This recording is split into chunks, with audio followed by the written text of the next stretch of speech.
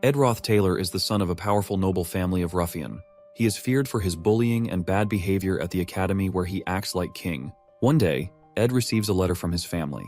The letter says he is disowned and removed from the family register. He loses everything: his title, his wealth, and even kicked out of his dorm room. Students at the academy gossip about his downfall. They still avoid him because of his bad reputation, but many believe he deserves his fate for trying to cheat during the entrance exam. Ed feels that life is unfair. The people who judge him don't know the real him. He isn't the villain they think he is. The truth is strange. He has been transported into his favorite video game, The Failed Swordsman of Sylvania. In this game, he isn't a hero or a genius, but a minor villain who appears only at the start of the story. This character is weak, powerless, and destined to end up as a beggar in the game's ending. Ed checks his stats and feels hopeless. His stamina, strength, and magic are embarrassingly low. He is supposed to be a student of magic, but even a farmer NPC has better stats. He realizes this is why his character is so insignificant in the game. But Ed doesn't want the ending where he becomes a beggar. He decides he will change his fate, no matter how hard it is. The academy is still his chance to build a new life. It is a top school, and anyone who graduates has a bright future. He knew tough it was extreme starting part of the scenario, but is also extremely important for him. Since his tuition for the first semester is already paid, Ed decides he will stay, work hard, and use his knowledge of the game to survive. His goal is to graduate and live a peaceful life. However, his low stats make him doubt if he can succeed. So, he decides to focus on surviving the next 10 days until the semester starts. To avoid the students and their stares, Ed leaves the academy grounds and goes into the nearby forest. On the first day, he tries cutting logs and moving them with magic. His weak magic drains his energy quickly, and he becomes hungry. Remembering a story from his grandfather, Ed tries to make stew from tree bark. It tastes awful and makes him feel sick. He realizes wood is better for building than for eating. Ed works hard to build a shelter. He cuts logs, makes a frame, and puts everything together. After hours of effort, his shelter is finally complete. His stats improve slightly and earns a small achievement. This gives him hope. Ed notices that not he is skilled with magic, but also good with his hands. Using his handy skills, he crafts a harpoon, which also unlocks an achievement. He uses the harpoon to catch fish, cooks them, and enjoys his first proper meal in 2 days. For the first time, he feels he can survive. While eating, Ed hears someone behind him. He turns and sees Princess Phinia. She is the third princess of the Kloll Empire and the person who exposed his cheating during the entrance exam. Because of her, Ed lost everything. Now she looks angry to see him still at the academy. Phinia doesn't understand why Ed hasn't been expelled yet. She thinks he is shameless and warns him to leave the academy. Ed feels nervous because Phinia has a special power that lets her see through lies. If she reports him, he will be expelled, and will be the end for him. As she scolds him, Ed sees his fish burning in the fire, adding to his frustration. Ed knows he needs to calm her down. He tries his best to divert her attention, then simply bends down and thanks her. Phinia looks surprised, detecting no lies from Ed. She knows Ed's family, the Roth Taylors, are infamous for their genocidal experiments on humans, and are considered a trash family that should be destroyed or executed. But for Ed, it's different. He is lucky because he has already been disowned by his family. This gives him an advantage in the academy, or else it would be end for him in the game. Ed begins to wonder why she is alone in the forest without any escort or uniform. He recalls that it's likely for the class placement test in video games timeline, where students are supposed to find magical beads. Ed knows that Phinia wants to join Class A, the academy's top class. He offers to help her, knowing she will struggle to pass the test without assistance. Phinia grows suspicious of his offer, thinking it might be a trick. Ed remains calm and insists he is being honest. He tells her that if he lies, she can have him expelled immediately. This is his last chance, and he knows he has to convince her to trust him. Ed helps Phinia by telling her the exact location of the magical bead, hidden under Marilda's guardian tree in the middle of the island. Following his instructions, she heads there and finds the bead, just as Ed had described. Phinia feels surprised and conflicted. The Ed she knew from 3 days ago was a cheater and a liar, but now she finds herself unable to understand this new version of him. The next day, the class placement tests come to an end, and the students gather to await their evaluations. Professor Glast arrives and asks everyone to present the beads they have collected. Some students come forward with different objects, like magical eggs, but they are placed in Class F for failing to meet the test's requirements. The professor explains that the beads needed for success lack magical power, which makes them harder to identify. 2 of these beads were found by the main protagonists, Jix and Lortel. Then, Professor Glast raises his hand and points to the final student who has retrieved the 3rd bead from the guardian tree. He declares this student to be at the top of the class, leaving everyone in awe. Sitting by the riverside, Ed makes a crude fishing rod, earning another achievement. He remembers from the game that Princess Phinia developed sharp judgment skills because she grew up dealing with people who flattered her or lied to her. She became so good at spotting lies that no one could trick her. But this skill also made her life harder. In the game's original story, Phinia gets the title Princess of Love not because of her beauty, but because of her hard work. She fails the class placement test and works hard to improve, eventually proving herself and earning respect. Ed knows that if he tells her where the magical bead is, he can avoid getting expelled, but it will ruin the original story. If the story changes too much, all the knowledge Ed has about the game will become useless, and he will lose his advantage. However, the information Ed gives Phinia about the bead, though seemingly a gift, is actually a cleverly laid trap. Phinia wants to keep her royal identity a secret because she feels embarrassed by the special treatment her status brings. She wants to prove herself without relying on her status. While the bead would guarantee her top results in the placement test, she cannot accept it because finding it without her own effort would compromise her values. Phinia is determined to walk the righteous path, which is how she earns the title Princess of Love in the original story. Since Ed can't lie to Phinia, he uses mind tricks to control the situation. As he predicts, Phinia refuses to take the bead, leaving her without the bead she needs to pass the test. Another student, Lucy, finds the bead instead. Phinia is angry and frustrated. She knows Ed told her the truth, so she can't punish him, but his actions ruined her chance to succeed on her own. Ed feels relieved and happy to have retained his spot in the academy and kept the story on track. He quickly heads back to the academy to attend the opening ceremony for the new semester. At the ceremony, Ed eats and enjoys the food, feeling more at ease than before. Many students notice the change in his behavior. The Ed they once knew as a bully and infamous troublemaker now seems like a completely different person. Ed's focus is now clear. His one and only goal is to graduate from the academy. Among the groups of students, there is one girl who can't help but notice Ed. She observes him closely, surprised by how much he seems to have changed, as if he's an entirely new person. On his first day back at the academy, the faculty praised everyone who has made to the academy into new improved form. However, Ed is unexpectedly called to meet the principal. He fears the worst and thinks he might be expelled. However, to his surprise, the principal only smiles and speaks calmly. Ed suspects that the princess might have reported him, but feels relieved when he realizes the principal doesn't seem to know about his actions at all. This experience makes Ed more cautious. He resolves to stick closely to the original story and avoid straying from it. While living in the forest, Ed's survival skills improve significantly over time. He becomes skilled at crafting good quality arrows and begins thinking about how to enchant his arrows with magic spells. One evening, after hunting for food to prepare dinner, Ed heads back to his tent. On his way, he notices a girl sitting under the Marilda tree. It is the same girl who had noticed him during the opening ceremony, Janica Failover. Janica is the genius spirit sorcerer of the second year, same year in which Ed is. She sees Ed and excitedly approaches him. She enthusiastically introduces herself and tells him that the magical Marilda tree has shared stories about him with her. The tree has observed Ed in the forest but isn't bothered by his presence. This reassures Ed, giving him a sense of calm. He casually remarks that even a fierce wild wolf can have a tender heart. Janica seems surprised for a moment, but then laughs at his words. She stretches out her hand and asks if he wants to touch the spirit which she signed a contract with to be her friend. Ed, however, isn't interested in interacting with Janica further. He politely declines, saying he can't see the spirit in her hand, and excuses himself, claiming he only came to the area to gather food. With that, he walks away. The real reason Ed keeps his distance from Janica is her crucial role in the original story.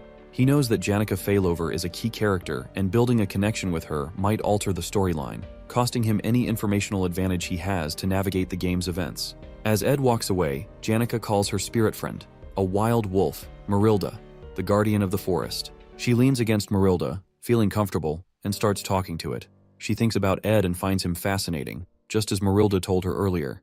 Even though she tries hard to be nice to him, Ed only gives short yes or no answers. Still, she believes this won't be the last time they meet. The next morning, Ed works hard to avoid being late for the academy. His shelter is far from the campus, so getting there is always a challenge. But his efforts pay off, as his stats keep improving. Ed does everything himself. His chores, washing his clothes, and carefully managing his rations and supplies. He is determined to earn a scholarship. Janica can't help but watch him from a distance, curious about his routine. When Ed finally notices her, he yells and asks why she keeps following him. He demands to know if she even realizes who he is. Ed Roth Taylor, the most infamous and dangerous person at the academy. Ed tries to stay distant from Janica, despite her polite and friendly nature. She tells him she doesn't judge him based on others' opinions because she doesn't truly know him. Ed, however, is cautious and wary. He knows Janica may seem naive and innocent, but she is the final boss of Act 1. Ed decides it's safer not to get too close or engage with her more than necessary. Feeling overwhelmed by his challenges and hardships, Ed takes a risk and asks Janica for a favor. She becomes excited, thinking it's something important. But when Ed asks for money, her mood instantly changes. Money is Janica's weakness, and Ed knows this from the game's lore. She comes from a poor background and works hard to stay at the top of her class to maintain her scholarship. Without it, she wouldn't be able to continue her education. With a downcast expression, Janica apologizes and walks away, leaving Ed feeling conflicted. 3 days later, while hunting, Ed reflects on his conversation with Janica. He regrets asking her for money, but knows he has no choice but to avoid entangling himself with key characters to preserve the original storyline. When he returns to his tent and lifts the curtain, he is shocked to find another important figure from the game. Lucy Marcel, the rare genius and the most powerful mage, sleeping inside. Lucy wakes up and immediately complains about how loud Ed is, saying she can't sleep properly. When Ed demands to know why she is there, Lucy points to the area behind him. She calmly tells him that a spirit wants to speak to him, urging him to save Janica at all costs someday. Despite Lucy Marcel pointing behind him and claiming a spirit wants to speak to him, Ed still can't see anything. He feels frustrated. Not only has he barely managed to get Janica off his back, but now he has to deal with Lucy. Lucy, with her small stature and ability to walk on air, behaves like a stray cat, showing up anywhere she finds comfortable to nap. To make matters worse, she's now using Ed's campsite and resources to skip classes and rest. Ed blames himself for this situation, and realizes he needs to act quickly before her presence causes the storyline to deviate further. While setting snare traps for hunting, Ed notices Lucy casually taking the bait, a chunk of beef, and eating it without a care. This frustrates him even more because no matter what he says, she completely ignores him. Ed realizes that if she has already come to his camp multiple times, she will likely keep returning. Worse still, as a seasoned player of the game, he knows there's no strategy to defeat Lucy. Determined to solve the problem, Ed recalls a specific detail from the game guides he read, something most players overlook. He decides to play his last card. Ed tells Lucy that he recently saw maids from Awfulus Hall searching for her. The moment she hears this, Lucy freezes in shock, her composure breaking for the first time. She hurriedly makes an excuse about remembering something urgent and vanishes into the air in no time. Ed feels relieved and silently thanks his knowledge of the game guides. He remembers that while Lucy is a formidable mage with no known weaknesses in combat, she always flees at the mention of dormitory maids. Apparently she has a habit of avoiding them, as the maids who takes care of Lucy chase after her. With Lucy gone, Ed feels a sense of triumph. He's confident her 2-day stay won't impact the storyline significantly, and is grateful it didn't take him long to figure out how to get rid of her. Once again, he has managed to protect the original story, though he can't help but note how satisfied he's starting to feel. As the game story progresses, the first major quest finally appears: Joint Combat Training. This is a mock one-on-one combat exercise where students use fake weapons to reduce lethality as much as possible. It is also the moment when all the main characters of the game are introduced and meet for the first time. Among them stands the main protagonist, the hero of the game, Taylor, the failing swordsman of Sylvania Academy. Ed shows little interest in the matches at first.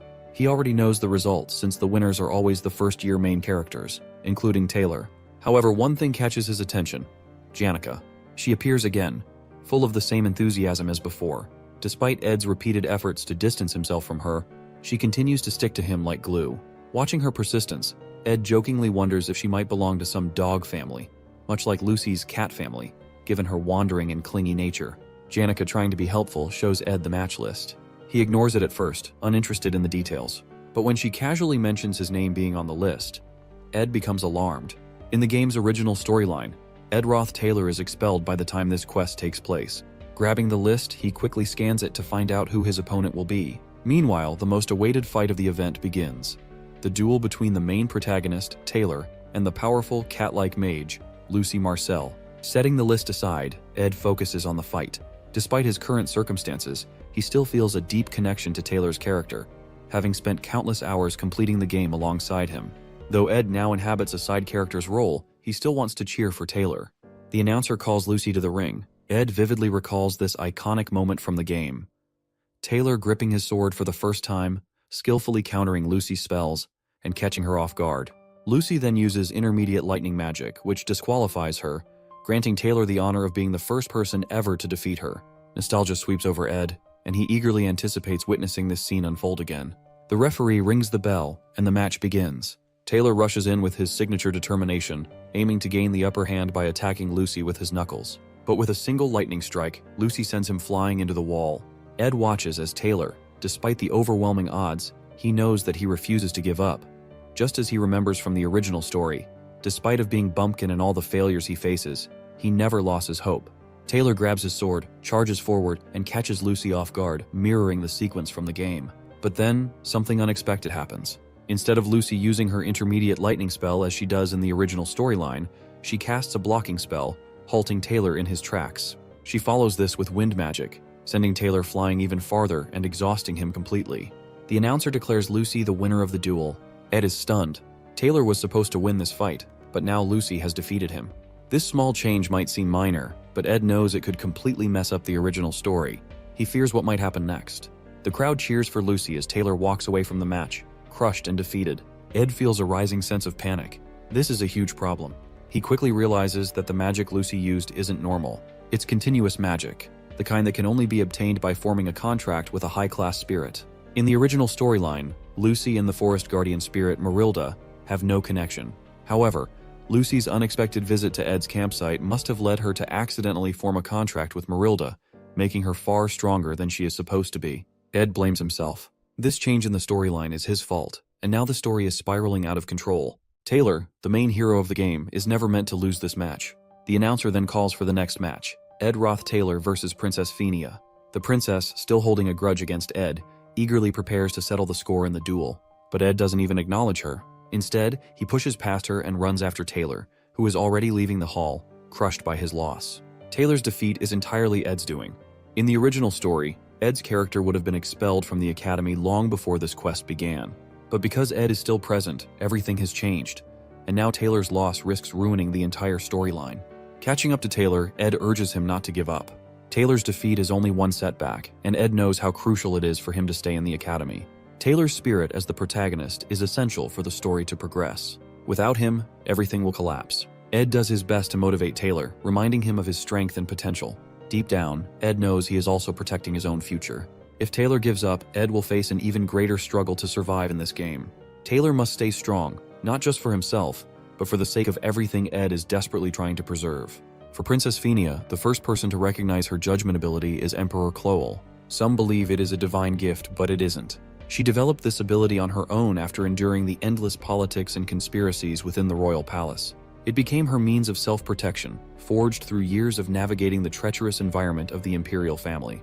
This is why Princess Phinia is so confident in her judgment. She has seen the harsh truths of the imperial world clearly, through the lens of the abyss that shaped her resilience and sharpened her perception.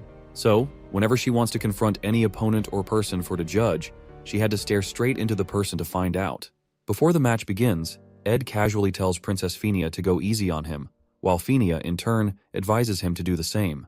Meanwhile, the audience whispers harsh comments about Ed Roth Taylor. In the game's original storyline, Ed was notorious for bullying Taylor and later cheering him on, making him seem hypocritical. In the original backstory, he bullied Taylor and then later acted nice by cheering for him. They think it doesn't make sense. Ed knows they are right because, in the story, his character used his position to humiliate his juniors, and when that failed, he cheated in exams and got expelled. The match begins. Phinia forms a water ball and throws it at Ed, wanting to test him. She thinks he will dodge it using fire or wind magic. But Ed doesn't dodge or defend himself. He just stands there and takes the hit. Phinia is shocked. Ed then calmly declares that he lost, giving the victory to her without even trying. The audience erupts into cheers for Princess Phinia, declaring her the winner while loudly booing Ed. They shout insults, calling him worse than Taylor. Despite this, Ed calmly approaches the princess, thanks her for the match, and quietly leaves the arena. This only deepens Phinia's curiosity. She begins questioning why he acted this way, wondering if he had no interest in the duel from the start. Ed makes an intentional choice to forfeit the match. He doesn't want to interfere with Phinia's place in the story because he understands how important she is to the plot. He quickly leaves the arena and goes in search of Taylor. Ed believes that Taylor is the real protagonist of the tale, much more significant than the princess, and he wants to make sure Taylor doesn't give up. As Ed searches for Taylor, he is startled when Phinia suddenly appears behind him, panting. He's surprised to see her alone, without any escort. Phinia shouts at him, demanding to know what his true intentions are. She accuses him of having no intention to win the match, claiming he only wanted to leave the stage as quickly as possible. Phinia's frustration boils over. She admits that she's tired of everyone at the academy. Her classmates, the professors, even the servants. She feels overwhelmed and confused, especially by Ed's actions. She demands to know who Ed really is, which only make her question him more. Seeing her so upset, Ed calmly steps closer. places his hands on her shoulders, and tells her to relax. Guiding her through a simple breathing exercise, he encourages her to breathe deeply and slowly. His calmness helps her focus and eases her frustration, if only for a moment. Feeling calmer, Phinia realizes how she acted earlier and apologizes to Ed for her behavior. Ed notices that she has relaxed a bit and looks for a way to leave so he can continue searching for Taylor. But Phinia starts opening up about her struggles and sadness from living in the royal palace. She talks about how hard it is to deal with constant politics and schemes, which have taken a toll on her. Even after sharing her feelings, Phinia still wants answers. She asks Ed why he picks on Taylor. She wonders if it's because Taylor has a troubled background, and Ed wants a reason to be disowned by his own family. Ed knows there's some truth in what she says, but he pretends not to understand. He avoids giving her a clear answer, knowing it's not the right time to explain everything and fearing it could mess up the story even more. Phinia becomes annoyed again. She demands to know why Ed bullied Taylor but now supports him even though he tried to get Taylor expelled. Ed keeps dodging her questions, giving vague and unrelated answers. This makes her even angrier, but without proof to confront him, she lets him go, though she remains suspicious. At the door, Ed stops and turns back to Phinia. He tells her that while she needs to focus on the tricky politics, she also needs to rest. He reminds her that the academy isn't like the palace. Here, she doesn't need to worry about everything all the time. Phinia is caught off guard by Ed's advice. She's surprised he understands her struggle so well. It leaves her curious, as no one has ever seen through her like that before. Ed, aware that his words might have profound effect, leaves Phinia and continues searching for Taylor, hoping he isn't too late. Finally, he finds Taylor sitting alone, holding his broken sword, looking sad and lost. Just as Ed moves closer, someone steps in his way. Isla Triss, the main heroine of the game. She firmly tells Ed not to get any closer or bother Taylor, standing in his way to protect Taylor from further trouble. Isla blocks Ed and firmly tells him that Taylor doesn't need to deal with him anymore. She accuses Ed of causing enough harm already. Then, something surprising happens. Taylor, despite looking defeated and broken after the match, stands up. He confronts Ed with a determined expression, asking why Ed is still at the academy. Ed is surprised by Taylor's strength to keep going. Even after such a crushing setback, Taylor still shows his fighting spirit. Having played the game with him countless times, Ed knows that Taylor's strength lies in never giving up, no matter how strong the opponent. He also sees the positive influence of Isla, Taylor's childhood friend and biggest supporter, who is always there to motivate him and lift his spirits. As Taylor demands answers, asking what Ed's real intentions are, Ed simply praises Taylor's swordsmanship during the duel. He acknowledges Taylor's impressive skills, a genuine compliment stemming from his experience in the game, where he fought alongside Taylor until the very end in the game. Ed turns to leave, telling Taylor he just came to see him and isn't planning anything. He has no schemes or hidden motives. While Taylor might still doubt him, Ed feels relieved, not because the storyline is slightly off course, but because Taylor, the hero he knows so well, is standing strong. As Ed walks away, Taylor and Ayla glare at him, annoyed by his calm attitude, thinking he is trying to act cool despite everything. Just as Ed leaves, suddenly, a loud explosion shakes the hall, a result of a powerful magic spell. Ed immediately recognizes the scene. In the game, this is a key event during the legendary duel between the Golden Daughter Lortel and Janica Failover. In the original story, Taylor and the other main characters were supposed to watch this match in the hall. But with the changes in the storyline, Taylor and Isla are now outside. Ed decides it's okay since the match is still happening and they may be watching from outside. This duel is important because the winner becomes the final boss of Act 1 in the game. Janica and Lortel's battle becomes fierce. Lortel uses ice magic to stop the fire spirit Janica summoned. However, the fire spirit's strength overwhelms the ice, melting it and striking Lortel. This makes Janica the winner of the match. The crowd cheers for Janica, excited that a second-year student has won. However, Janica notices Lortel being carried away by medics. She feels guilty, realizing she accidentally uses an intermediate magic spell, which violates the rules. Fortunately for her, no one seems to have noticed the mistake, but she gets traumatized by what she has done to her opponent. Unlike in the original game story, Lucy now defeats Taylor, and the whole quest concludes with Janica becoming the only senior winner, protecting the pride of the past enrolled students. Watching this, Ed notes that things are about to get even more hectic for Janica, but he considers this a relief as it might mean she won't bother him at his camp anymore. Ed decides he wants to avoid further involvement with the main characters since getting tangled up with them only brings him headaches. 2 weeks pass after the joint combat training quest, and Ed focuses on improving himself. He significantly boosts his stats during this time. Now he can study and survive without relying on any of the main characters. His physique, stamina, and other skills grow stronger, making his body more resilient. While bathing in the river, Ed spots Janica sneaking up on him. Embarrassed, he yells at her for invading his privacy. Later, they sit together near the campfire. Janica expresses how much she likes Ed's camp, describing it as a top-secret base perfect for adventures. She mentions she needs his advice on something and asks for his honest opinion.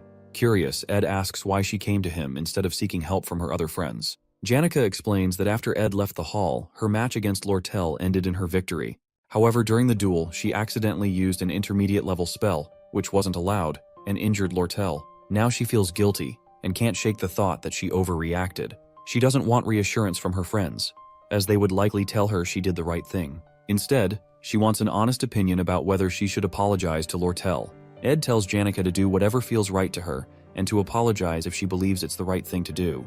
While Janica is bubbly, cheerful, and cherished by everyone as the perfect friend, feeling guilty or self-critical won't erase the mistakes already made.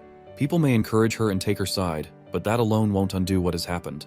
Hearing Ed's straightforward opinion, Janica feels happy that he doesn't take sides blindly. She notices how much Ed has changed compared to the person he was last year.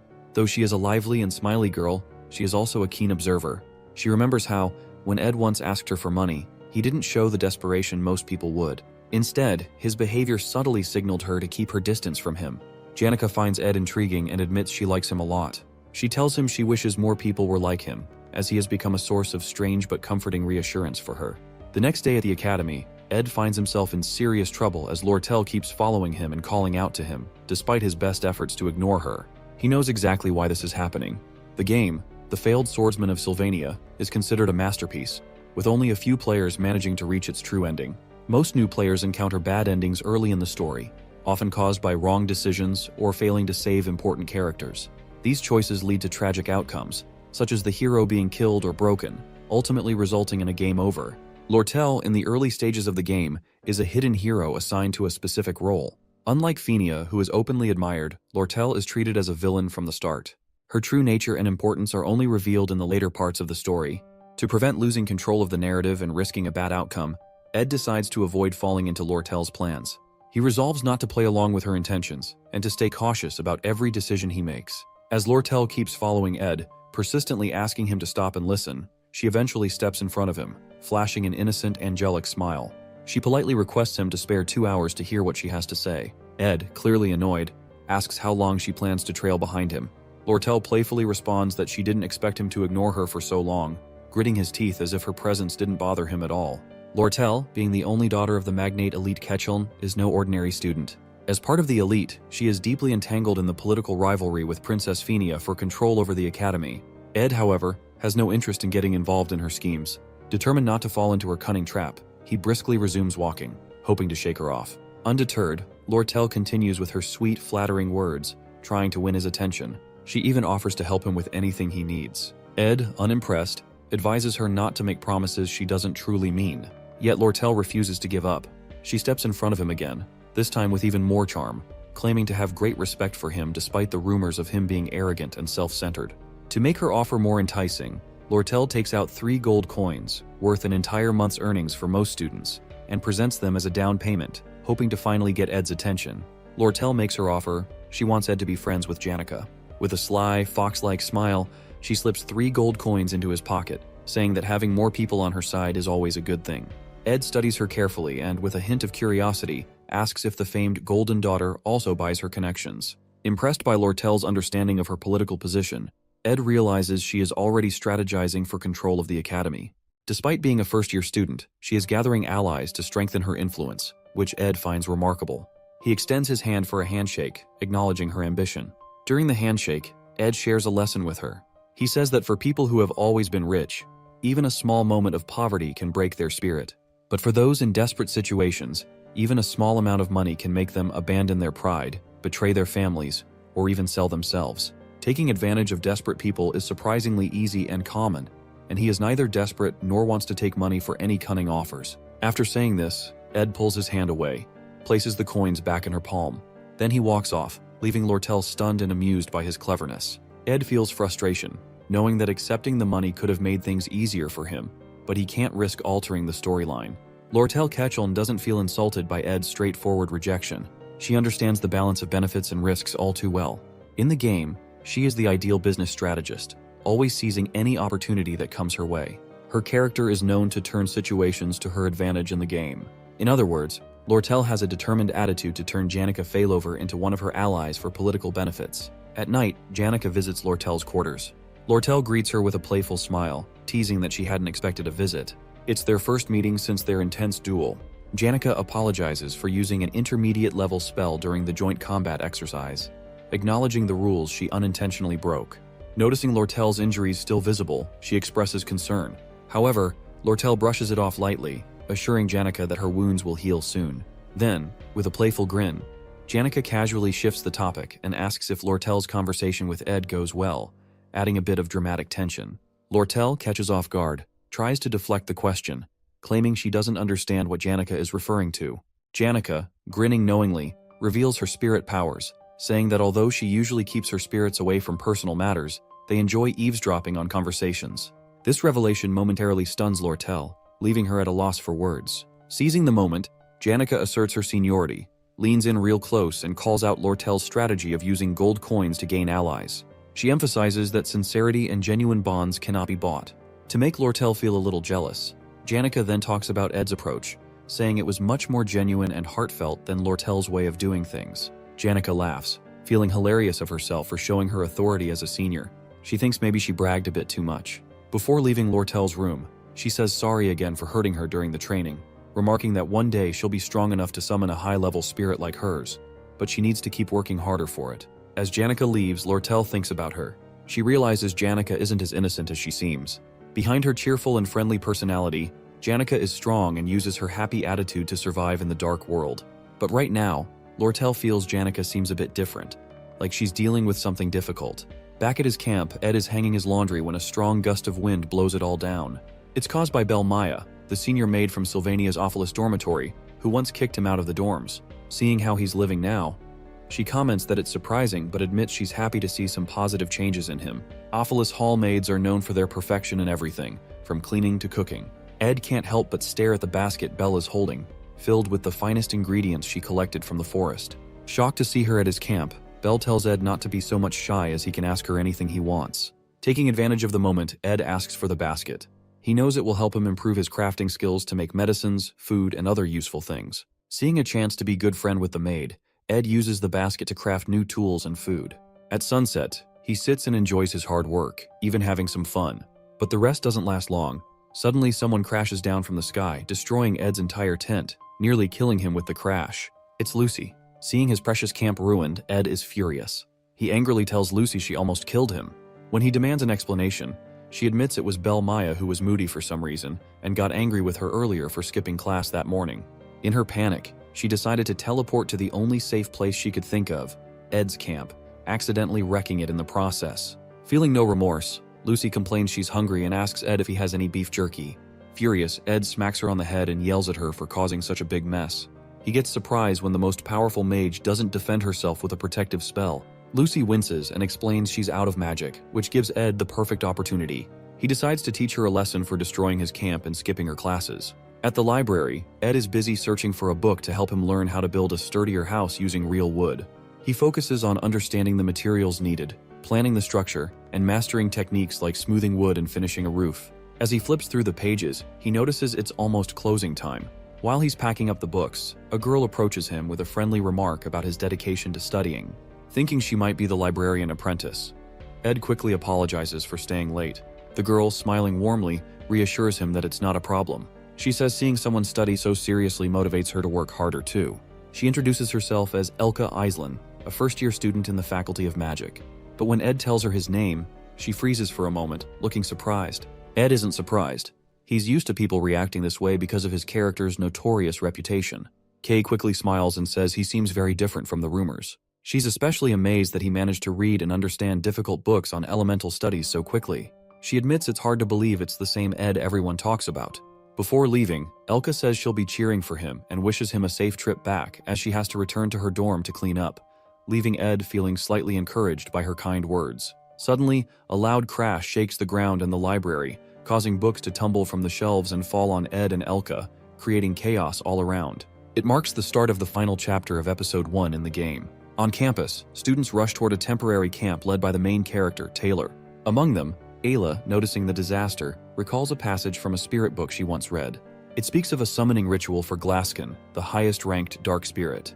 Phinia listens intently as Ayla explains that only someone with a strong connection to spirits could summon Glaskin, and that person is Janica Failover. As per the storyline, Janica, now the final boss of Act 1, has lost control of the dark spirit, allowing it to take over her completely. Phinia, understanding the gravity of the situation, realizes that the barriers protecting the temporary camp will only hold for a limited time. Taylor steps up and urges everyone to head to the student center immediately. He explains that if Glaskin fully manifests, the chances of casualties will be extremely high, and the group must act quickly to ensure everyone's safety. The Royal Guard captain reassures the students not to worry, explaining that the faculty and expert mages will notice the situation soon and intervene. However, Elvira Aniston, an outspoken member of the alchemy faculty, urges immediate action from within. She warns that the dark spirit's power is too dangerous to wait for help, especially since Principal Obel is out of town. Elvira then calls for volunteers to face the threat directly. Klebius, a combat department student and another key character, quickly refuses to volunteer, clearly frightened by the immense power of the dark spirit.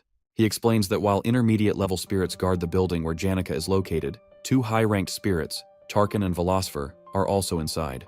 He claims entering the building is suicidal and strongly opposes the idea.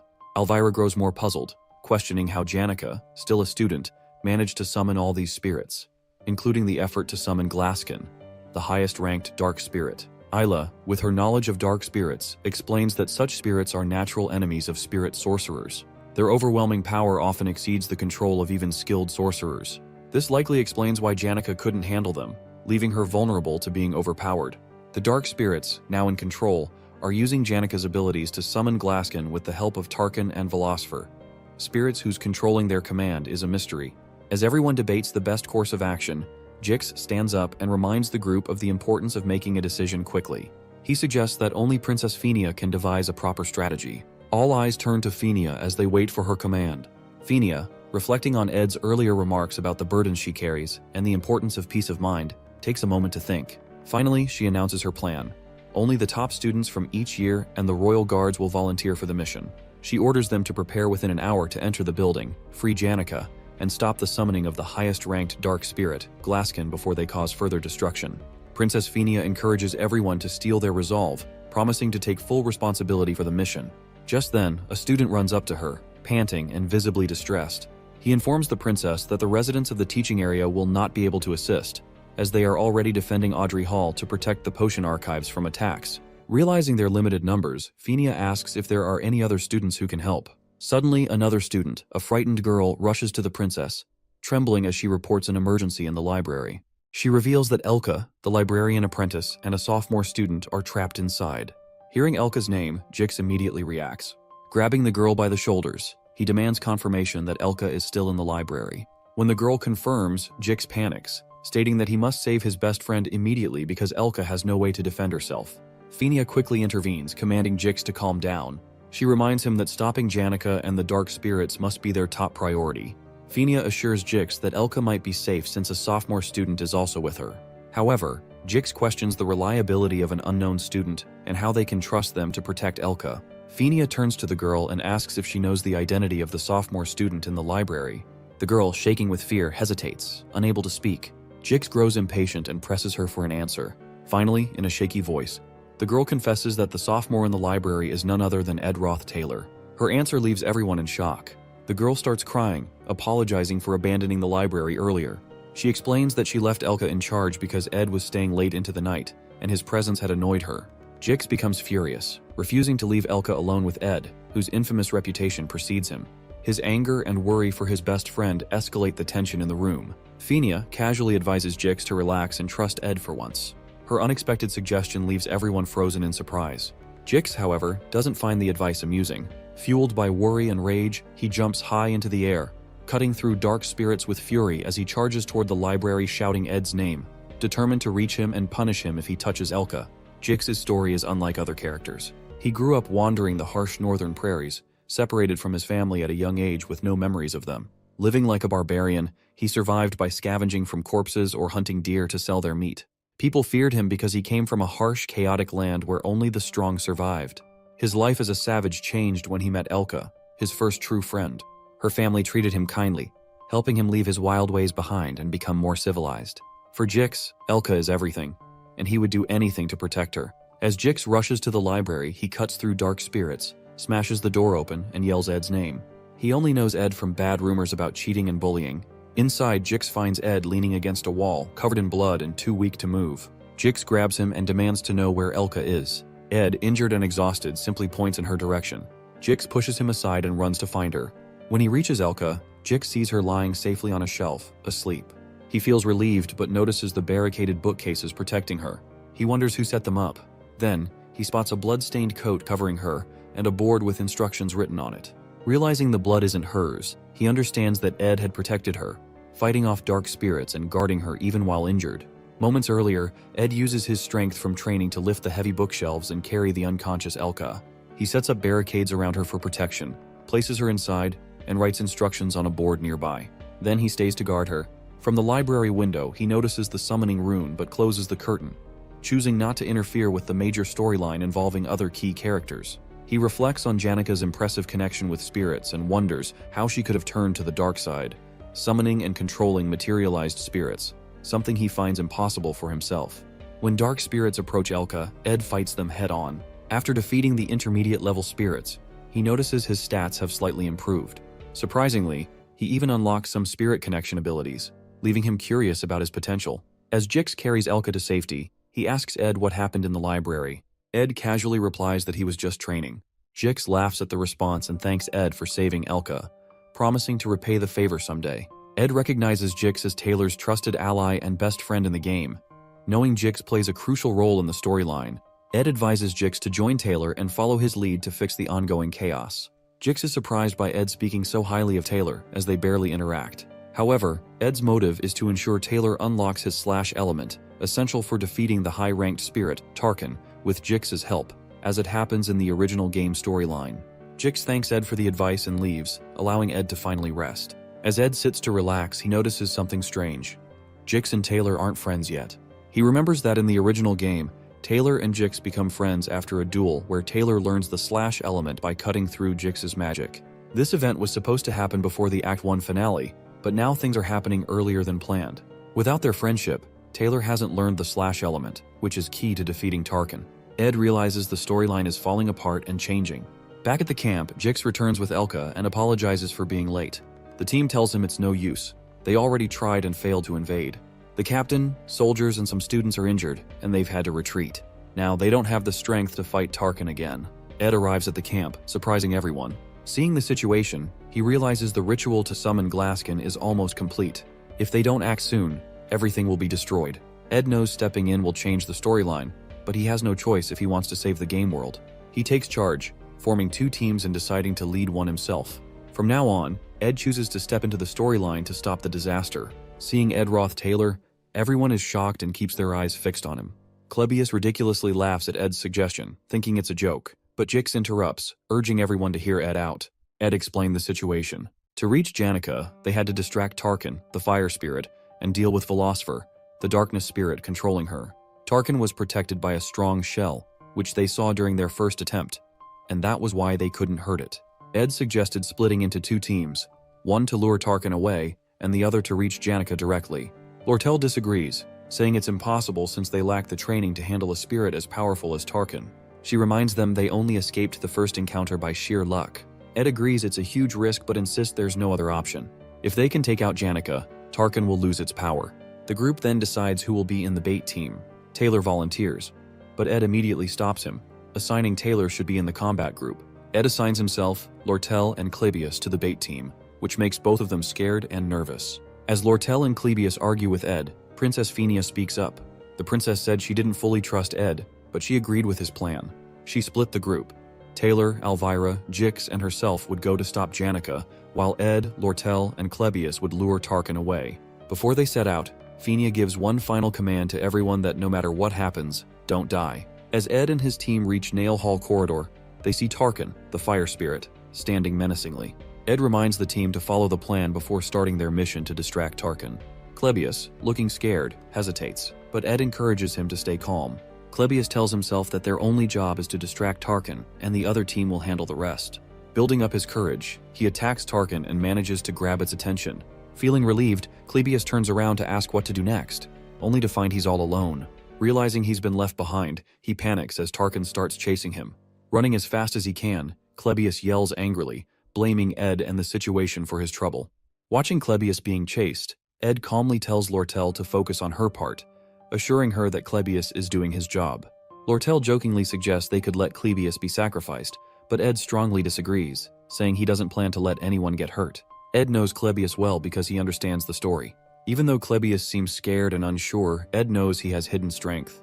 With Tarkin distracted, Ed gives Lortel her most important task to handle the spirit. Lortel stands outside the hall, focusing on her task to create an entry path for the other team and deliver a key attack on Tarkin. As she prepares, she thinks about Ed. Despite his bad reputation, he seems surprisingly cool to her. She reminds herself not to judge someone based on rumors alone. She uses her magic to blow a huge hole in the hall's wall, opening a path to where Janica is. Her powerful move surprises Princess Fenia and the others. Earlier, Ed notices Lortel's hidden magic skills and decides this is the perfect chance to use them. He trusts her with this important role, and she feels grateful for his confidence. With the path open, Lortel turns to fight Tarkin, the fire spirit. Meanwhile, Clebius runs toward them, shouting and apologizing for being scared earlier. He begs for help as Tarkin chases him. Ed quickly realizes Tarkin's protective shell blocks all attacks, just like before. They need something powerful enough to break it. Using his knowledge of the storyline, Ed grabs a pouch and climbs to the roof of the hall. Lortel protects herself and Clebius by creating a massive ice wall to block Tarkin's fire attack. On the roof, Ed finds Lucy sleeping. She isn't supposed to be part of this event, but since the story has already changed, Ed decides to involve her. He opens his pouch filled with beef jerky and tosses some into Lucy's mouth to wake her. Once she wakes up, he throws her at Tarkin while shouting for everyone to get down. Lucy, startled and crying out at Ed for being mean, unleashed her high-rank ability, Divine Punishment, to shatter Tarkin's protective shell, making it weak. With the spirit now vulnerable, Ed sees his chance. He rushes forward with all his strength to deliver the final blow to Tarkin. In Janica's whole life, people call her a symbol of hope. Her parents, friends, and teachers are always proud of her, piling on high expectations. But for Janica, it's just been this heavy weight she's carried since she was a kid. As she thinks about all of this, and these memories feel like they're shattering into tiny pieces. Then the hall's wall explodes. The subduing team charges in to rescue her. But instead of relief, Janica just greets them with this eerie smile. Velosphere, the dark spirit, is fully in control of her now. Outside, Ed is trying to keep it together. He knows the final act chapter will end before dawn. He checks on Lucy, wondering if she's okay after all her effort earlier. Lortel informs him about Lucy's somewhere nearby, rolling around out after breaking Tarkin's shell. Lortel adds that she's been throwing ice spears at Tarkin, but it's still standing strong. Ed figures the only way to end this is to go straight for Tarkin's throat. But Lucy, who already runs out of energy, and Clebius, who's being chased around by the fire spirit, is way too panicked to land a proper hit. Ed knows what he has to do. He's going to take care of this himself. He turns to Lortel, tells her he's putting his life in her hands to keep Tarkin still. Lortel, ever the skeptic, calls it a wild gamble, but Ed just grins and says it's an investment in getting rid of the monster for her. This gets her attention as that's her area of expertise. She smiles, saying he's way cooler than the princess, who's always acting like a royal monarch. Fired up, Lortel starts setting traps with her ice magic. Just as Ed charges toward Tarkin, another massive dark spirit shows up on the top of the hall building, the right hand of Glaskin, making the whole situation even worse. Ed figures Taylor's team must be at the final stage of their fight, but he can't let that distract him. He trusts Lortel will not mess up, even with all this chaos. As Tarkin is about to launch a fire blast straight at Ed, Lortel nails the timing, using her traps to block the attack and give Ed an opening. He slides in close, channels his wind magic, and slices right through Tarkin's throat. The fiery beast finally goes down. As the dust settles, Ed checks his stats and grins. His spirit magic levels are way up, and he's unlocked a spirit contract slot, something he never thought he'd get. He glances over and spots Taylor, who's busy slicing Glaskin's right-hand spirit to bits like it's no big deal. Watching him in action, Ed can't help but feel impressed. Taylor's really living up to his protagonist role. With Tarkin defeated and Janica freed from Velosfer's grip, the group finally catches a break. They've pulled it off. The danger is over. Lortel chuckles as she remarks that she's met plenty of people in her life who claimed they were risking everything, but most of them turned out to be cowards. She's amused that even after going through a life-and-death crisis together, Ed doesn't show much emotion. With a sly grin, she shakes hands with him again, this time slipping 3 gold coins into his palm as a token of gratitude. On the other hand, before he can process the moment, Taylor arrives. His hair has turned white from the immense power he used to defeat Glaskin's right hand, and there's a look of resentment in his eyes as he stares at Ed. Ed can't help but admire how incredible Taylor looks in his swordsman form, embodying the role of the game's protagonist perfectly. Even though Ed has his own reasons to resent Taylor, the sight is undeniably impressive. To Ed's surprise, Taylor bows deeply and thanks him for saving the academy, saying he owes Ed a huge debt. His gratitude is genuine, but Clebius, still shaken, interrupts by sobbing and yelling about how no one should ever trust someone like Ed. This outburst is quickly shut down by the others, leaving Clebius grumbling in the background. Finally, Princess Phoenix steps forward. With her usual grace, she thanks Ed sincerely, acknowledging how much he's done for them all. Princess offers Ed to join the student council for his heroic acts, but Ed gently declines, giving credit to the team instead. Elvira teases him in her usual playful manner, while Jix jumps in, insisting that she show some respect. Ed can't help but smile as he watches the group interact. Seeing all the key characters together makes him feel warm inside.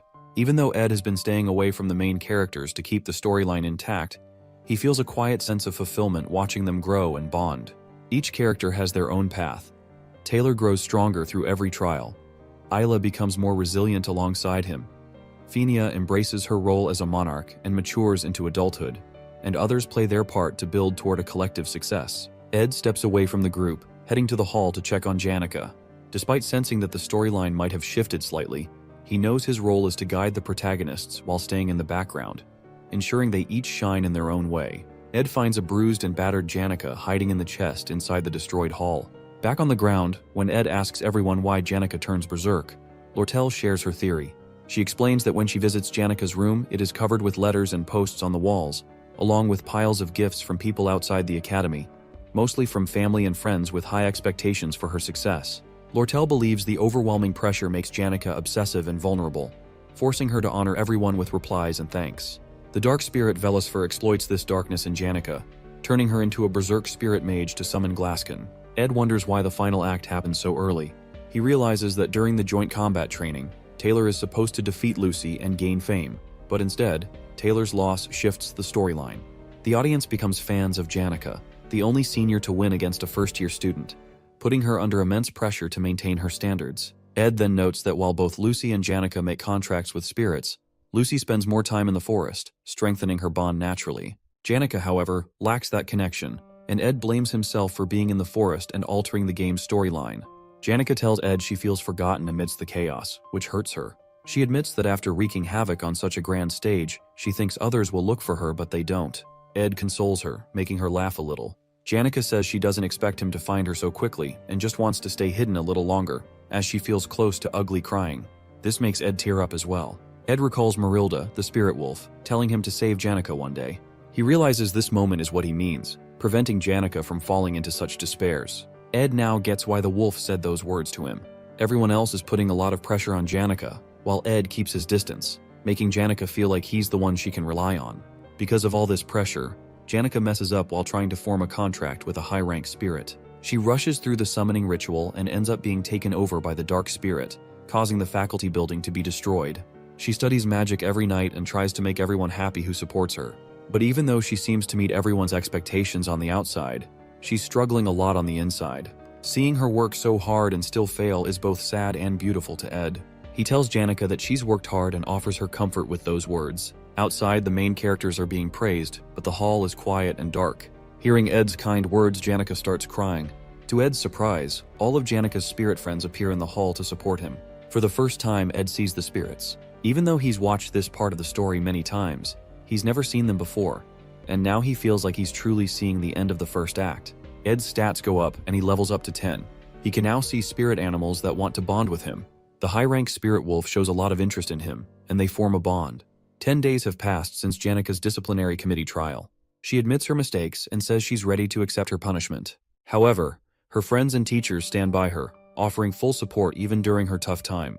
Her other friends, including the main characters, argue that Janica shouldn't be punished because it wasn't her fault. She was overpowered by the dark spirit Velosfer and didn't act intentionally. Even Lortel steps in, covering the costs for restoring the building. She doesn't ask for anything in return except a reduction in custom fees on school supplies for the students. Initially, Janica's punishment included losing all her top student benefits, having her achievements revoked, disqualification from the academy. But thanks to the pressure from her friends and teachers, the committee decides to cancel her expulsion and give her another chance while giving only some amount of probation and suspension. Overall, Janica's friends are relieved she's staying, but they notice she seems a little stressed. To cheer her up, They organize a fancy tea party and agree not to bring up anything related to the incident around her. When Janika's friends invite her to join them, she suddenly asks, out of the blue, what the difference is between love and liking. This catches her two best friends, Anis and Clara, off guard. Confused, they ask why she's bringing this up. Janika shares that she's been having the same recurring dream about one of her friends. In her dream, she's sitting in a garden full of flowers, looking like a princess, and holding a flower crown she made for a friend. Then, her friend, looking quite dashing, arrives on a horse. She puts the crown on his head, and they play together. The dream always repeats exactly the same way, which makes her smile as she describes it. This response leaves both Anis and Clara in surprise, fearing they may accidentally uncover Janika's secret love story. Feeling embarrassed and worried that she might say something to upset Janika, Anis panics and quickly makes up an excuse about needing to go help the professor, dashing off before things get more awkward. This leaves Clara sweating nervously as she's left alone to deal with Janika's emotions. She knows she needs to handle the situation carefully to avoid upsetting Janika. If things go wrong, the entire student body might catch wind of Janika's love story, which could spiral into gossip and make things difficult for her. Clara puts on a calm smile and gently suggests Janika to avoid overthinking. She encourages her to be honest with her emotions, explaining that liking or disliking someone is often a mystery, but it's not always easy to figure out whether such feelings are positive or negative.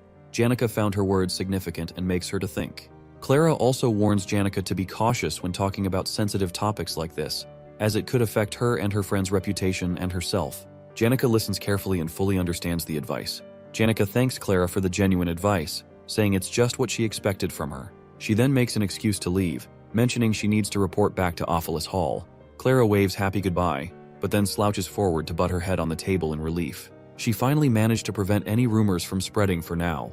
Ed reflects on how he has been relentlessly saving his money. Thanks to a petition from the princess, he to build a proper house this time. When he arrives at the construction site, he spots Janika wandering nearby. He thinks to himself that since the first act is now over, meeting her shouldn't affect the storyline anymore. However, as he approaches her, Janika suddenly hides behind a tree, clearly startled. Confused by her behavior, Ed pauses.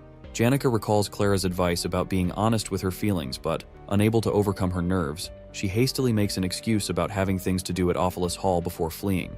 For Janika, confessing her feelings feels like an impossible challenge. Meanwhile, Ed stands frozen in surprise, bewildered by her reaction but deciding not to overthink it, as he has work to do on building his house. On the first day, Ed carefully selects the location for his hut, ensuring it's a suitable spot. On the second day, he starts collecting logs and wood, showcasing impressive skill with cutting trees. As his semester results come out, Ed discovers he has performed exceptionally well, with skills and grades far above the average student. However, back at the academy, special incidents keep occurring. Whenever Janika sees Ed, she hides or avoids him, leaving him perplexed. Meanwhile, her friends Clara and Anis glare at Ed angrily, warning him to stay away from Janika, as his presence embarrasses her and makes her flustered. After countless days of hard work, Ed progresses from cutting lumber to starting construction on his hut.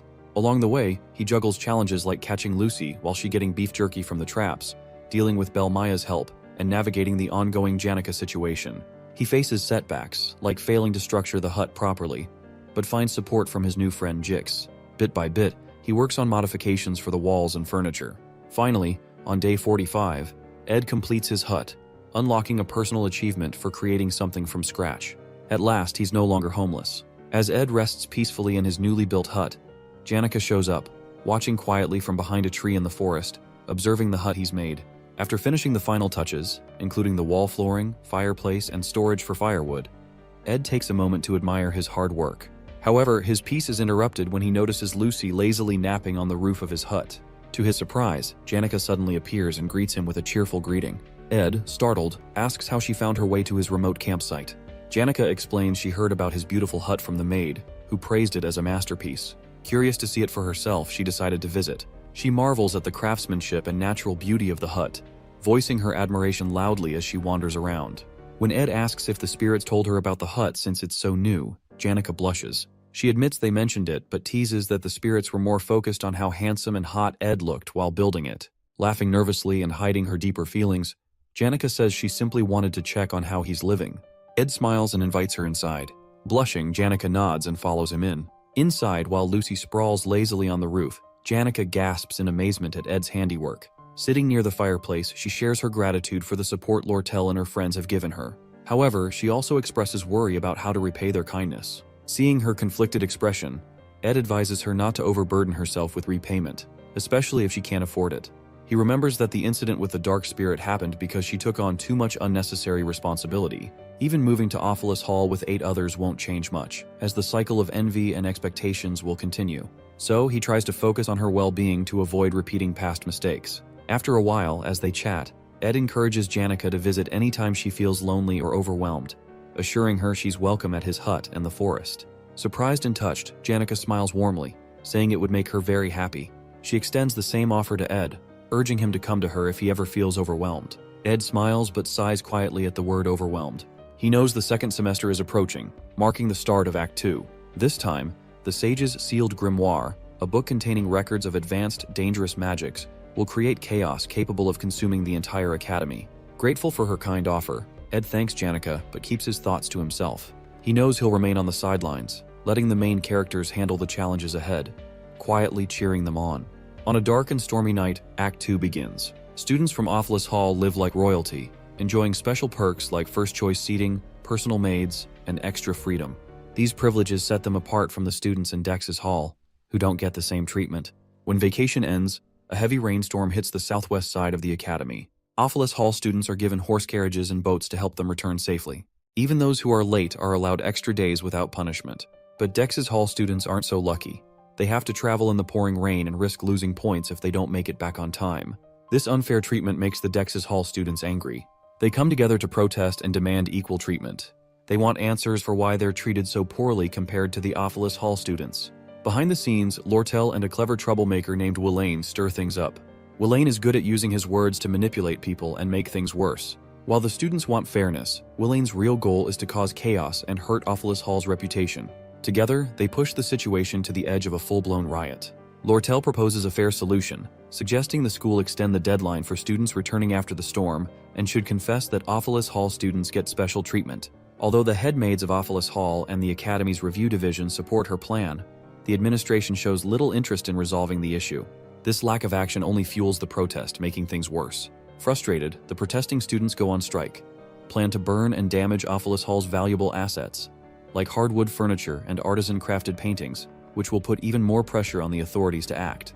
As a result, Willain will take benefits from the chaos, using it to damage the Academy's reputation, while Lortel, being in the Merchant Association, uses the Academy's problems to make money and push her own goals, which were already worsened by the Glasskin incident. While negotiations continue, the elite Merchant Association seizes an opportunity to gain a significant advantage by sabotaging the Sage's Sealed Grimoire, a book considered the very heart of Sylvania. Its value is so immense that people, in desperation, are willing to offer anything for it, even their hearts. As protests rage outside the hall, Lortel gazes out the window at the pouring rain, recalling her childhood in the slums. She remembers wandering in tattered rags under the same dark skies. The thought brings a bitter smile to her face as she mocks herself for feeling a moment of relief. Her entire life has been a relentless struggle to survive, marked by betrayal, suspicion, and a refusal to show genuine sincerity. This desperate existence has left her scarred, a reflection of her filthy self. Yet deep down, she wishes someone among the students could see her for who she is, a survivor of a harsh life. She decides to seek out others like her, those who have also endured the life of a gutter rat. Ed describes Lortel as a shadowy figure, always hiding the harsh truths behind the scenes. That's why the audience and players of the game call her the Black Veil. The angry students protest loudly, full of frustration and determination. In the original storyline, the Ophelis Hall occupation incident centers on the main character, Taylor, stopping the students who were provoked into rising against Lortel. Along the way, Taylor and his friends face middle bosses stationed on each floor of Ophelis Hall, from the 1st to the 5th, who aid the rioting students. The first middle boss is Tote, known as the Decoy. Tote is a bitter student who mocks Taylor by calling him a loser and eventually gets beaten up by Taylor's friends. This humiliation fuels Tote's grudge, and he is later bought off by Lortel. Tote's role in the incident is to capture the maid guarding the first floor from the protesters and sabotage the front door of Ophelis Hall, allowing the rioters to storm inside. In the scene, the mysterious guy kidnaps the maid and smashes the front door open, surprising the protesters outside and giving Willain the green light to lead the invasion and cause chaos within the hall. According to the original storyline, Tote's role after breaching the door is to block Taylor and his friends from entering the hall as they arrive to confront the rioters. However, as the rioters push toward the 4th floor to declare their control over the hall, something unexpected happens. Welaine approaches a mysterious figure and asks if he is working for Lortel. To everyone's surprise, instead of Tote, it is Ed Roth Taylor who is revealed as the middle boss, breaking away from the original story's expectations. Ed explains how he got into this situation. Just 2 days before the Ophelis Hall incident broke out, he was struggling to hunt for food with a bow and arrow. He feels pain because he has no combat skills and is bad at using the bow. Despite this, he keeps pushing himself. His campsite gets frequent visitors now that people know he's living in the woods. Among them, there are 3 who come the most. The first is Lucy, who always asks him silly questions, but Ed doesn't have many answers for her. The second is Janica, who has fallen in love with Ed.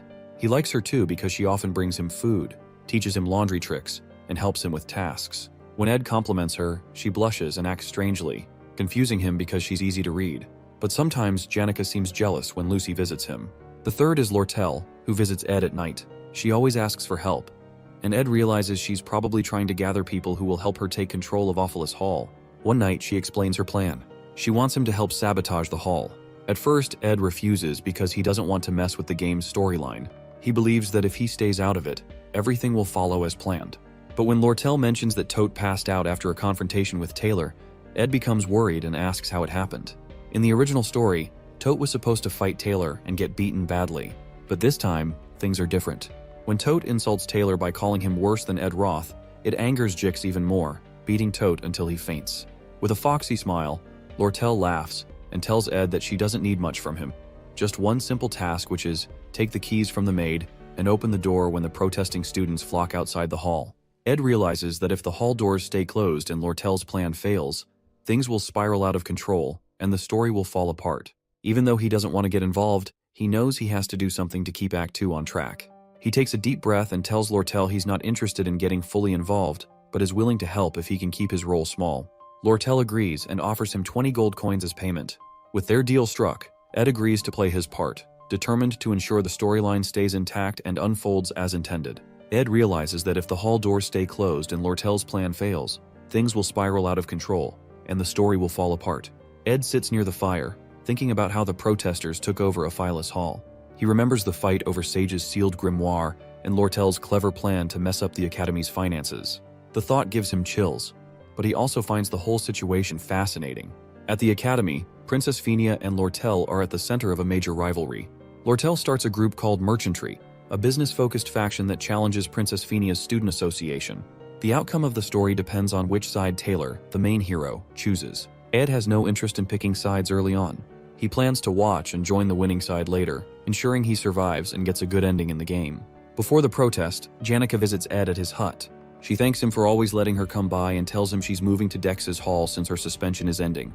She offers to give Ed some extra things she doesn't need, like cushions and pillows. Ed happily accepts, which makes her smile. Janica notices Lucky sitting on the roof in the rain and asks why she does that. Ed remembers Lucky's story about avoiding her fate and reflecting on her life on rainy days. He tells Janica not to worry about it, which seems to make her happier and special. Ed then asks Janica for a favor. He knows that when the protesters invade Ophelis Hall, magical protection runes will activate and lock everyone in their rooms for safety. Still, he doesn't want Janica caught in the mess, so he asks her to meet him at the Rose Garden outside the hall at 9 p.m. Janica thinks Ed is planning to confess his feelings and gets excited. She runs off, blushing and waving goodbye. Ed, however, just wants her to be safe and feels relieved knowing she'll be out of harm's way. Back at the protest, Jix is in his room exercising. He notices someone sneaking to the back door of Ophelis Hall. It's Ed, who is let in by a maid. The maid tells him the other staff are in a meeting, trying to figure out how to block the protesters.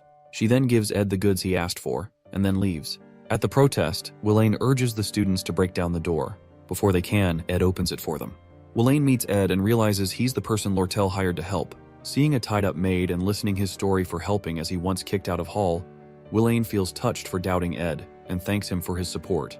Ed brushes it off and tells Welaine to get to work upstairs, pushing the plot forward. Ed knows Welaine will take the blame for everything, but he doesn't feel too guilty since it's all part of the game. As Ed looks around the hall, he sees the maid untie herself and run to report. He doesn't stop her, knowing the chief maid Alice is on Lortel's side and won't be able to stop the protesters in time. Just as Ed observes the unfolding chaos, Black Veil Lortel appears, setting the stage for the next part of the story. Lortel explains to Ed that the Academy's staff will quickly put an end to the chaos, so she needs to finish her plans fast. Ed, uninterested in the details, tells her to do her best. As she heads upstairs, She pauses and asks Ed a dark question if he's ever killed someone. Ed, uninterested in her games, replies that he hasn't. Lortel smirks and admits she hasn't either, but she's done things just as bad, destroying lives and betraying people to survive. She says that's how she earned the title of the Golden Daughter. Lortel knows she doesn't deserve sympathy, but she often looks for it in people like Ed, who might offer her understanding. Instead of outright denying her, Ed warns her to take responsibility for her own actions. Lortel, with her sly smile, excuses herself to go upstairs and finish what she came for. Ed sits on the floor, waiting for the hall's magical defenses to wear off. He knows that once this happens, the story will take a dramatic turn. Welaine will absorb the hall's defense magic and transform into the 4th stage boss of the game. With his role in the events complete, Ed relaxes and waits for Taylor, the hero, to show up. This is the part of the story where the spotlight is on the hero and the boss. Ed has no intention of interfering or changing the plot. He knows his job now is to play the role of a minor villain, take some hits, and keep the story moving along. It's a necessary sacrifice to ensure the game stays on track. At the Rose Garden, Janica sits nervously, waiting for Ed. Her eyes drift toward a golden carriage parked nearby, and she wonders who it belongs to, especially so late at night. She notices a letter on the bench from Ed, apologizing for being late and promising to join her as soon as he finishes some work. Blushing, she assumes he's planning something special for her and resolves to wait for as long as it takes. Janica's mind is full of thoughts about Ed. For the past 3 days, she hasn't been able to stop thinking about him, even losing sleep over it. She also feels conflicted because Marlita, the spirit wolf, informed her about other girls visiting Ed's hut, making her feel both guilty and heartbroken. Still, her feelings for Ed are strong, and she's determined to wait no matter what. As she sits, Janica suddenly becomes self-conscious about her appearance. She wonders if her flower hairpin looks good enough or if the Cosmos hairpin would be better. Overthinking it, she decides to run back to her hall to change the hairpin and then quickly return. Meanwhile, outside Ophelis Hall, Taylor and his friends Elvira and Isla arrive. They see the trail of footprints leading toward the hall's open main gate and realize the protesters have stormed inside. Elvira becomes furious at the thought of her belongings being damaged and rushes into the hall. Concerned that Elvira might use dangerous magic, Taylor and Ayla follow her to stop her from escalating the situation. Elvira forces the door open wider, only to find Ed Roth sitting calmly in their path. Confused, Taylor asks Ed why he's there. Looking around at the chaos in the hall, Taylor and his friends quickly realize that Ed intends to block their way to the 4th floor, playing the role of a villain. Ed confirms their suspicions, stating he won't let them pass. Angry Elvira steps forward, boasting about her magical abilities and claiming she can easily defeat him. But Ed, unfazed, calmly warns her that she's still just a rookie. Determined, Elvira and the others prepare to fight their way through, while Ed readies himself to hold them back. Taylor makes the first move, charging toward Ed. With skillful precision, Ed uses a spell to hurl rubble into Taylor's path, disrupting his attack. Then, activating a wind spell, Ed cuts the chandelier above him, sending it crashing down. The falling chandelier smashes into the wall, striking Taylor and knocking him to the ground. Inside one of the rooms, Clebius sits trembling, scared by the loud noises of the protesters outside. The shouting and crashing sounds make him more nervous, imagining trouble coming his way. Out in the hall, Taylor and Ayla dodge Ed's wind magic while Elvira keeps trying to push forward. Ed uses his spells skillfully, making it hard for them to get closer. As Elvira moves ahead, a sharp wind blade cuts through the air near her, shocking her. Her bag falls, spilling her important spells and items onto the floor. Seeing this, Elvira turns back to grab her things, but Ed casts a fire spell, creating a wall of flames around her dropped items. Now she can't reach them. Ed moves quickly and thinks ahead, controlling the fight like it's second nature. Elvira, frustrated, starts blaming Jix for not warning them properly about how strong Ed is. She realizes they underestimated him. His magic is far more powerful than they thought. With Ed holding them back so effectively, Elvira realizes something crucial. Ed understands the Academy's biggest flaw. The students rely too much on magic tools and elixirs, leaving them with almost no real combat skills. She reflects on her own overconfidence, relying on spells and dismissing magic rings and necklaces as inconvenient. Now, she sees how Ed has outsmarted her, dropping the chandelier, using a small opening to cast a firewall, and targeting her bag. The first year's top alchemy student is rendered completely helpless. Frustrated and furious, Elvira curses Ed for being so cunning and yells his name in anger. Determined not to give up, she throws a magic spirit bead onto the ground, summoning a spirit rabbit. She applies a fire-resistant formula to the creature, amplifying its strength and turning it into a monstrous berserk attacker. The rabbit becomes her weapon to regain control. Meanwhile, Isla and Taylor struggle to navigate the firewalls Ed has set up. Isla attempts to use a water spell to douse the flames, but the firewalls are protected by wind magic, striking back at anyone who gets too close. Taylor shields Ayla from the sharp wind blades and encourages her to keep trying. He knows Ayla excels in magic theory and is above average at casting basic spells, but Ed's precise targeting keeps them pinned down, unable to move forward. Elvira calls out to Taylor, asking if he can take Ed down if he gets close. Without waiting for an answer, she orders her spirit rabbit to attack, using it as a distraction to create an opening for Taylor.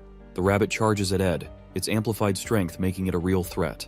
At the same time, Taylor pushes himself forward, trying to seize the opportunity to close the gap. While Ed is distracted by the rabbit, Elvira rushes toward her bag, ignoring the firewalls and narrowly avoiding Ed's spells. Finally, she reaches her scattered items, smiling in relief as she clutches her spells once again. Despite the chaos, she feels hopeful, ready to turn the tide of the battle. As Elvira regains her spells, Ed quickly casts a Windblade spell and hurls it toward her while fending off the spirit rabbit. Spotting the incoming attack, Elvira confidently shuts her eyes and casts a release magic spell.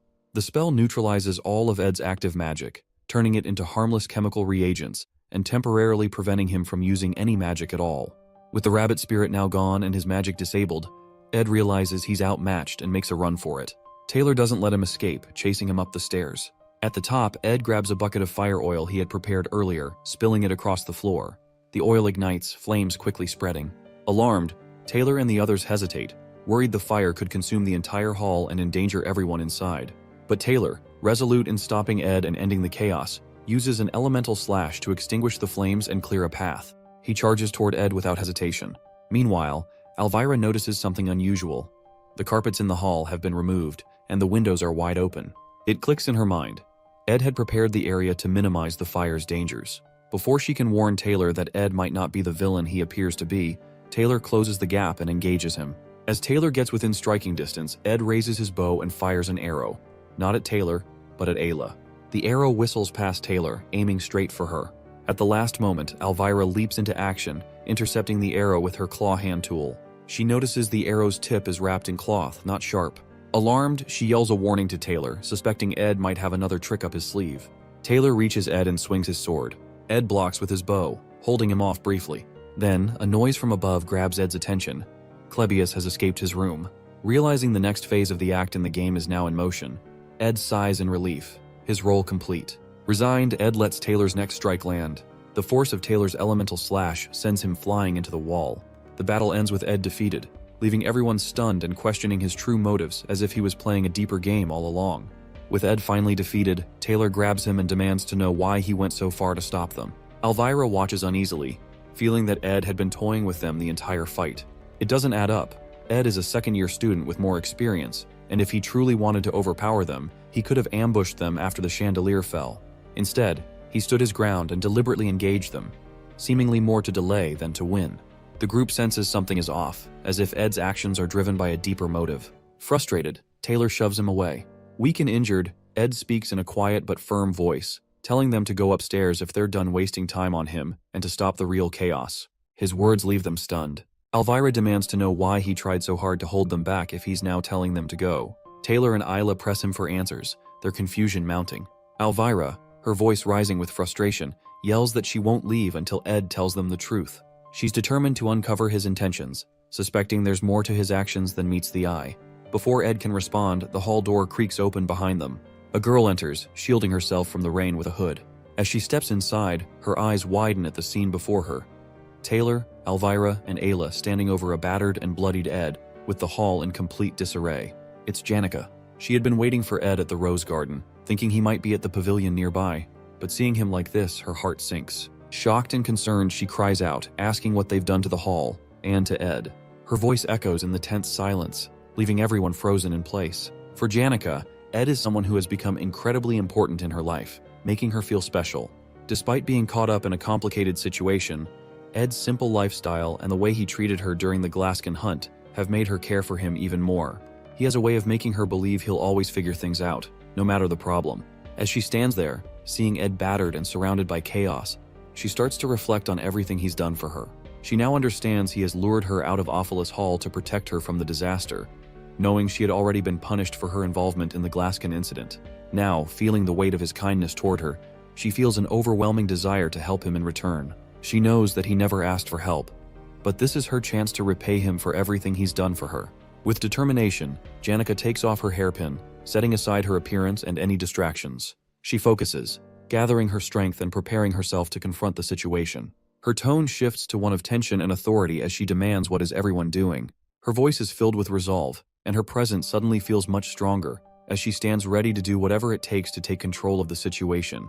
Taylor, still unsure of Janica's intentions, expresses relief that she's safe, and quickly informs her about the protesters who have taken over Ophilas Hall. He also explains how Ed has been acting irrationally, preventing them from reaching the top floor.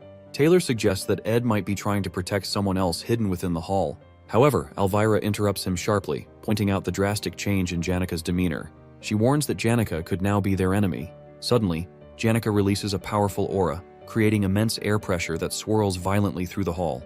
Ed, alarmed, calls out her name, but she, now fully possessed by her magic, calmly reassures him to be okay. Taylor and his group stand frozen, sweating and wide-eyed as they witness her summoning an entire battalion of intermediate-level spirit beasts, showcasing overwhelming power. Realizing the grave danger, Elvira panics and insists that they retreat, acknowledging that fighting Janica, now seemingly unstoppable, is far beyond their abilities. But Taylor, being the heroic character he is, refuses to back down. His unwavering determination to face any challenge keeps him rooted in place. Elvira desperately tries to make him see reason, but Taylor's resolve remains unshaken. At that moment, Ed intervenes. Despite his weakened state, he grabs Taylor and shoves him aside, saving him from a crushing blow by one of Janica's spirit beasts. Ed orders Taylor and his group to leave and stick to their original plan. Confused and shaken, they question why Ed, who had been so intent on stopping them, is now urging them to go upstairs. Elvira, reluctant to leave, argues against abandoning the fight. In response, Ed lightly bonks her on the head, handing her bag of chemicals back, and sternly tells them to do as he says. Realizing they have no choice, they leave Ed behind with Janica and rush upstairs. While Janica is still immersed in her summoning magic, Ed approaches her slowly. Janica, noticing him, tries to reassure him that she will handle everything, and that he doesn't need to push himself anymore. But Ed, weak and battered, softly calls her name. He places his trembling hands on her shoulders, stunning her. It's the first time he's ever touched her in such a way, and the gesture leaves her momentarily speechless. In a weak voice, Ed gently asks her to call off her spirits, explaining that the wind is too strong and he can barely stand. Seeing him in such a pitiful state, Janica's heart softens. She immediately cancels her magic, dismissing the spirit beasts and restoring calm to the hall. Taylor and his group, watching from the stairs, are shocked that Ed has managed to stop Janica so effortlessly. Ed then turns to them and urges them to go quickly, emphasizing that time is running out. As he finishes speaking, his exhaustion overtakes him, and he collapses to the floor. After some time, Ed and Janica are seen sitting together. Janica is gently tending to Ed's wounds, her face filled with worry. She angrily scolds Taylor and his group for being too harsh, blaming them for Ed's condition. Ed, trying to ease her concerns, jokingly mentions getting revenge next time they meet Taylor and the others. This makes Janica even more worried, and she urges Ed to promise her not to get hurt again. Ed feels grateful for her care and thanks her softly. He feels relieved that he completed his task, even if things didn't go perfectly according to plan. Now, all he wants is to rest, so he gets up, ready to return to his camp. Before he steps away, Janica hesitates and informs him of something strange she noticed earlier. She describes a large carriage adorned with a golden crown parked near the garden. Ed freezes, instantly recognizing the symbol. It belongs to the leader of the Merchant Association's elite, the Golden King, who is also Lortel's adoptive father. Ed remembers the game's storyline, where the Golden King appears much later as a fake antagonist before being defeated by Lortel in Act 2. Ed is confused and alarmed by the Golden King's early arrival, suspecting that something unusual and beyond his game knowledge is happening. Meanwhile, on the 5th floor of Ophilas Hall, Lortel gazes out of a large window, her expression cold and calculating. Beside her stands Alice, the chief mate of the hall. Lortel begins speaking to Alice, recounting her earlier encounter with Ed. She describes him as cruel and unfeeling, mentioning how he dismissed her pleas for sympathy without any hesitation. She reflects on how people like herself, shaped by lives of hardship and betrayal, have learned to expect nothing but cold indifference from others. Alice, who has been working in Ophilas Hall since she was 15, listens silently. She has risen from nothing to become the hall's manager through years of hard work and competence. Recognizing Alice's strength and influence, Lortel invested a considerable amount of money in securing her loyalty, seeing her as a valuable ally. Offering Alice a box of gold coins, Lortel thanks her for being on her side. Though Alice remains quiet, Lortel believes she has found someone like herself, someone willing to set aside their values for the sake of gold. In her mind, she believes Alice is someone who shares her understanding of survival and sees her as a kindred spirit. Lortel's thoughts briefly return to her difficult past in the slums, where life was a daily struggle for survival and betrayal was commonplace. Despite her tragic origins, Lortel has embraced her role as a hidden villain in the game's narrative, using cunning and manipulation to achieve her goals. Her current plan is to give Berserker defense magic to Willen's group on the 4th floor to destroy Ophelis Hall from the inside, targeting the students in there too. Feeling confident in her plan, Lortel walks with Alice toward the storage room to set everything in motion. She assumes Alice is fully on her side, her loyalty secured with gold. But as they go in their way, Alice suddenly draws her sword and points it at Lortel's neck. Her aura flares, creating a heavy, tense atmosphere, coldly announces she is not from the same kind as Lortel is. The words leave her frozen, her mind racing to understand the depth of Alice's resolve.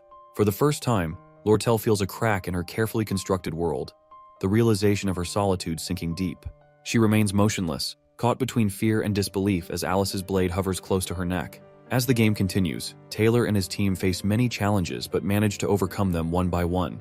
They calm the panicked Clebius, defeat the maid bosses, and handle every problem with skill. After their tough fight on the 1st floor, things go more smoothly.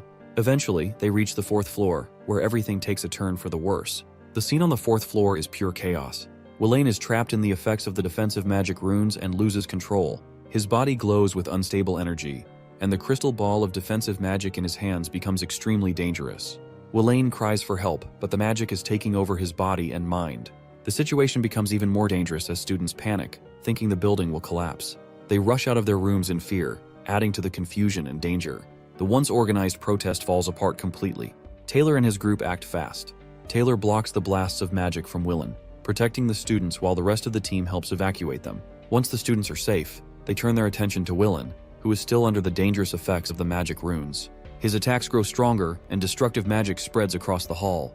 Elvira realizes that normal magic won't work to stop Willane.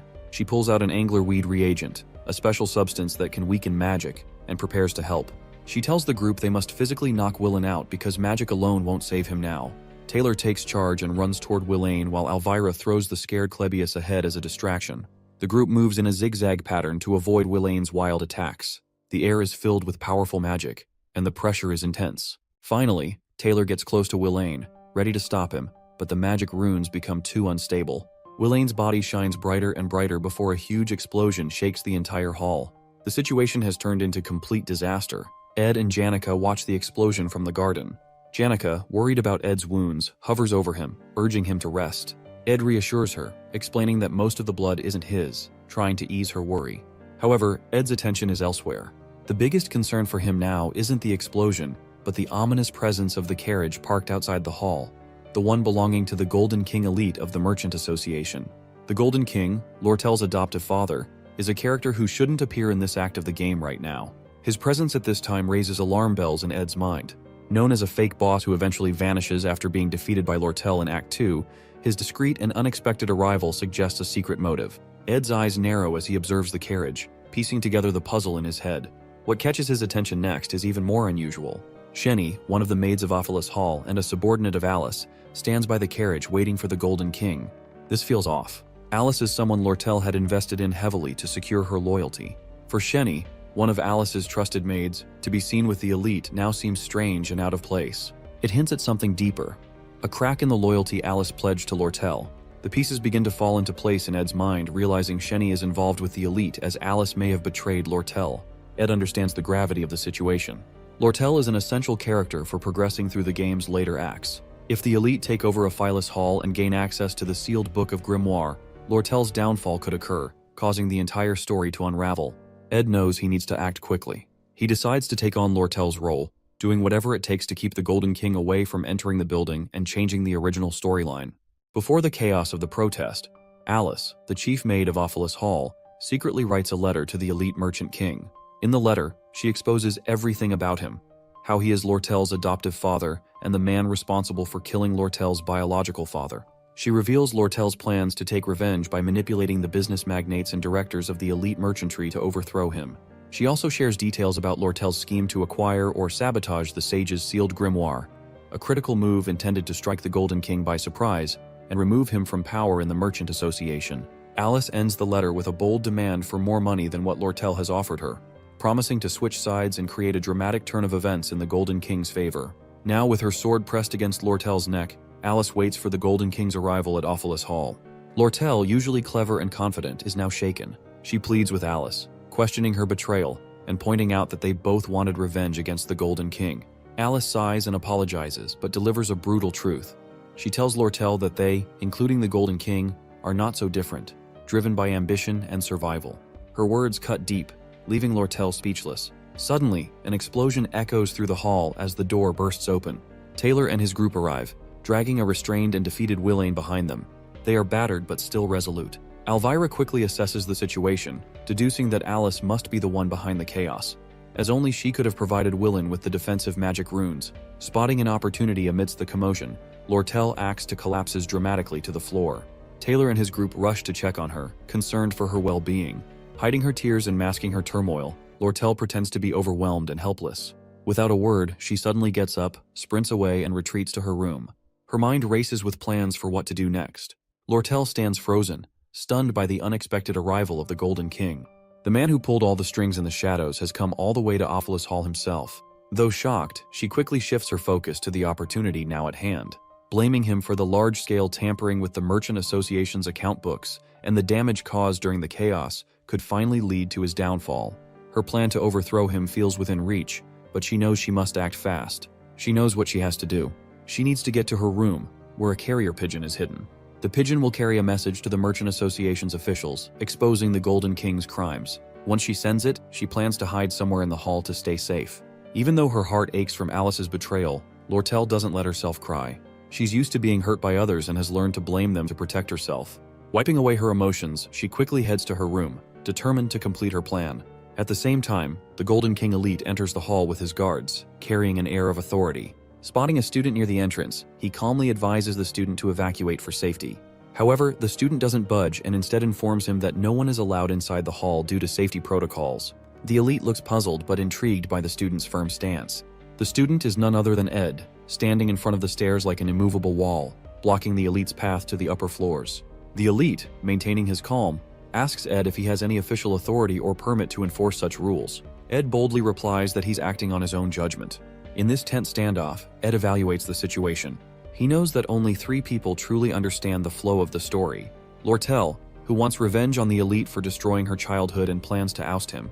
The Golden King elite himself, who seeks the sage's sealed grimoire for ultimate power. Alice, the chief maid, who has become the central villain in this act by betraying Lortel. Ed decides to trust Taylor and his group to deal with Alice, the act's main antagonist, while he focuses on keeping the elite from going upstairs. By doing so, he hopes to preserve his understanding of the game's storyline and secure his role as a successful character in the end. The elite tries to defuse the situation, claiming he needs to consult with the Academy about the chaos inside. But Ed remains unmoved. His unyielding stance begins to irritate the elite, who activates his aura and then asks a pointed question whether Ed is siding with Lortel. 10 minutes before the confrontation with the Golden King elite, Ed and Janica arrive at Jix's room. To their surprise, Jix is calmly exercising while the building is in chaos, with most students already evacuated. Curiously, they ask why he hasn't left. Jix explains that he's trying to avoid rash actions and prefers to focus on his routine, rather than getting involved in the protest. Noticing Janica and Ed together, Jix foolishly asks if they're dating. Embarrassed, Janica yells to instantly denies it. However, she becomes flustered, giving eye contact with Ed as she worries she might have made him uncomfortable. Picking up on the awkwardness, Ed subtly makes Jix realize his rudeness. Jix hurriedly apologizes to Janica for his careless question. After a brief moment, Jix asks why they've come to him, especially considering they barged into his room, even breaking part of his wall in the process. Ed straightforwardly asks for a favor, promising to repay him later. Though Jix seems reluctant at first, he eventually agrees. Back in the hall, as the Golden King elite Keklin argues with Ed, Janica and Jix secretly observe the scene from a hidden spot. The elite tries to persuade Ed, painting Lortel as a treacherous and ungrateful person. He recounts how he raised her since childhood and accuses her of plotting against him. In an attempt to win Ed over, he even offers to double the amount of gold coins Lortel promised to anyone on her side. Ed stands firm, making it clear that he isn't interested in money or personal gain. Frustrated, the elite gives up on diplomacy and orders his guards to dispose of Ed. As the guards surround and overpower Ed, Jix springs into action. Using wind magic, he sends the guards flying, creating a moment of chaos. Jix and Janica reveal themselves, stepping in to help Ed. Janica summons her spirit companions while Jix prepares for a fight. Ed thanks them for their intervention, promising Jix he'll repay him later, before heading upstairs to check on Lortel. The elite, now realizing these students are formidable opponents, commands his guards to fight with everything they've got. A fierce battle begins as Jix and Janica engage the guards, holding their ground with determination. Meanwhile, Ed rushes up the stairs, floor by floor. When he finally spots Lortel, he doesn't waste a moment. He urgently tells her to escape through the hall's back door and run as fast as she can. In Lortel's world, kindness and goodwill always come with a price. A reason, a tag, or a coin. Everyone she's trusted has only shown loyalty because she invested in them. Now, as she reflects on her choices, she regrets the foolish mistake of believing in anything else. She looked up to Janica Faylover, who seemed to grow up surrounded by love and care from others without expecting anything in return. Watching Janica and Ed's connection, built on trust and understanding, made Lortel wonder if she could ever have that kind of bond with someone. But now, betrayed by Alice after sharing all her plans, she feels foolish and scolds herself for ever thinking she could live a life like Janica's, one filled with trust and genuine relationships. Lortel convinces herself she should have stayed true to her cold, calculating self. Among the 5 people she trusted to occupy the hall, Alice betrayed her by siding with the elite. The twin maids, Shenny and Kelly, joined Alice, and even Willen leaned toward the elite side. The only one left was Ed. But Lortel feels he'll eventually betray her too. After all, why wouldn't he? As they run through the hall, Ed asks Lortel if Alice betrayed her. Lortel suddenly stops and stands still. Her voice is low and regretful as she apologizes, saying she can't guarantee the 20 gold coins she promised him. The situation is too unstable now, and she's lost control. But Ed doesn't care about the money. He firmly tells her he's not doing this for gold. Without hesitation, he grabs her arm and pulls her forward, urging her to run. He warns her that if the elite catches her, it's all over. They need to escape quickly to secure the plan and ensure her survival. Hearing Ed's words takes Lortel by surprise. For the first time, she wonders if Ed sees something in her worth believing in. She starts to question her assumptions about trust, wondering if maybe there are people who act without ulterior motives. Still, the idea confuses and unsettles her. As they run, Ed asks her what's really going on with the Merchant Association and why the elite came to the academy himself. Lortel explains about her adoptive father, Elite Ketchlin, has been covering losses due to manipulating market prices through secret deals and monopolizing the armor trade within the association. This scheme has left him in desperate need of money to secure his power and position in the association. To fix his financial problems, Ketchlin plans to sell Sage's sealed grimoire for a high price. He sent Lortel to the academy to find a way to steal or sabotage the grimoire. For years, Lortel has worked to build alliances within the Merchant Association, buying the loyalty of merchants and committee members and turning them into her side. Her ultimate goal is to expose her adoptive father's manipulations and remove him from power, avenging her past. Ed realizes that Ketchlin's desperation explains why he's arrived earlier than expected in the story.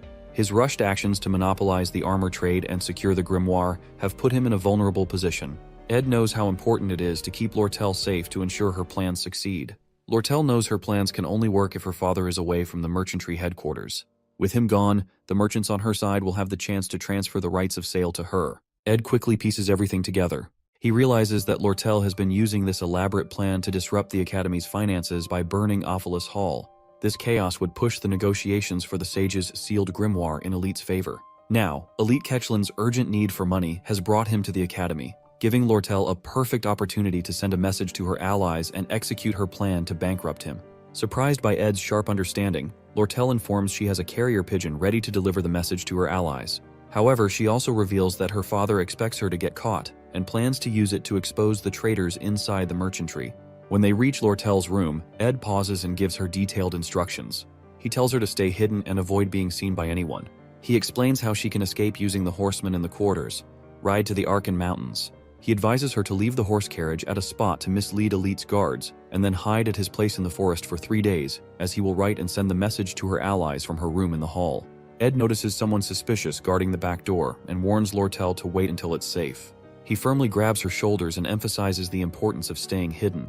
Lortel is stunned by how calmly and decisively Ed handles everything, and for the first time, she starts to trust him. When Ed sees her frozen in thought, Lortel suddenly asks in a soft, innocent voice why he is helping her so much. Ed simply replies he is doing it for no reason, as he just feels like he should help her. With that, he leaves the room. Alone in her room, Lortel sits down, confused by her feelings. She hears a loud beating sound and soon realizes it's her own heartbeat.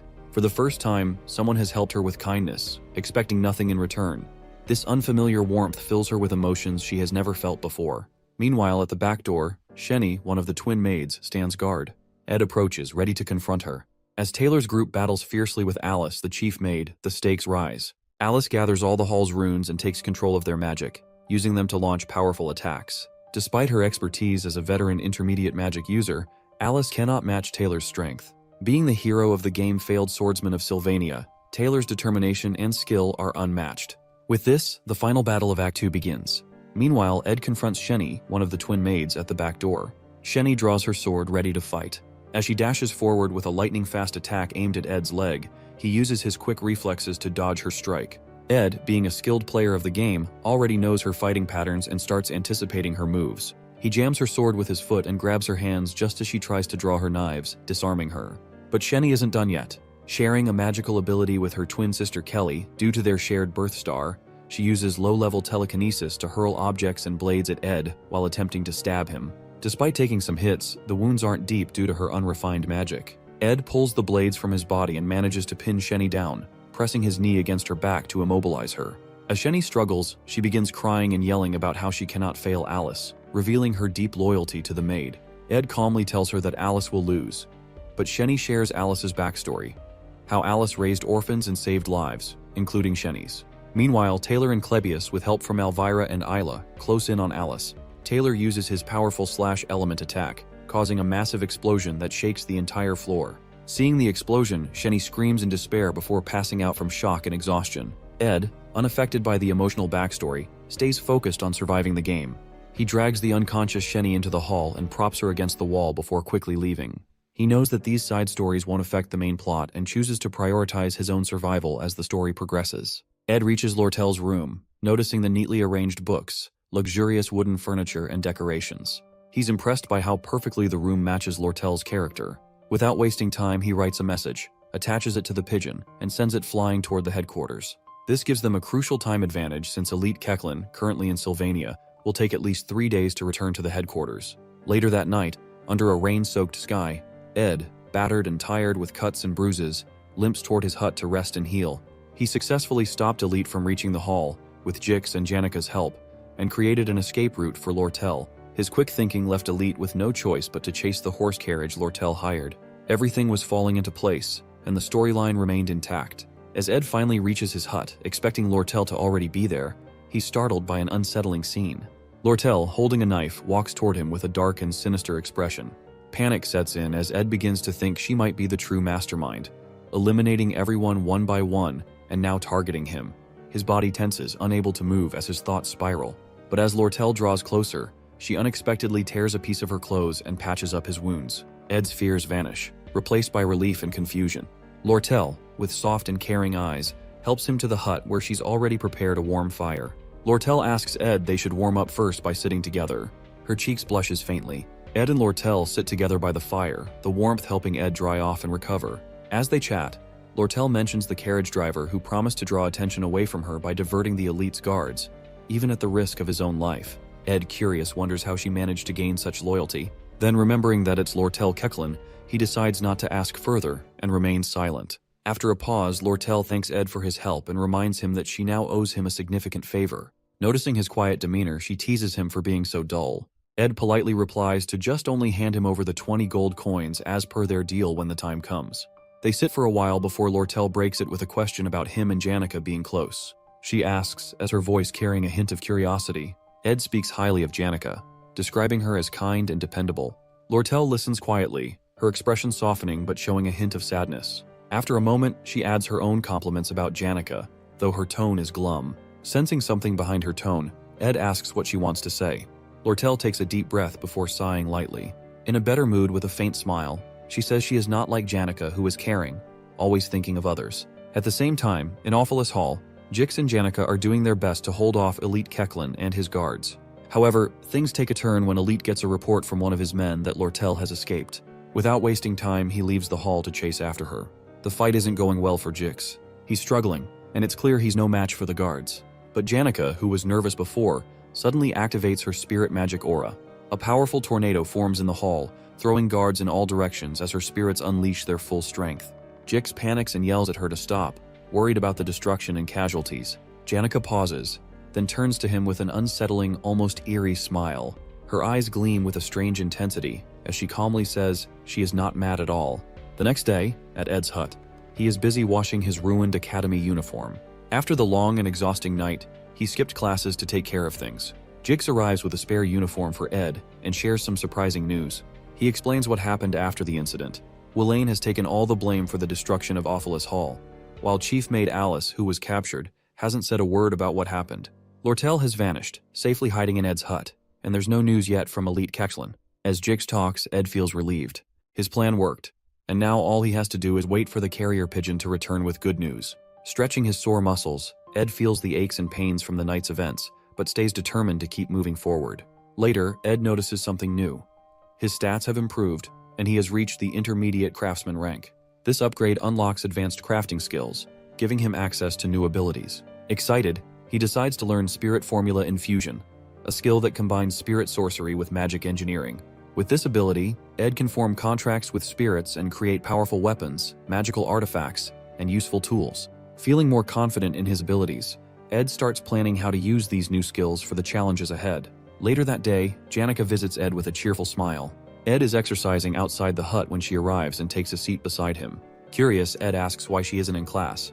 Janica explains that she's feeling tired and needed a break, so she decided to come to the woods for some fresh air. Concerned, Ed asks if she got hurt because of him. Janica shakes her head and smiles reassuringly, saying she's fine. Then with a slight frown, she asks if Lortel is doing okay. Ed tells her that Lortel is resting inside the hut, which makes Janica feel a little jealous, though she hides it well. Inside the hut, Lortel leans back, feeling relieved that the chaos of the Awfulus Hall incident is finally over. However, her work isn't done yet.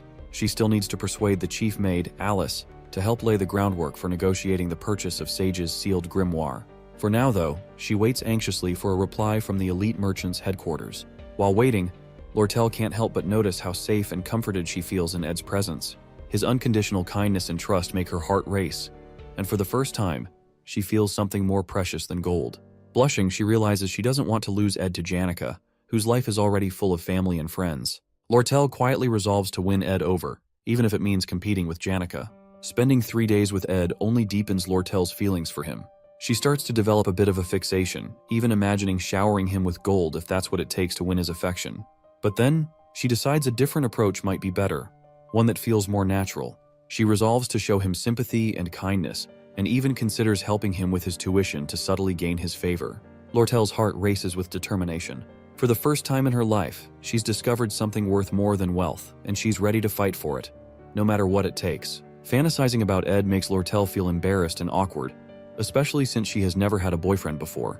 Suddenly, Sleepy Lucy barges into the hut and claims her spot near the window. However, Ed quickly intervenes, dragging Lucy out and setting her up in the small tent outside the hut, which he had made specifically for her. Ed then apologizes to Lortel, asking if he disturbed her. Lortel feels unsettled by Lucy's presence in Ed's hut, seeing her as yet another rival for his attention, and labeling her in her mind as a natural disaster. On the second morning, Lortel wakes up early, hoping to spend some time alone with Ed. However, to her disappointment, she finds Janica already with him as usual. Sighing, she turns back, noticing Lucy still asleep in the hut as well. Meanwhile, Ed works on crafting homemade bricks, adding another achievement to his stats, and learning the stonemasonry skill. Using this new skill, he builds a brick fireplace inside the hut. Later, he grills beef jerky for everyone, and they all dine together. As they eat, Lortel remarks that since nothing significant has happened that morning, it means everything is going according to plan. Ed thanks her for the good news but warns them not to let their guard down. Feeling a bit competitive with Janica, Lortel offers to compensate Ed with supplies and goods instead of the 20 gold coins they agreed on earlier.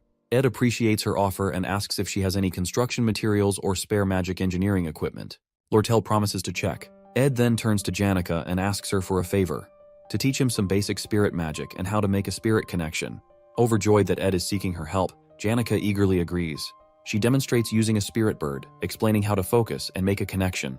But unexpectedly, the spirit bird speaks up, scolding Janica for giving Ed incorrect advice. The bird also reveals that during their last spirit meeting, Janica received tips on how to use Ed's cabin construction as an opportunity to get closer to him. Embarrassed, Janica hastily dispels the bird, sweating nervously as she asks if Ed heard anything. Lortel, seizing the moment to tease Janica, jumps into the conversation and mentions her leftover food stock at the headquarters, which she eagerly offers to sell to Ed at a discount. Ed negotiates, asking her to include the stocks in their agreed 20 gold coin deal.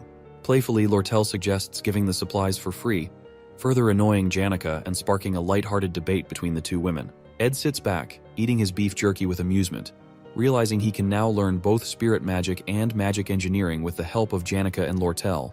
As their conversation continues, a new figure appears at Ed's hut. It is Belle Maya, the new chief maid of Ophelis Hall. She apologizes for the sudden visit, explaining that she brings bad news, a message from the former chief maid, Alice. Hearing this, Lortel's expression shifts to worry, and the atmosphere becomes tense with suspense. Before Belle Maya's visit to the hall, Clara, one of Janica's friends, drops by to see her. Clara gossips with Belle, revealing a top-secret piece of news, but she warns Belle not to show any shock or let it slip.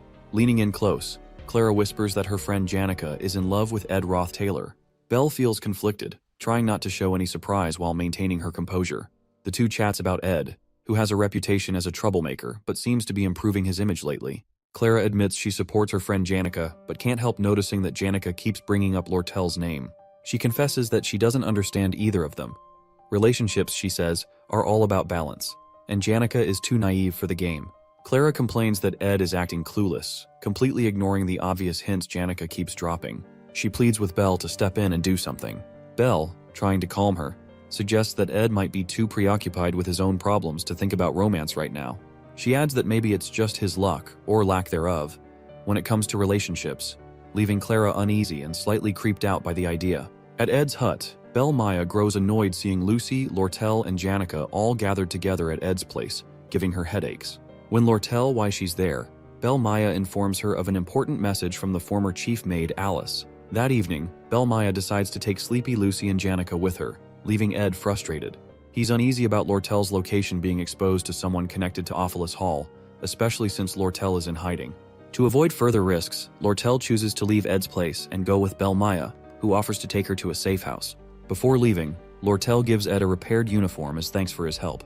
Ed expresses his gratitude, noting it'll make a decent second set for the academy. A pigeon carrier also arrives with good news.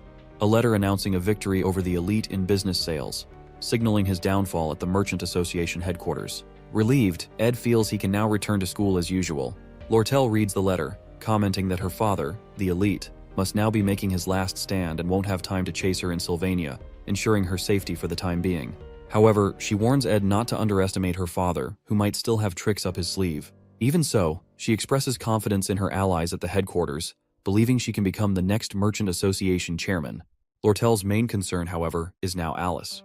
When Ed asks if Alice might expose her role as the mastermind behind the Ophelis Hall incident, Lortel dismisses the worry, explaining that Alice will side with whoever wins. In Alice's letter, she details the orphanages she sponsored, urging Lortel to support them financially for the next year.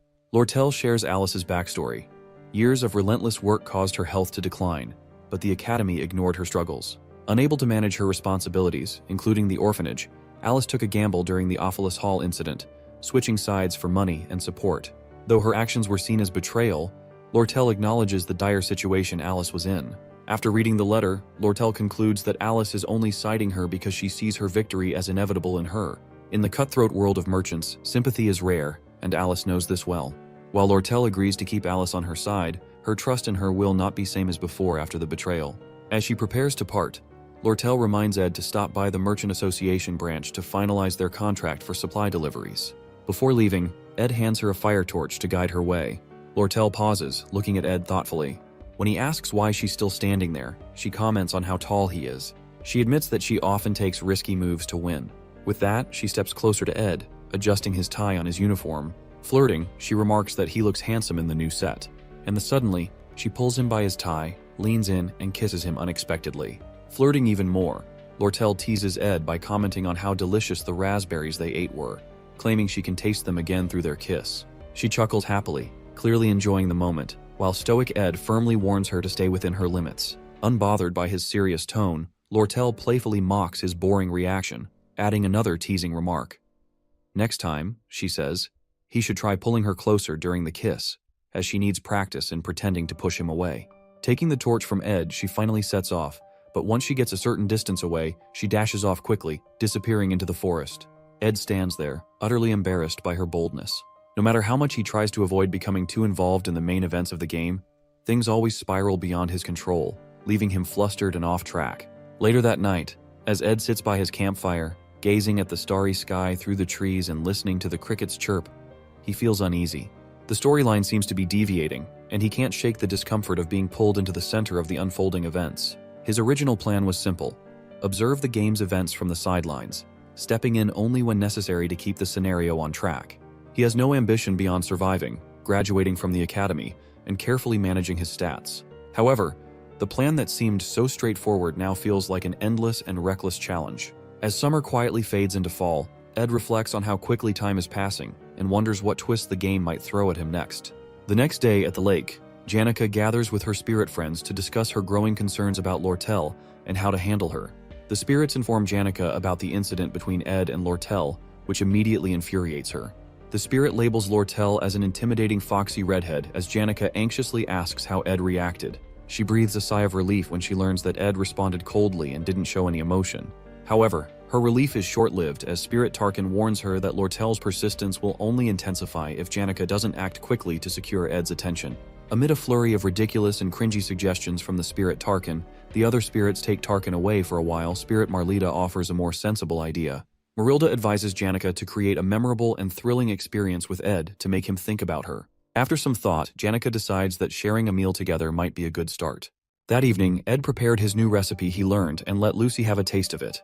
However, upon tasting it, she immediately recoils in disgust, exclaiming that it tastes awful.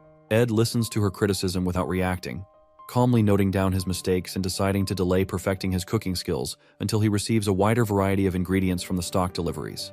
Despite the setback, Ed gains an upgrade in his stats, advancing to an intermediate level in craftsmanship. He reflects on how his core stats significantly affect his practical skills and resolves to balance and improve all his stats efficiently. However, Ed's packed schedule leaves him little time to focus on personal development. Between attending classes, honing survival skills, and keeping a close eye on the progression of the game's scenario, his hands are full. He observes that Taylor's combat abilities are steadily improving.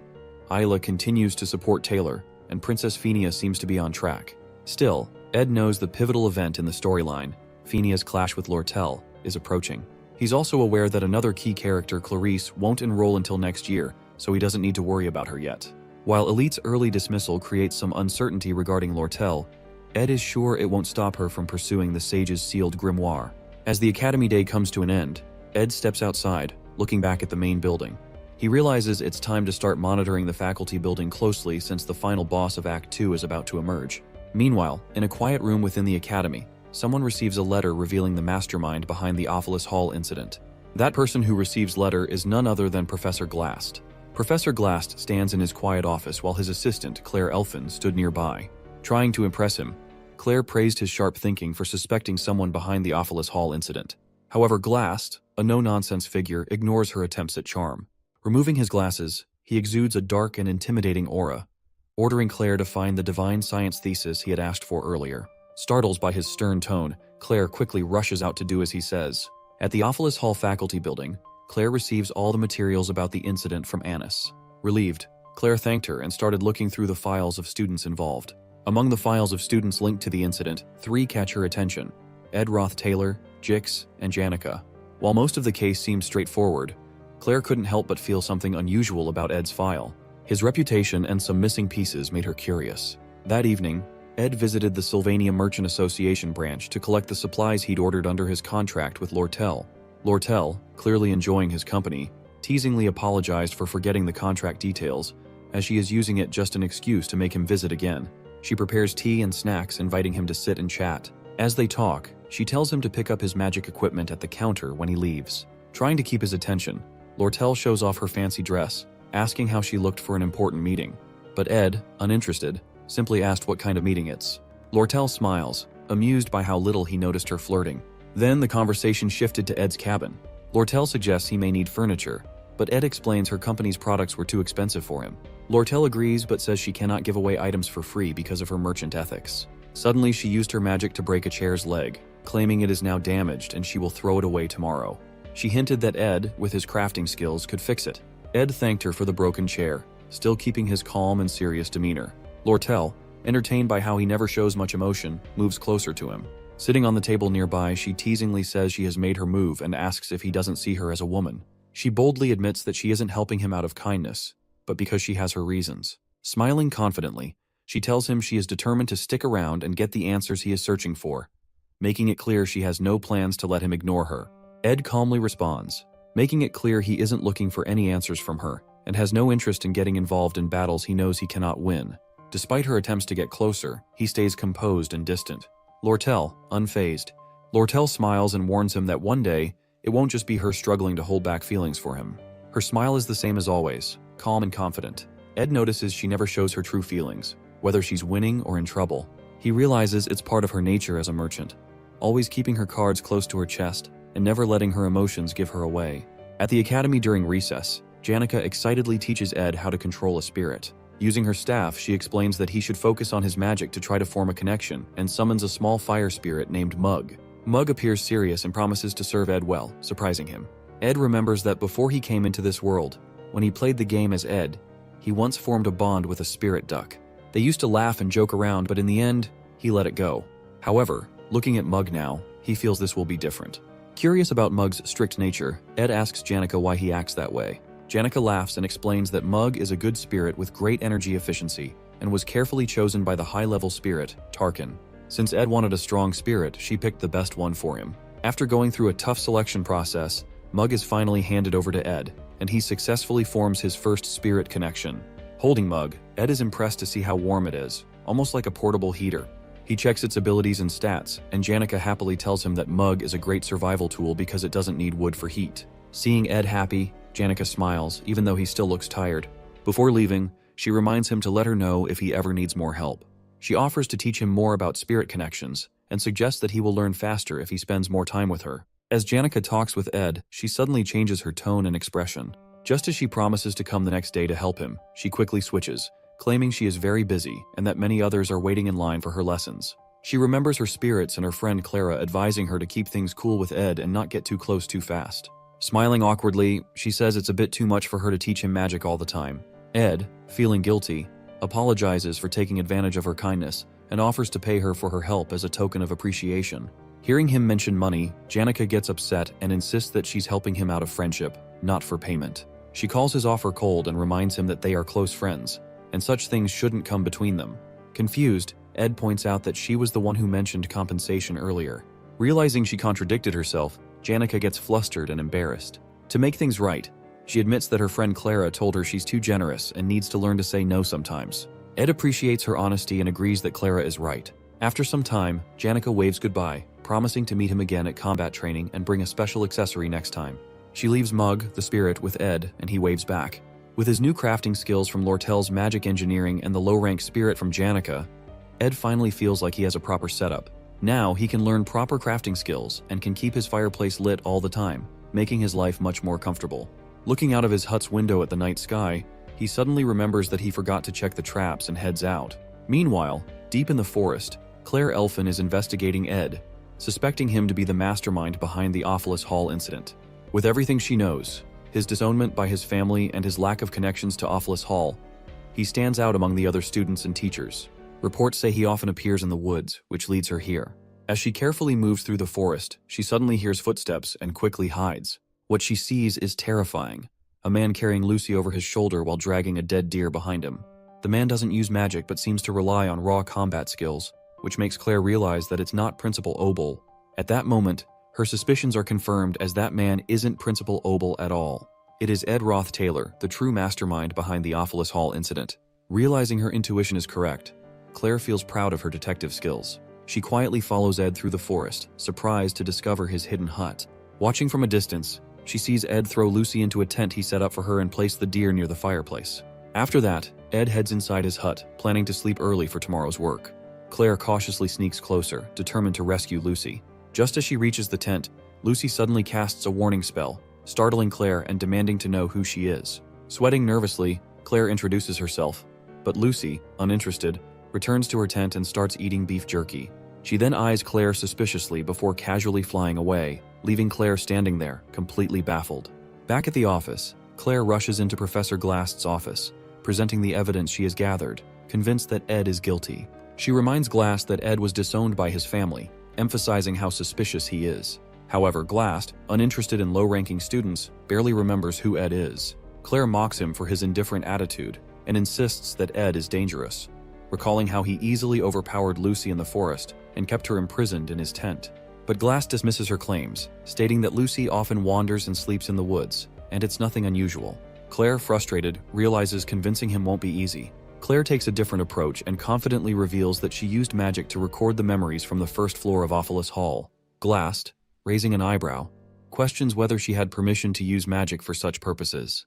Flustered, Claire quickly tries to cover up, claiming she lies to the authority and recovers the memories from the floor by herself. Unimpressed, Glass sternly orders her to write an apology and explanation letter for her actions. Despite this, Claire insists that Glass should still look at the memory she brought. The recorded memory clearly shows Ed sitting on the stairs, striking a perfect pose that makes him look like a mastermind. It also captures him stopping Taylor and his group from going upstairs, which seems highly suspicious to Claire. However, Glass remains uninterested and asks if she has any stronger evidence. Claire, eager to convince him, mentions the recent forest incident, explaining how Ed was carrying an unconscious Lucy, making it look like he was trying to trap her. Glass, staring at Claire in silence for a moment, simply reminds her once again to submit the apology and explanation letter. Sighing in frustration, Claire leaves his office, feeling exhausted. Glass, now alone in the office, finally looks at the memory globe seriously. As he watches Ed blocking Taylor and his group, he becomes intrigued. He finds it hard to believe that someone as ordinary as Ed could hold off the sword Saint Taylor and the natural-born alchemist Elvira. The memory flashes again, replaying Ed's actions and combat techniques. For the first time, Glass's expression changes as he realizes Ed might not be as ordinary as he thinks. The globe finally catches Glass's attention. Back in the forest, Ed successfully crafts an impressive weapon using both magic engineering and spirit magic. Ceremonial dagger, explosion. He admires his work, realizing it's the best weapon he has made since he started living independently in the game. Feeling a sense of pride, he examines the dagger closely. Mug, seeing Ed pleased with his creation, advises him to improve the weapon's efficiency by using it frequently. Then, trying to flatter him, Mug begins singing a song in his honor. Ed, who has been observing Mug's flattery and overly formal behavior since they met, suddenly picks him up and shakes him, demanding to know the real reason behind such behavior. Mug stammers and tries to apologize, but Ed pushes further, asking if Janica promised him something in return. Mug hesitates, but Ed insists he should be honest since they are now bonded through their spirit connection. Feeling the pressure, Mug finally cries and confesses. He admits that he deeply respects Ed, but is ashamed of his own low ambitions and success. The real reason he agreed to the contract was to take advantage of the refined magic around Janica, which allows him to grow at twice the normal rate of a low-ranking spirit. Ed sighs, asking if there's anything else Mug has been hiding. Mug, feeling guilty, reveals that he also heard rumors about Ed's strict and authoritarian reputation at the academy. Fearing Ed's temper, he tries to stay on his good side by constantly flattering him. After hearing Mug's full confession, Ed calmly tells him that he understands his situation and that it's only natural for him to want to grow stronger. With that, they head back to their hut together, while Mug comfortably sits on Ed's shoulder, chatting with him along the way. Back at his hut, Ed chops wood for the fireplace. His stamina has improved, and his storage is now full of meat and vegetables. He no longer has to sleep outside feeling hungry. With enough supplies, he can now focus better on his studies by reducing sleep and practicing more, forcing himself to absorb the information quickly. However, all this effort makes him exhausted, and he falls asleep. Later, Ed wakes up to find Janica standing beside him while he's lying outside the hut. She advises him to take better care of his health, saying she's worried about him. Ed decides to focus more on himself, especially because he has received 3 letters. The first letter is from the academy, and the second one is from the merchantry. However, it's the third letter that grabs his full attention. He realizes that this letter will decide the future direction of the game's storyline. In the original game, the main event of Act 2 was a negotiation over the Sage's sealed grimoire, a tug-of-war between the Academy's Student Association and the merchantry. But things have changed. With the fall of the elite, the original client who wanted to buy the grimoire involves Roth-Taylor family. The plot has shifted into a 3-way conflict.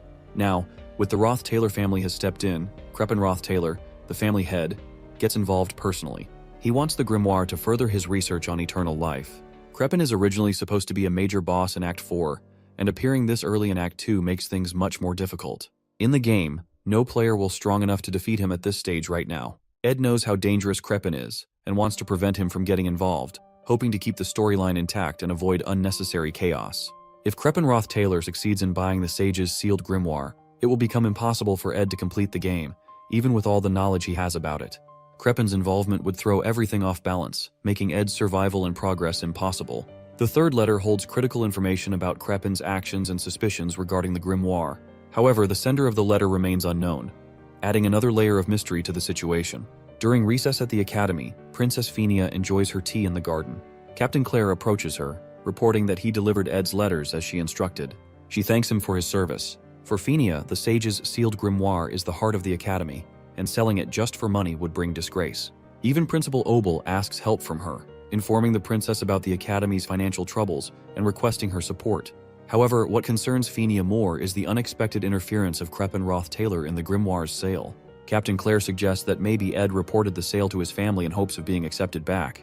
He believes Ed might do anything to regain his family's recognition. Before the conversation continues, Lortel, known for her cunning nature, arrives and interrupts Claire. She doubts his theory and politely asks the princess for permission to join her tea session. Phinia finds Lortel's visit surprising, as she always thought Lortel disliked her. However, Lortel smiles and clears up any misunderstandings, offering some inside information as a sign of goodwill. Lortel reveals that it was not Ed, but Elite Ketchlin, her adoptive father, who involved the Roth-Taylor family in the grimoire business. To Phinia's surprise, Lortel adds that Crepin Roth-Taylor was the one who originally requested the grimoire. However, with Kechlin's influence weakening in the merchant headquarters, he is still determined to purchase it with Crepin's help, as the elite merchantry has invested too much effort into the deal. This makes Phinia realize that the grimoire sale might be an attempt to form a business alliance between the two families. But she wonders about why are they now competing for it instead of working together. Lortel smiles and explains that, since she now controls the merchantry, she wants to save the grimoire by purchasing it herself. She assures Phinia that she has no intention of selling it to the Roth-Taylor family. Surprised by Lortel's honesty, Phinia asks why she is sharing such internal matters. Lortel, still smiling, calls Phinia an ally in this situation. She explains that if Phinia helps her obtain the grimoire, it will strengthen her position in the merchantry, while Phinia can keep the Roth-Taylor family in check, marking a win-win situation for both of them. Lortel continues explaining her reason for stepping in to protect Ed from further trouble. She tells Princess Phinia that Ed has already been disowned by his family, and it would be unfair to suspect him of being involved with them. Phinia listens carefully, observing Lortel's way of speaking and how she carefully chooses her words. She starts to suspect that Lortel might be hiding something, as she surprises that Lortel never worried so much for any person. Wanting to test her, Phinia casually brings up Ed and comments that he is quite a useful person in such situations. She suggests that she might interrogate him personally, using her authority to bring him to their side. And if he refuses to cooperate, she won't hesitate to exploit him. Hearing this, Lortel, who was calmly holding her teacup, suddenly starts shaking and shivering. She carefully puts down her tea, then bursts into laughter as she realizes that even Princess Phinia isn't above exploiting others for her own goals. Captain Claire, surprised by Lortel's mocking attitude, becomes agitated and questions how she dares to disrespect Princess Phinia. However, before he can act, Phinia calmly orders him to stand down. Lortel stands up gracefully and reassures Phinia that they are allies. She then gives Phinia one last piece of advice. Never underestimate Ed Roth-Taylor. She warns that if Phinia does, she will end up regretting it. As Lortel walks away, Phinia falls deep into thought. She struggles to figure out the truth. Is Ed really the one behind Crepin Roth-Taylor's sudden involvement in the bidding? Or could it be Lortel, who always acts so confident and never bows, even to a princess? Watching Lortel leave, Phinia wonders if she will ever have the chance to face her again. For the first time, she feels unsure about what to do next. At the merchantry branch, Lortel spots Ed with Janica and can't help but feel a little jealous. Janica, noticing Lortel's gaze, greets her teasingly. Lortel, who had prepared only 2 cups of rosemary tea, one for herself and one for Ed, now finds herself reluctantly offering a glass of cold water to Janica. Janica smirks and teases Lortel for not having extra tea ready for guests.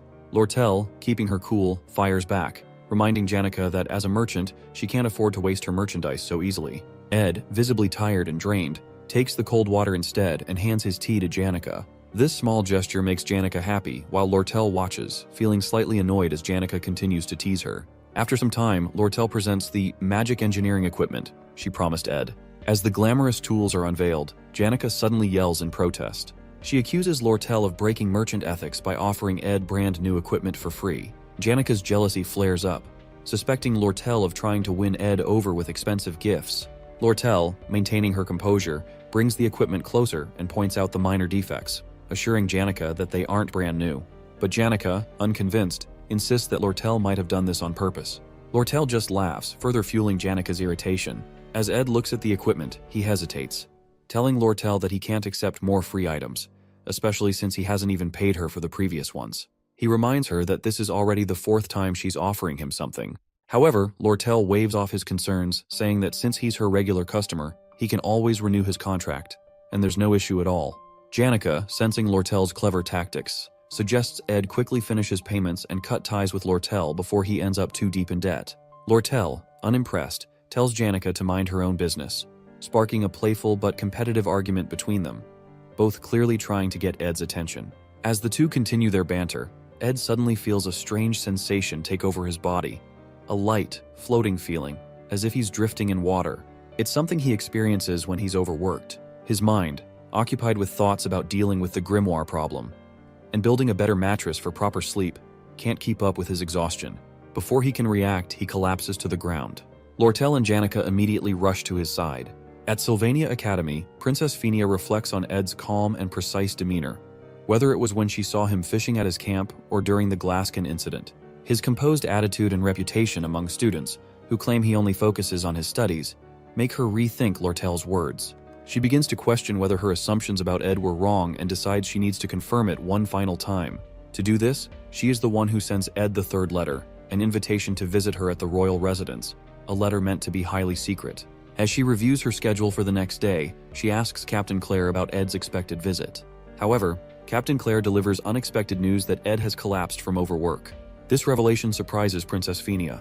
In the game, when a character accumulates exhaustion status, they are usually given several rest days to recover. Now, despite all the pressing matters and preparations for the Crepin Roth Taylor event, Ed is forced to rest, delaying his plans. When Ed wakes up in his hut, his body feels incredibly heavy, and a strange warmth spreads through his lower belly.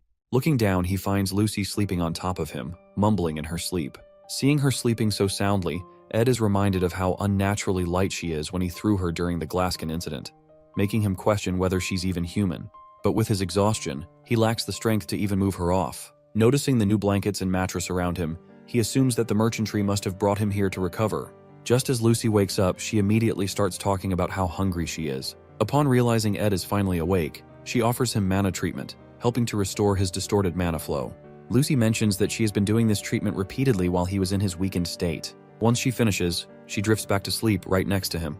Before falling asleep, Lucy gives Ed some advice, not to keep getting sick because it's a hassle for her, and warns Ed that being weak can be dangerous. Ed knows her grandfather died bedridden from an illness like he is now, so he thanks her sincerely for the magic treatment and her concern. Just then, Jix enters the hut without knocking, checking if the stove is working properly to keep the place warm for Ed. Seeing Jix walk in so casually, Lucy quickly flies away from the camp to another location, feeling embarrassed. Now fully awake, Ed contemplates how he seems to attract so many people in this so-called open society, despite his efforts to stay independent. Turning to Jix, he asks why he's here, to which Jix replies that he has been checking in on him while others are out. As they talk, Jix casually mentions that it's autumn season, offering Ed a bowl of soup.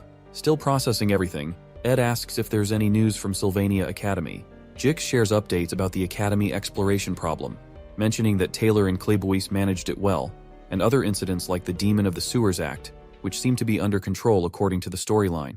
This reassures Ed that nothing critical has changed and everything is going according to the storyline. However, the most important event, the struggle over the Sage's sealed grimoire, is still looming. Ed urgently asks how long he has been unconscious.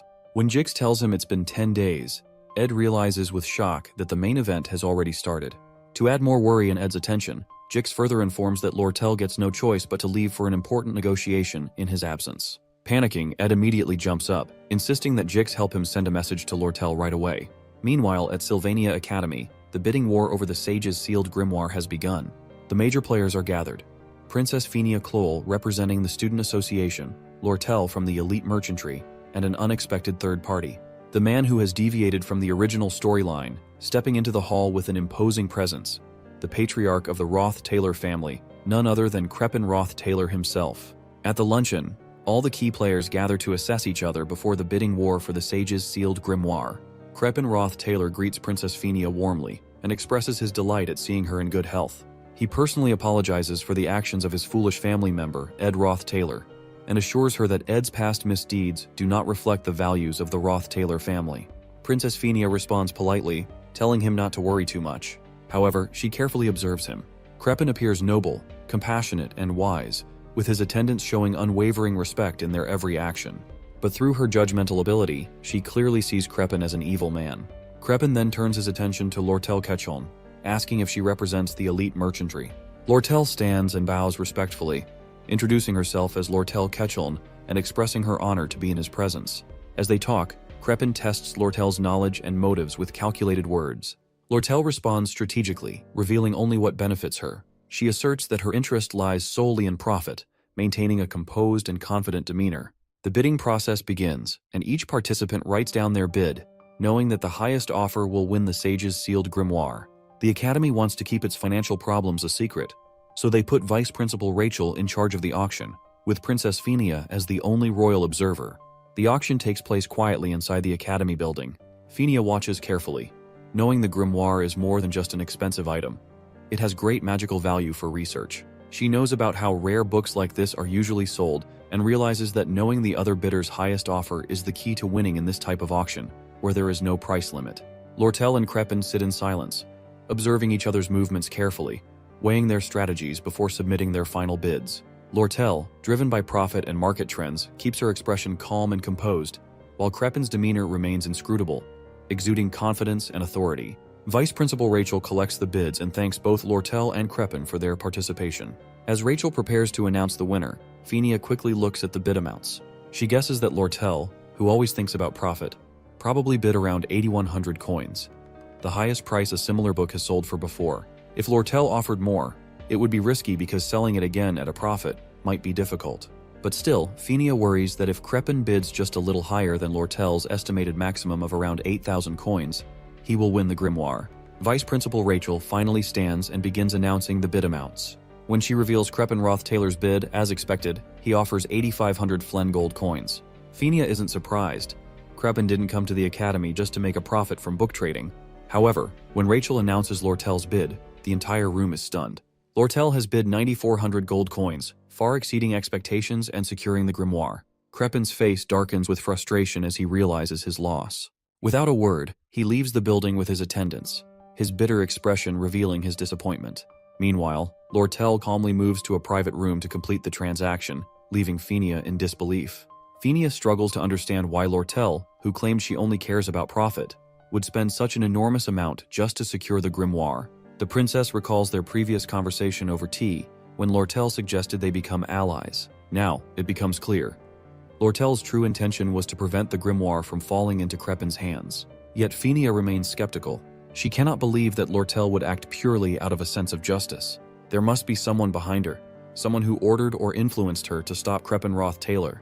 The princess's suspicion grows, wondering who could be pulling the strings behind the scenes. As Princess Phinia recalls Lortel's words about Ed's ties to the Roth-Taylor family, a realization strikes her.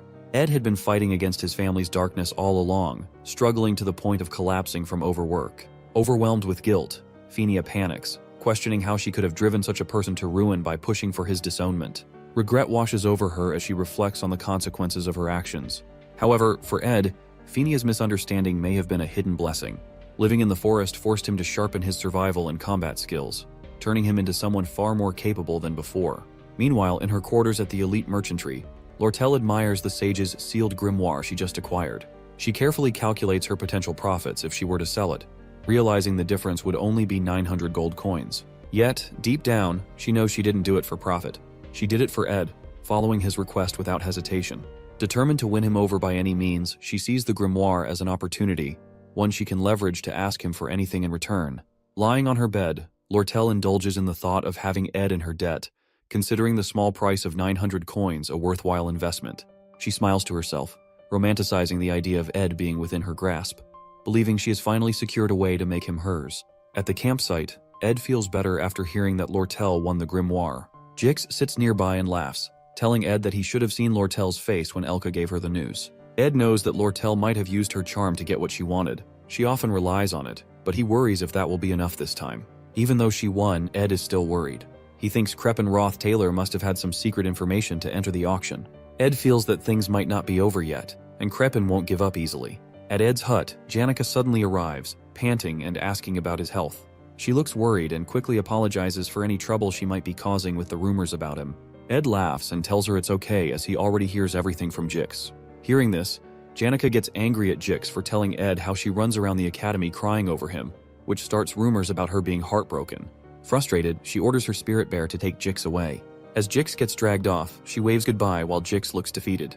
From Janica's hair, Ed's spirit, Mug, suddenly appears, crying with guilt. Mug apologizes, saying he doesn't know Ed is pushing himself so hard that he collapses. He begs for forgiveness and even says he's willing to be punished. Mug wants to hug Ed, but he's afraid of affecting Ed's mana, so he clings to Janica instead. Ed, seeing Mug making a fuss, calms him down. Jix returns after his scuffle with the spirit bear and tells Ed that Mug isn't overreacting because he has passed out for 10 days. Hearing this, Ed is shocked. He realizes his stock of meat and vegetables must be spoiled, and he has to gather everything again. But this time, Jix and Janica offer to help him out. Seeing their determination, Ed feels grateful. He thinks back to when he first builds his wooden shelter and sleeps alone in the forest. Now, with friends supporting him, he realizes he's not truly alone anymore. Janica watches Ed, noticing how tired he looks. She remembers her earlier conversation with her spirit friend Marilda. Sitting under a magical forest tree, they talk about Ed. Marilda tells Janica that this is her perfect chance to get closer to Ed before the cunning Lortel pulls another scheme to win him over. Marilda, acting as a dating expert, advises Janica to start dressing like a countryside housewife to appeal to Ed. Janica tries on a shabby-looking outfit, feeling unsure, but Marilda encourages her and says it is fine. Marilda then gives Janica tips on how to make progress with Ed the next time they meet. But as Janica hesitates, acting too innocent, Marilda gets frustrated. She leans in and asks what Janica is planning to do once she gets closer to Ed. Hearing Janica's unsure response, Marilda howls in frustration, scolding her for being too naive. She warns that if Janica doesn't act now, she might lose her chance forever. Ed is growing stronger every day, and he won't always be in such tough situations where he needs support. Feeling pressured by Marilda's scolding, Janica finally comes up with a plan. She whispers it to Marilda, who nods in approval, saying it is a pretty good idea. At night, after eating a nice stew that Janica makes for him, Ed gets up to rest as he is still tired despite all the help he receives from Jix and Janica. His main focus is on recovering. As he lays down on his bed, the door suddenly opens, and Janica appears, standing there. With a romantic pose and soft voice, she tells Ed that he looks really tired. Ed, seeing Janica doesn't return back, starts wondering if she is planning something. Janica, looking at Ed with romantic eyes, walks into the room. As Ed asks what she is planning, she only smiles and moves closer to his bed. She then sits down beside him. Trying to seduce him, she softly says that he needs to admit he is having a hard time, reminding him that exhaustion affects everyone both physically and mentally. She tells him that she understands how tough his schedule is, and how much he is enduring, more than anyone else. Janica then confesses that Ed has helped her the most, simply by staying quietly by her side when everyone else rushed to offer support. She wants him to acknowledge his struggles so that he can finally rest peacefully beside her, as she also wishes to support him quietly. Seeing how much Janica cares, Ed rests his head on the pillow and finally admits that he is really having a hard time. Just by saying it out loud, he feels a deep sense of relief and quickly drifts into a peaceful sleep. By morning, he wakes up to find Janica sleeping beside him. But what makes him happiest is that his fatigue is completely gone, and he feels fully recovered, all thanks to Janica. In the morning, after waking up, Ed is surprised to see Lortel visiting him. They get to the river to sit there. She looks happy to see him feeling better, but she also tries to gain his sympathy by mentioning her own health issues, claiming she's suffering from chronic fatigue. At first, Ed thinks she's just exaggerating, but when she struggles to walk over to him, wincing from joint pain, he realizes she might really be unwell. She finally sits down next to him with some effort. Concerned, Ed asks why she came all the way to the forest when she's both busy and not feeling well. But Lortel, who mainly came to see Ed, brushes off his concern and says she has something important to tell him. She reveals that she is renaming her merchantry into a trading company and offers Ed a key role in it. She wants him to help manage assets, products, and external affairs, offering him the position of co-executive. Lortel tries to convince Ed by saying he would visit the company every day and they would be just one wall apart. She also promises him great benefits, including shares in her personal assets. In her mind, she dreams of this as a step closer to being together with Ed, almost like they are married. As Lortel continues talking, lost in her own thoughts, Ed hesitantly interrupts and asks if she doesn't think it's a bit much to go this far for him. Hearing this, Lortel takes a deep breath, pulls up the hood of her cloak, and looks at him seriously. She tells Ed that he doesn't understand anything. She explains that she knows what he must be thinking, that something is wrong with her, or that he can't make such an important decision based on the fleeting emotions of a young girl like herself. Lortel acknowledges that Ed wants to keep things professional until the very end, but he doesn't realize what she has been through. After living a life where hundreds of gold coins come and go, and facing betrayal countless times, She has come to understand one thing. She needs someone she can truly trust, someone who will never betray her, even if all her wealth disappears one day. She tells Ed that while most people have family or friends to rely on, she has seen too much. Great merchants rising and falling, fortunes vanishing overnight. And through it all, her biggest fear is that one day, something might happen to her, leaving her with no one to trust. Finally, with a deep, heartfelt expression, Lortel asks Ed to stay by her side forever, no matter what happens. Ed looks at Lortel in surprise, but she just laughs and says she almost had him fooled. Frustrated, Ed yells at her for being too emotionally manipulative. Lortel, still laughing, admits with a smile that she has a habit of touching people's hearts and making them waver. As they sit together for a while, Lortel takes a deep breath and says that her feelings aren't a lie after all. However, Ed tells her that he plans to graduate from Sylvania Academy first and doesn't intend to leave until then, and tells to consider her co-executive offer only after his graduation. Lortel, smiling, stands up and tells Ed she can wait for him to graduate. But then, with a playful smirk, she shows him the grimoire document letter. She reminds him that he's in her debt and warns him that she'll use it as a free pass to win him over someday. Waving goodbye with the letter in hand, she cheerfully tells him it was great seeing him again and walks away. As Lortel leaves, Ed sighs, feeling like he's made a mistake. He realizes he truly does owe her for the sage's sealed grimoire, and now he feels stuck. Meanwhile, as Lortel walks back, she feels nervous about the risky move she just pulled. She had wanted to confidently tell Ed that he belongs to her now, but seeing his serious reaction completely threw off her plan.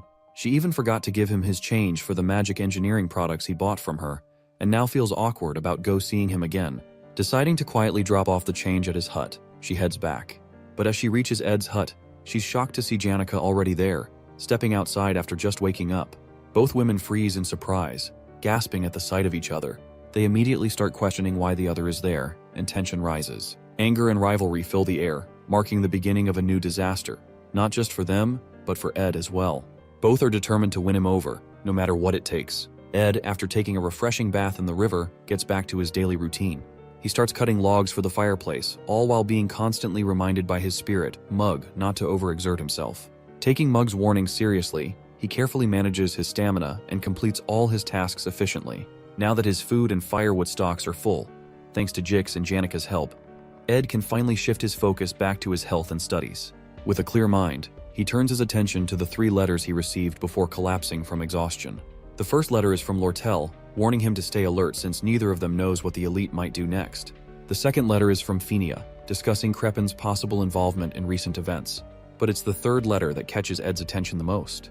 It's a highly confidential message from an unexpected sender, Professor Glast, requesting a private meeting with him after the conference.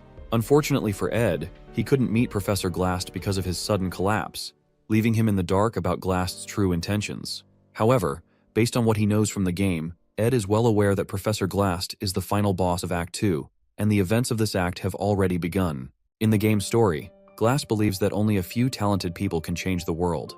He wants to bring back Sylvania, the greatest sage in history.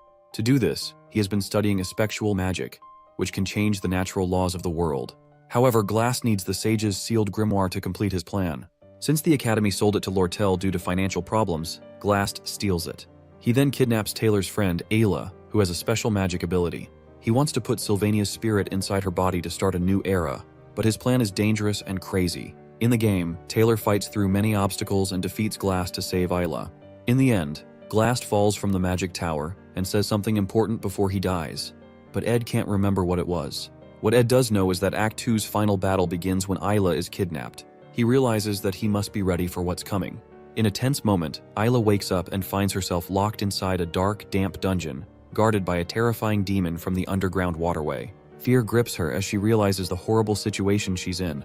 The eerie silence of the dungeon makes her heart pound, and she can't help but feel overwhelmed. However, Ayla soon realizes she's not alone. Another voice echoes in the dungeon, blaming her for ending up in this mess. Tears well up in Ayla's eyes as she yells at that person, calling him mean for blaming her at a time like this, insisting that she hates being stuck in this awful place. To her surprise, the person with her in the dungeon is none other than Ed Roth Taylor himself. In Act 2's final scene, Ed doesn't plan on being kidnapped. To explain this, he reflects on the past 3 days. While working on his magic engineering gadgets, Ed realizes that despite his hard work, it's still not enough for the final battle. He needs better materials and blueprints. Suddenly, an idea clicks in his mind as he recalls a key detail from the final battle where they must enter a secret laboratory during the 3rd stage of Final Act battle, which is filled with valuable blueprints. Although Taylor is responsible for handling the middle boss battle in the secret laboratory, Ed is more interested in the contents of the lab. Knowing it's dangerous to go alone, he decides asks Janica for help. At the academy, Professor Glast announces that 2 new students, Adele from Class B and Isla from Class C, will be joining Class A. This decision comes as the academy needs to accommodate more talented students. Jix realizes that with the addition of these 2 students, Class A will now have 5 members, marking a significant change after many years under Professor Glast's supervision. Even though Ayla might not be the strongest student, her unique effectual magic stats make her stand out. Curious, Jix asks Glast whether the class criteria are based strictly on talent. Glast responds firmly, warning Jix not to underestimate the student's efforts. He advises that the quickest way to ruin someone's life is to give them false confidence in vague talent and offer inadequate support, ensuring that everyone, including Jix, understands the lesson. Professor Glast is a man who strongly believes in talent and is almost stubborn about it. This is mostly because of his daughter, Muiri. He had a lot of faith in her as a parent, even though she was just an average mage. Muir wanted to prove herself, so she joined a monster hunting mission too soon. Sadly, she was killed, which broke Professor Glast's heart. After losing his daughter, Professor Glast changed a lot. He became even more focused on proven talent and spent most of his life at Sylvania Academy studying effectual magic. But what makes his research interesting is that he is not doing it to improve magic. Instead, he wants to bring back Sylvania, the greatest mage of all time and the creator of magic. At the end of the class, Professor Glast calls Lortel as if he is about to say something but then stops and changes his mind. Instead, he tells her that he will speak to her separately tomorrow about the lesson. However, Lortel knows exactly what he wants to ask. He is concerned about Sage's sealed grimoire, which she has already purchased. She also knows that he wants to scold her, considering it a disgrace, since the grimoire is crucial for effectual magic research. But Lortel is not worried, as the passing ceremony and the official transfer of the grimoire to her are just around the corner, and his talk will not be any use. At the academy, as Claire's class comes to an end, Ed gets ready, knowing that the Sage's sealed grimoire connection ceremony is about to begin, marking the start of the final battle in Act 2. Ed's original plan is to closely follow Taylor as he fights his way through the stages from Phase 1 to Phase 5 to rescue Ayla, picking up any leftover items along the way, just as he planned. Looking at his must-have items list, Ed focuses on the crucial items he needs to collect, especially from Phase 3. These include Glock's Eye and Delheim's Hourglass. He needs these 2 items because their materials are difficult to obtain, and they can usually only be crafted in the final stages of the scenario. Collecting them will give him a major advantage in the upcoming story progress. At the same time, he plans to admire Taylor's progress up to Phase 5 before returning to camp once his mission is complete. To get Janica's help, Ed tells her that they need to go to the underground waterway because he lost something there and wants to find it together. Even though he expects Janica to dislike dark and narrow spaces, she enthusiastically agrees to help. This makes Ed feel a little guilty, as he can sense her concern for him, but he knows he still needs her support for the battles ahead. Just as Ed is preparing to leave, Assistant Professor Claire arrives and informs him that Professor Glast wants to see him in his office. Surprised and confused, Ed cannot figure out why he is being called. However, he assumes it might be because Professor Glast had previously summoned him, but he was unable to respond at the time due to passing out. Thinking Glast might want to discuss something important, Ed decides to go to his office. Upon arriving, Ed is even more surprised to see Ayla already there. She immediately takes a defensive stance, still wary of Ed's intentions ever since the Ophelis Hall incident, where he shot an arrow at her. Ed, on the other hand, is confused to see Ayla standing safely in the office instead of being kidnapped as expected for tomorrow's event. Puzzled about why he was called, Ed quickly senses something is off and begins scanning the professor's desk and surroundings for any clues that might indicate a change in the future storyline. Eventually, he discovers a report on Glast's desk, written by Claire, detailing her observations and investigations of Ed about the Ophelis Hall incident. At that moment, Ed realizes that Professor Glast knows about his abilities and actions and may have figured out what he did. As he is still processing the situation, the office door suddenly opens, and Professor Glast walks in. Instinctively, Ed draws his dagger. Isla, startled by Ed's sudden reaction, screams and rushes toward the professor for help. However, Ed is not the villain, Professor Glast is. He has now revealed himself as the final boss of Act 2. Without hesitation, Glast uses his effectual magic to trap Isla in a time prison.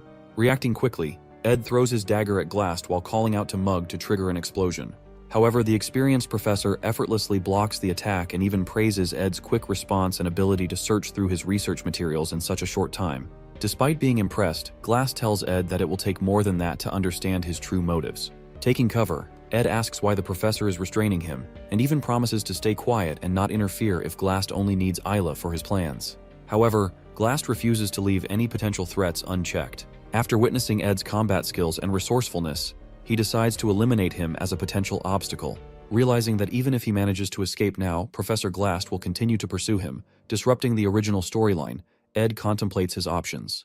If he allows himself to be captured, there is a high chance he will be taken to the secret laboratory, the very place he wants to go. After weighing his choices, Ed ultimately surrenders and allows Glast to kidnap him. Observing Ed, Glast remarks that Ed is a product of effort, not talent.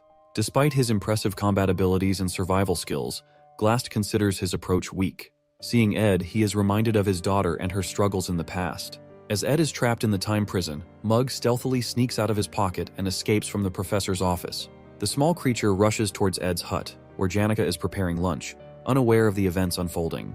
An old man writes his life story, chronicling his travels across the southern continents where he uncovers many magical truths. He dedicates much of his writing to his late master Sylvania, one of the greatest mages who tragically passed away at a young age. In his heart, she remains eternally beautiful, and throughout his life, he longs to break the natural laws of the world just to see her face once more. However, he understands that what is lost cannot be regained.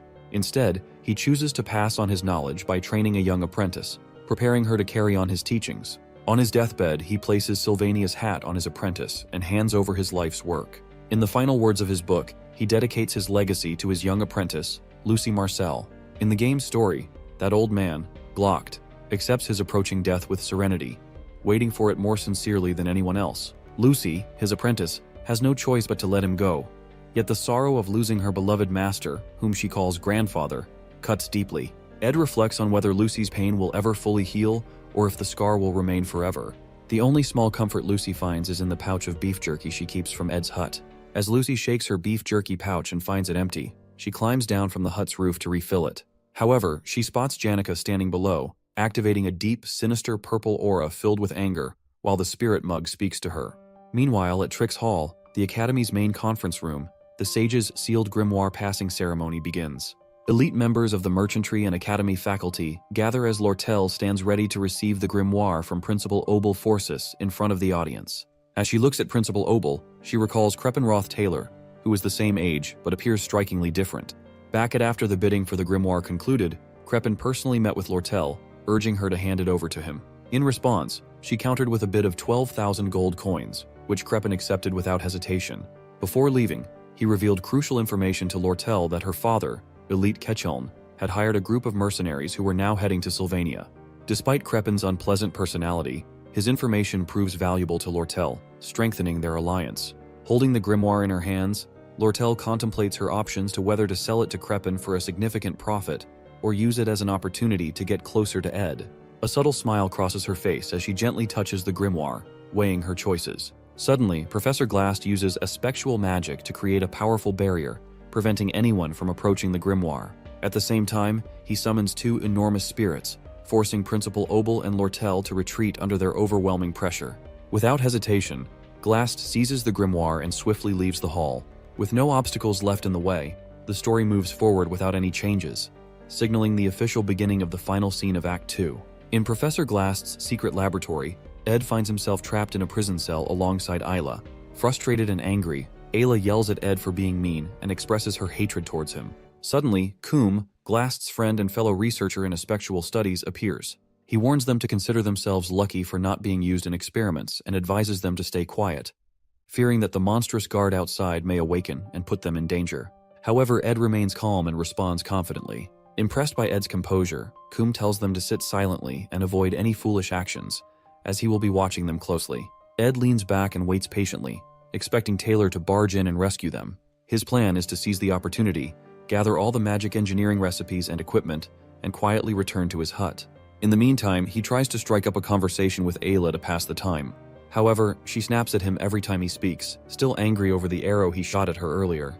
Ed attempts to calm her, insisting he holds no grudges and could have hurt her if he truly wanted to. Stunned by his reasoning, Ayla continues to yell, calling him a liar. Finally, Ed firmly tells her to stop and wait patiently for Taylor.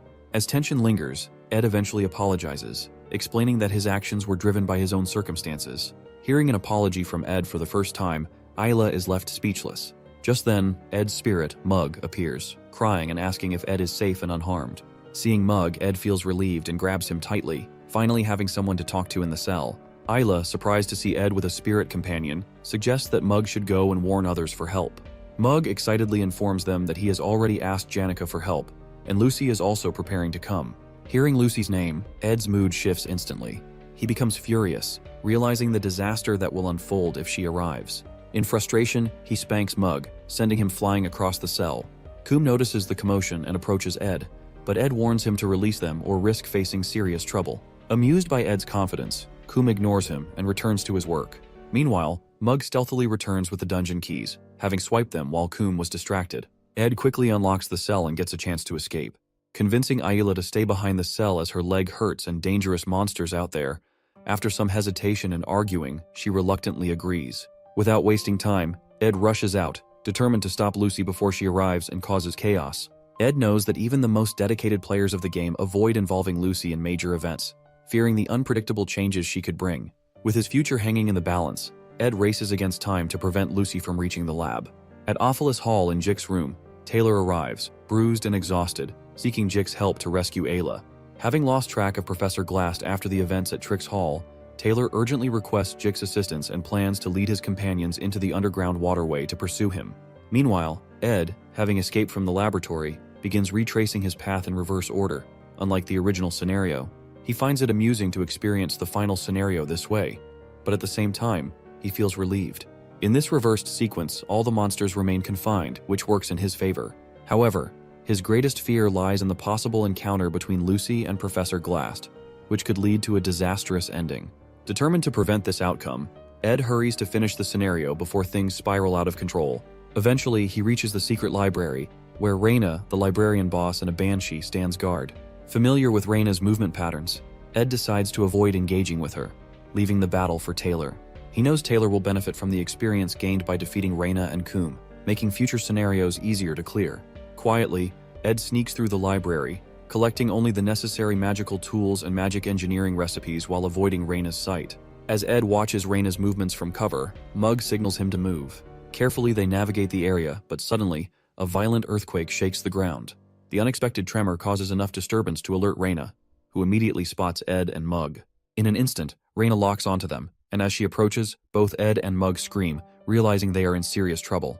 30 minutes before the earthquake, Principal Obel finally puts down the giants summoned by Professor Glast in Trix Hall, saving everyone.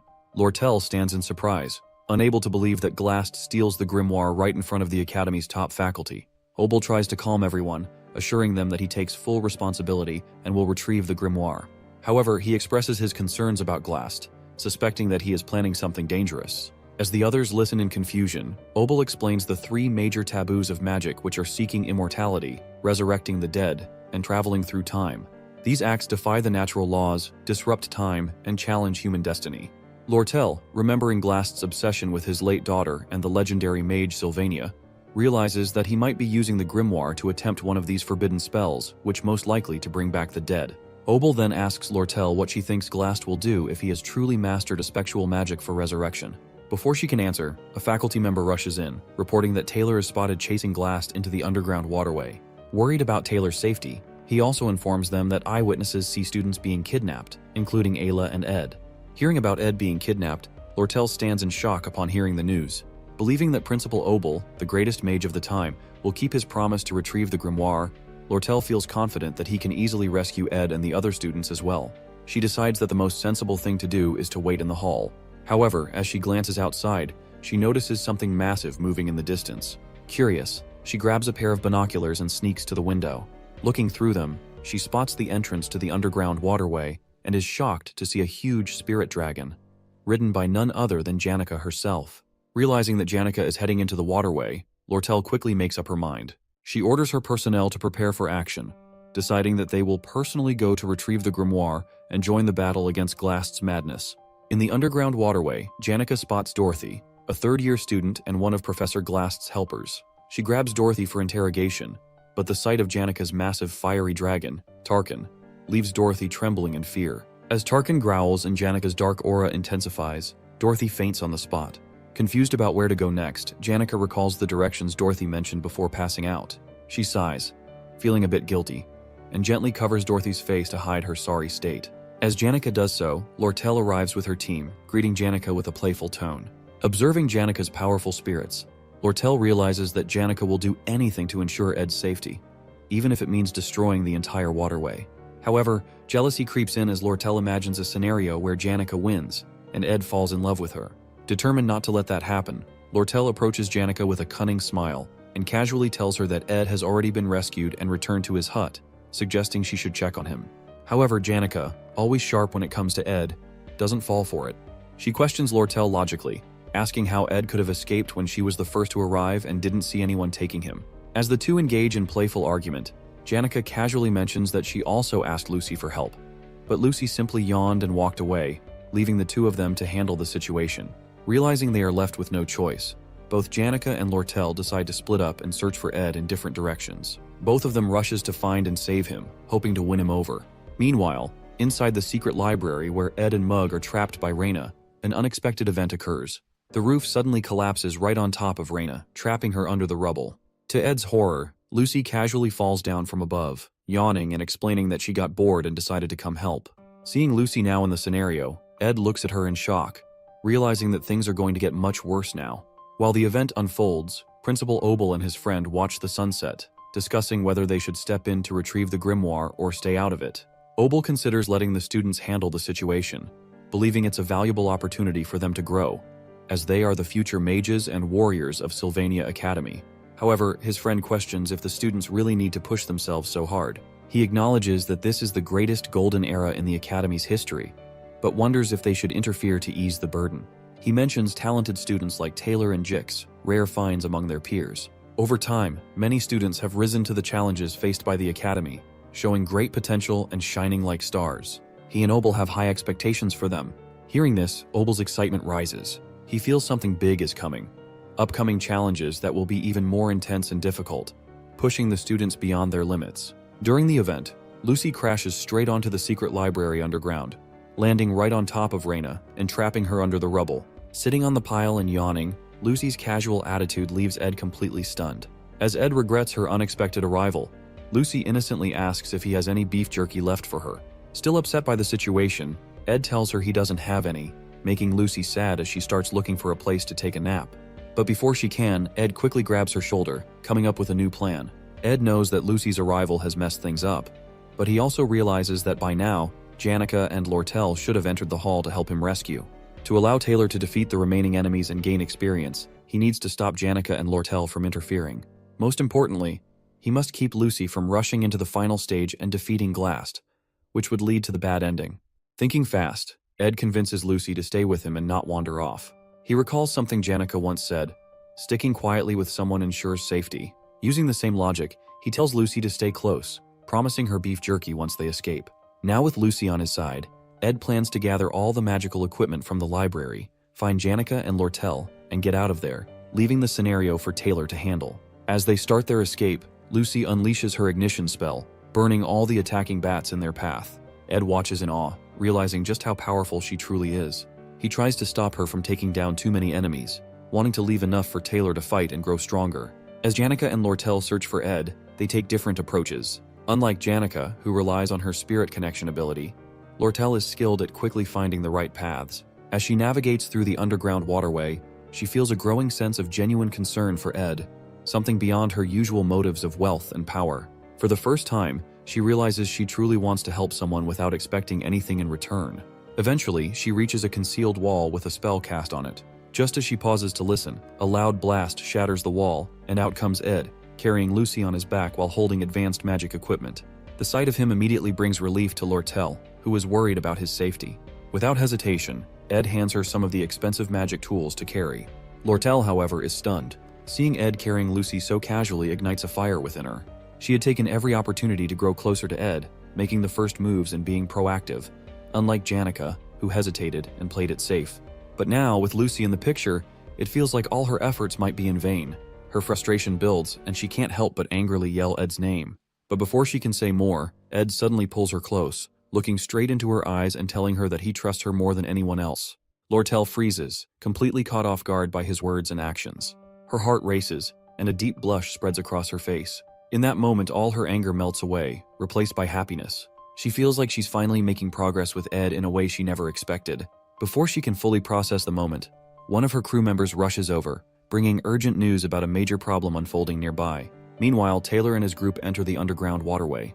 Clebius, always scared and complaining, starts mumbling nonsense about wanting to leave. Annoyed, Elvira kicks his foot to shut him up. Clebius yells in pain and angrily asks why they even have to save Ed Roth along with Ayla. Taylor tries to calm him down, reminding him that Ayla is a good person and asking him to stay strong and help her. As they walk deeper into the waterway, Adele, the romantic and self-proclaimed fortune teller of the group, raises her finger dramatically. She happily warns the group that something dangerous is ahead. Adele's prophecies are usually spot on, almost like she can see the future, which is why Taylor trusts her to guide them. Right as Adele points in the direction, an explosion happens. Suddenly, Tarkin, the fiery dragon spirit, appears, carrying Miss Claire. Janica is demanding Claire tell her where Professor Glast is. Terrified, Miss Claire stumbles and faints, just like Dorothy did earlier. Janica notices Taylor and his group nearby and greets them with a smile, but Taylor's group immediately gets defensive, preparing for a fight. Janica looks confused, but Taylor assumes she might be an enemy they have to face to move forward.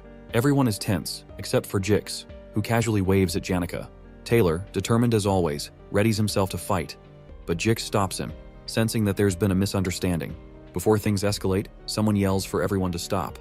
Ed Roth and Lortel appear from another direction. Taylor freezes in shock. He now sees Janica, Lortel, and Ed together, and the realization hits him as it's impossible for his group to defeat them. Taylor remembers how Ed, with only basic magic and archery skills, managed to hold off his group and him during the Ophilis Hall incident. Now Ed looks even stronger, both physically and in combat ability. Taylor knows their chances of winning are zero. But to Taylor's surprise, Ed walks over and taps his shoulder. Ed calmly tells Taylor to focus on saving Ayla and defeating Glast. Ed assures that Taylor will now take care of the story while he will take care of the side threats, the elite Ketchuln. As Lortel's crew member rushes to her side, he delivers alarming news that the elite Ketchuln has arrived on Arkan Island, accompanied by mercenaries. Hearing this, Ed immediately understands the situation. The elite Ketchuln, the mid-boss of Act 2 in the game, wasn't properly defeated before. Because of this oversight, he has returned, taking advantage of the mistake Lortel made by leaving many of her trading company members behind. Without their leader, the elite had no trouble to take them down one by one. However, Ed knows he now holds a unique advantage, which is the magic tool that lets him see the future of the game. As he examines the unfolding events, Ed realizes everything is still following the original storyline. With Act 2 nearing its conclusion and Taylor progressing the main story, Ed sees his role clearly. If he can handle the new mid-boss, Elite Ketchuln, just as it happens in the original story, the plot will stay on track. Confident in his strategy, Ed encourages Taylor and his group, giving them a boost of morale. He wishes Taylor good luck, knowing that as the main character of the game, Taylor will face even greater challenges ahead. Trusting Taylor to handle the main storyline, Ed leaves him and his group to focus on their mission. Without hesitation, Ed heads outside, determined to confront the elite Ketchuln and eliminate this new threat before it disrupts the flow of the story. Ed thinks the elite might attack Lortel's trading company to find proof of her involvement in the armor sale scheme, which caused him to lose his position in the association. While they are running toward the trading company, Janica suddenly tells them to stop for a moment. But Ed insists they keep moving quickly. Janica stops in her tracks and forces Ed to stop as well. She reminds him that he already collapsed before and barely escaped from Glast's prison. With tears in her eyes, she begs him not to get hurt again and says the elite's problem has nothing to do with him. Ed knows that this isn't really his fight, but he also understands that the elite is a big threat. If he doesn't deal with this, it could ruin the safe ending he is trying to protect. He also realizes he'll need Janica's and Lortel's help to handle the situation. Lortel agrees with Janica and says it's her fault for involving Ed in her problems. She tells him he should be resting somewhere safe instead of putting himself in danger. Ed feels touched seeing Janica and Lortel getting along, even if it's just for a moment. But he knows this isn't the time to rest. He thanks them for caring about him, then firmly says that Lortel's problem isn't just someone else's problem for him. Hearing this, both Janica and Lortel freeze, surprised by Ed's words, changing the atmosphere completely. They stare at Ed, surprised and moved by what he said, as a new resolve begins to form among them. Ed insists they should keep running, eager to reach the exit as quickly as possible. As they run, he feels embarrassed and regretful about the awkward explanation he gives to Janica and Lortel.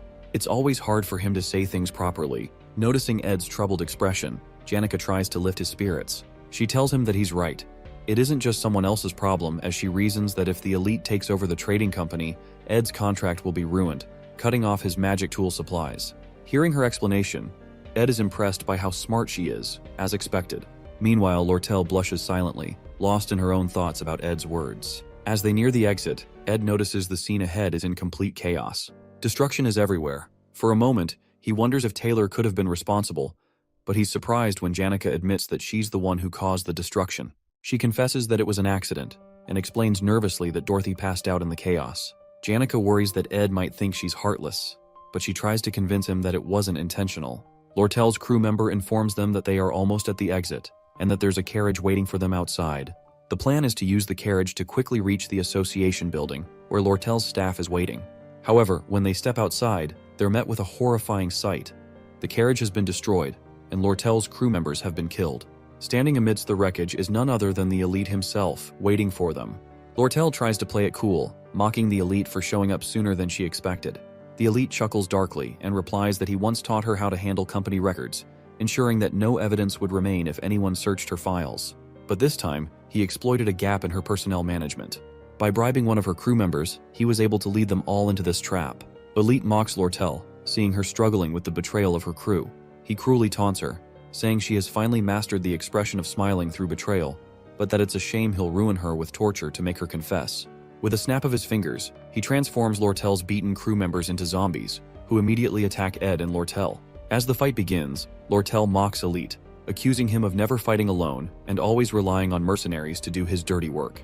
With a dark smile, Elite responds that this time he has brought the best mercenaries on the continent. He orders them to kill everyone except Lortel, who they are to capture alive. The mercenaries unleash a volley of arrows at the group, but Janica quickly activates a wind spell, blocking the arrows just before they strike. Observing the mercenaries' precise and calculated moves, Janica warns everyone to stay alert. Elite, knowing how difficult spirit successors like Janica can be to deal with, reveals his trump card, the legendary item Belarus's Prejudice, which suppresses the surrounding mana. Ed recognizes the item as a powerful, high-ranking tool, but he also knows it has a major drawback. It takes time to activate, and the preparation is obvious. However, even with this knowledge, Ed realizes they are at a severe disadvantage. The mercenaries are veterans, and their group consists mostly of mages, making it nearly impossible to cast spells under pressure. Lortel informs Ed that Elite is well prepared and already knows all of their strengths and weaknesses. If Belarus's Prejudice is activated, their fight will end in defeat. When she questions Elite about how he plans to deal with the Academy holding him accountable for his actions, Elite grins darkly, saying that it's better than losing his life. Ed feels the weight of the battle as he watches the chaos unfold. He regrets leaving this third-rate villain alive earlier in the story, as the butterfly effect of that decision has now made Elite an almost impossible foe to defeat. Remembering Elite's dark backstory, including how he killed Lortel's parents and his ruthless rise to power, Ed sees him as the ultimate villain. But despite the overwhelming odds, Ed remains determined. He knows that in the original story, Elite was defeated, and he plans to make that outcome a reality. As Elite's mercenaries continue to block their path, Ed gets an idea. He crouches down, gently unloading Lucy from his back. Nudging her, he tells her it's time to wake up. Lucy yawns lazily, complaining about how noisy everyone is. Then, without hesitation, she activates her magic aura. The overwhelming power of her spell clears the way, sending mercenaries flying left and right. With Lucy, the slothful but immensely powerful mage, finally awake and joining the fight, the tide of the battle begins to turn. At Glock's small cabin, his travel journal, written in the final days of his life, was barely known to anyone. In it, Glock wrote about Lucy. He recognized her natural talent and her blessing from the stars, but warned her not to stop learning or become lazy because of her gifts. He also advised her never to be alone, as her great power would bring loneliness. Before finishing the journal, he made Lucy promise 3 things. Never to kill anyone with her magic, avoid actions that might stain her hands with blood, even by accident, and to live a peaceful life as a student at Sylvania Academy. In the present, when Lucy activates her magic, the veteran mercenaries, who had faced danger and death countless times, become terrified. They had never seen such a powerful force before. Even Elite, who had been so confident, shouts at Lucy to stop and orders his men to fight her. One brave mercenary charges at her with a sword, but with just a snap of her fingers, Lucy uses her magic to throw him away with overwhelming force. Seeing this, the rest of the mercenaries panic and run, leaving Elite behind to face Lucy alone. Elite, now sweating and scared, tries to threaten Lucy by saying he'll use his magic tool if she comes closer. But when Lucy asks if he's the leader, her powerful presence terrifies him so much that he falls to the ground. Just as she's about to finish him off, Ed steps in and signals her to stop. Elite has already been defeated, and there's no need to do more. Suddenly, the ground shakes violently as a huge earthquake begins. In the sky, the 7 brightest stars align in a straight line. Ed realizes that Glast has advanced his magic to a point where he's breaking the laws of nature, causing the magical realm to descend. This signals the start of the final battle of Act 2. Ed thinks about Taylor, who has defeated the monsters in the underground waterway and is now stronger and ready to face Glast with his group. Feeling relieved that the story is progressing as it should, Ed starts to relax. But then, to his shock, he sees Lucy flying toward the magical realm. Lucy watches as the realm's towers begin absorbing magic from the air, hinting that reviving the dead might actually be possible. Surprised and worried, Ed realizes Lucy might now be caught up in something far more dangerous than anyone expected. As Ed watches Lucy, he recalls the bad ending of the game. In the original storyline, Lucy naps on the roof of Trix Hall during this event. However, if players awaken her early and bring her to face Glast, he offers to revive her mentor, Glocked.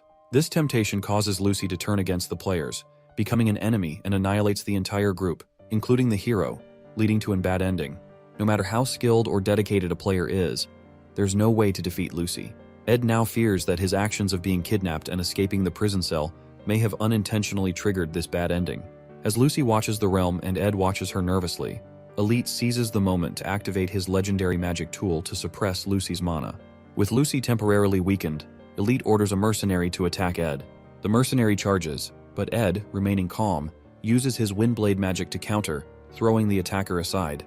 Elite is stunned by Ed's skill. However, Lucy's overflowing mana proves too much for the tool to handle, and it shatters under the immense pressure. Once again, Elite finds himself defeated. Realizing his situation is hopeless, he falls to his knees, begging for mercy. But Lucy, furious, is ready to end his life. Just as she's about to strike, Ed steps in between them and urges her to stop. He reminds her that killing, even if it feels justified, is not the answer. His words echo Glock's advice to her about avoiding bloodshed and keeping her hands clean. Lucy hesitates, remembering her mentor's teachings. She spares Elite and turns her attention to the realm once more. As she prepares to leave, Ed asks where she's going. Lucy responds vaguely, but Ed presses further, asking if she will regret her decision. Lucy recalls Glock's final advice from his book, to be strong and accept that what's lost is lost. He dedicated his life and his writings to her, urging her to move forward. With a calm resolution, Lucy assures Ed she won't regret her choice and flies away, disappearing into the sky. With the battle over, Janica oversees the mercenaries, ensuring they retreat safely by boat. Meanwhile, Lortel captures Elite and takes responsibility for handing him over to the authorities for his crimes. With the situation under control, Ed climbs to the top of Trix Hall. His body feels heavy, but he pushes forward, knowing he must reach Lucy. When he finally reaches the roof, he finds Lucy sitting alone, gazing at the realm. Quietly, Ed sits beside her. He reflects on how much Glock contributed to the Academy, even founding the scholarship that Ed benefits from. Despite living a frugal life, Glock donated all his wealth to the Academy, shaping the future of countless students. The Glock Hall, which Janica accidentally destroyed in Act 1, was built in his memory. Ed understands Lucy's sadness that this entire Academy is her mentor's legacy, and his presence lingers everywhere. For Lucy, the Academy is a constant reminder of Glock's life and sacrifices, a legacy. After sitting with Lucy for a moment, she suddenly asks Ed if he has any beef jerkies left. Ed shakes his head, chuckling softly as he tells her he doesn't have any. Curious, he then asks what she's doing all the way up on the roof. Lucy remains quiet for a moment before replying, her voice thoughtful and distant. She says she's just thinking about the old days while watching the realm. As the stars twinkle in the sky, Lucy begins to share her story. She recalls how, back in the day, she used to cry a lot because of all the sad things that happened to her. But at some point, the sadness started to fade. She explains that it wasn't because the pain went away. It was because so much time had passed. Her old man passed away a very long time ago, and even if she were to use a spectral magic to bring him back, he'd eventually leave again. She muses that he was already prepared for death, so much so that if she revived him, he'd probably be upset, die again, and scold her for it. She looks up at the sky, her voice quieter now, and says that resurrecting someone as legendary as Glock, a mage who dedicated his entire life to studying magic and using forbidden magic, would be nothing but an insult to his legacy. Calling herself selfish, she admits that her desire to bring him back was purely for herself, not for him. Ed listens carefully, letting her words sink in. He can't help but ask to make sure if she is okay. He knows Lucy's decision to give up on reviving Glock feels recent, almost like it might be a passing whim. If she changes her mind again, it could lead to something catastrophic. He wants to make sure she's truly at peace with her decision. To his surprise, Lucy doesn't respond with her usual sass or ask for beef jerkies again. Instead, she leans her head on his shoulder, seeking quiet comfort. Ed stays still, realizing that despite everything, Lucy has come to terms with her loss. Even though finding another aspectual magic user like Glast in the future will be near impossible, and resurrection magic won't be available so easily, Lucy understands now that the dead are dead, and what's lost is lost. She's accepted that reality and is beginning to heal, covering her wounds with the life she has now. Together they sit in silence, staring at the beautiful night sky as the stars seem brighter, and for a moment, the sky feels peaceful. As the second act finale begins, Taylor and his team finally find Professor Glast. A massive golem, summoned by Glast's aspectual magic, stands before them. Trapped in its heart is Ayla, unconscious, about to be sacrificed. The final battle of act begins. Jix and the others launch magic attacks at the golem, trying to create an opening for Taylor to save Ayla. Taylor rushes forward, but Glast blocks his way. While fighting, Glast remembers his life as a teacher. He spent his days reading ancient books, studying magic, and creating lessons for his students. He hardly noticed the seasons changing outside his window. His visitors, Dorothy, Miss Claire, and Principal Obel, who would stop by for tea, but Glast stayed focused on his work. However, one memory never left him: the death of his daughter, Muiri. That pain pushed him to do anything to bring her back. As Taylor tries to push forward, Jix and Elvira distract the golem. Glast uses his aspectual magic to trap them in a time prison, freezing them in place. Just before freezing completely, Jix shouts for Taylor to dodge. Taylor barely avoids the spell and gets back up, never refusing to give up. Glast moves into the final stage of his plan to revive Muiri. Taylor uses his powerful slash strike to destroy the golem. The golem's destruction reverses all of Glast's creations, restoring time and freeing Jix and the others. Furious, Glast tries to fight back, but Jix hits him with an ice spell, freezing him momentarily. Taylor sees his chance and delivers the final blow, saving Ayla and destroying the golem completely. Seeing his plan fail, Glast falls from the building in despair, missing his daughter Muir. He teleports to a quiet forest, ready to face his death alone. In the forest, Glast leans against a tree, weak and bleeding. He knows his end is near. As he closes his eyes, he notices someone standing before him. Opening his eyes slightly, he sees Ed. He has come to ask Glast something to confirm. After the events settle, Lortel arrives outside the island after securing her adoptive father, Elite. With all threats now resolved, she heads to meet Ed near the underground waterway. Ed arrives, with Lucy holding onto his coat sleeve. As Lortel sees Lucy clinging to Ed, she becomes slightly wary. Before anything can be said, Dorothy and Assistant Professor Claire emerge from the underground waterway. However, upon seeing Janica together with Tarkin, both Dorothy and Claire scream in terror. Janica calmly approaches the gathering to check on Ed's condition and ensure he is unharmed. Janica then shares what her spirit friends have told her about the reports of aspectual magic being used in the forest. Tarkin detected an unusual type of magic coming from the magic tower. Upon realizing that this suspicious magic is aspectual, the group concludes that it must be Glast's doing. Ed, though hesitant to interfere, decides to investigate. His recent encounter with Elite teaches him how dangerous leaving unresolved threats can be. Knowing how much damage Glast's influence could cause if he resurfaces, Ed determines it's best to face him now. In the forest, they find Glast in a terrible state. His wounds are open, and blood flows freely as he leans weakly against a tree. Seeing him in this pitiful condition, both Janica and Lortel are stunned. They ask him what he's doing there. With a faint smile, Glast jokes that he's just admiring the moon. His humor seems misplaced, but Ed keeps his tone serious, telling Glast that he must have known he would fail with forbidden magic. Glast weakly chuckles and admits he was aware of his fate. What surprises him most, however, is being defeated by students. He then compliments Ed, telling him that he's a far better student than he thought, but unfortunately for him, he discovers Ed's potential too late. Ed, seeing the opportunity to ask Glast the question he wants to, finally asks, why did he kidnap him in the first place? Weak from his injuries, Glast finally explains. He confesses that he was impressed by Ed's exceptional talents. Initially, Glast had planned to use Ed as part of his schemes. However, when Glast fainted from overwork, his plans failed. He captured Ed as a precaution, intending to make him an offer, but by the time he returned to the dungeon, Ed had already escaped. Glast accepts that he is paying for his sins with his life and says it's not a bad deal. However, he admits he still misses his daughter, Muir. He reflects on the 17 years he spent with her, realizing they weren't lonely after all. Seeing Glast lost in grief and consumed by memories of his daughter, Ed decides to speak up. He reminds Glast about his assistant, Professor Claire, who deeply admires him despite his harsh and mean demeanor. To her, Glast wasn't just a professor. He was the most scholarly and brilliant mind she had ever known. Ed also mentions Dorothy, who saw Glast as a precious mentor, someone she respected immensely. Ed tries to make Glast realize that, while he may have recklessly endangered the lives of students and lost his way, his existence still left a lasting impact. Even though he sits here alone, reflecting on his life, saying he will die alone, is like mocking his own legacy. For many, Professor Glast will always remain a part of their hearts, whether as a mentor, a scholar, or a colleague.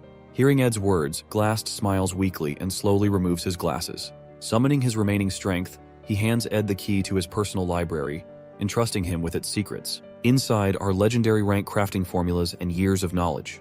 A surprised Ed hesitates, asking why Glast would give him something so valuable. With a faint smile, Glast replies that Ed should be happy to receive such a gift. He then jokes, urging Ed to clean up all the mess he made before the Academy's investigation team arrives. Finally, Glast turns his gaze to Lucy and offers her a piece of advice to look around herself every once in a while. With those final words, Glast closes his eyes forever. His body rests peacefully beneath the moonlit Zelkova tree, as if he is merely in a deep sleep. Ed, Lucy, Janica, and Lortel stand in silence, watching him, each carrying their own thoughts about the man who had once been their enemy and, in some way, their teacher. The next morning, Ed is summoned to the dean's office for an investigation into the recent events. The dean questions him about Professor Glast's motives for kidnapping him, how Ed managed to escape without bringing Ayla along, and his unexpected involvement with Taylor's group. Ed explains everything him about his actions during the event, his encounters with Janica and Lortel, and how they worked together to resolve the dangerous situations. After hearing the full account, the dean pauses, observing Ed carefully. He expresses some suspicion, pointing out how Ed seems to know a lot while claiming to know very little. However, after reviewing Ed's past reports, including the Ophelis Hall incident and the recent Glast event, the dean acknowledges Ed's exceptional talent. Apologizing for the Academy's negligence and the suffering Ed endured, he decides to reward him. To Ed's surprise, instead of focusing solely on the report about the recent incident, the dean pulls out Ed's entire report card. After their conversation, Ed is dismissed from the office. Outside, Janica approaches Ed with a cheerful smile, asking if he's okay or if he's hurt. Ed, concerned about her, asks the same. Janica assures him she's fine, brushing off his concerns by saying her injuries are only minor rashes. As her spirit bird chirps something in her ear, Janica asks if Ed is really okay or if he's hiding any pain. Ed, reflecting on everything that happened, tells Janica that he realized something during the event, that she is always the one working tirelessly to help and often ends up suffering in the process. Feeling guilty, Ed apologizes for taking her kindness for granted and unintentionally causing her pain. Janica, initially trying to cheer him up, suddenly grows worried. She stops him and admits she lies and isn't hurt at all, as she only pretending to be injured to get his attention. Ed is surprised but quickly reassures her, revealing something unexpected, that starting next semester, he will be living in Dex's hall, same where Janica lives. The dean rewarded him with proper student housing, allowing him to finally leave the wilderness behind. Hearing this, Janica's face lights up with excitement as she congratulates him with genuine happiness. Later, Ed returns to his hut, feeling a mix of relief and nostalgia. Although he has grown fond of his small hut and the peaceful woods, the idea of living a normal student life feels like a significant change. As he approaches the door, ready to rest, something unexpected happens. Lucy suddenly crashes in front of his door, landing behind him. Surprised, Ed turns to face her, wondering what brings her here this time. Meanwhile, in a dream, Lucy walks through the woods and realizes she's no longer on Arkan Island, but in the northern Ramelin mountain range, where she grew up. She wonders why she's dreaming of her childhood now, but decides to go to her old house to see her father's face regardless. When she steps in, she finds him on a rocking chair in a house filled with cobwebs. However, when he turns to face her, his face is deformed, and he demands to know why she didn't save him when she had the chance. She soon realizes she's having a nightmare and wakes up. After getting up, her maid arrives to prepare her for school. Oddly, Lucy doesn't respond, but instead uses high-level spatial magic because, for some reason, she feels an urgent need to go to the northern forest immediately. She lands on the roof of Ed Roth Taylor's cabin and watches as he walks toward the house after speaking with the principal. Finally, a smile crosses her face as she feels an unexplainable sense of relief. Suddenly, she overhears Ed talking about how his camping life is about to end, causing her to slip off the roof and land in front of him. Meanwhile, a professor named Flurben teaches his students how unpredictable cats are. They let you think you've gotten close to them, but once you try to pet them, they act aloof and distant. However, when you lose interest and get busy, they become clingy. Professor Flurben explains to the students who want a cat-type familiar that the best way to attract one is to act indifferent, which will make them approach first. The ladies in the class laugh about how this is even harder than dating, while the ecology class on cat creatures continues. These lectures are very popular, and most students have good grades, but Ed's were initially among the lower ranks. However, he soon got ahead in his preparation and ensured his notes were better than everyone else's. After class ends, Professor Flurben calls Ed to his office to inform him about the Academy's scholarship program. It's a system where students contribute to academic tasks in exchange for tuition discounts. The professor recommends that Ed consider it while he pets his snake. When Ed asks what kind of tasks he'd be doing, Frieren smirks and vaguely says he'll handle various academic duties, including assisting Assistant Professor Claire. Claire already has a capable assistant named Anis, but the workload is too much, so there's work to do, including semester-end evaluations, academic society agendas, and freshman class assignment tests. Frieren reminds him not to be too strict when dealing with the freshmen.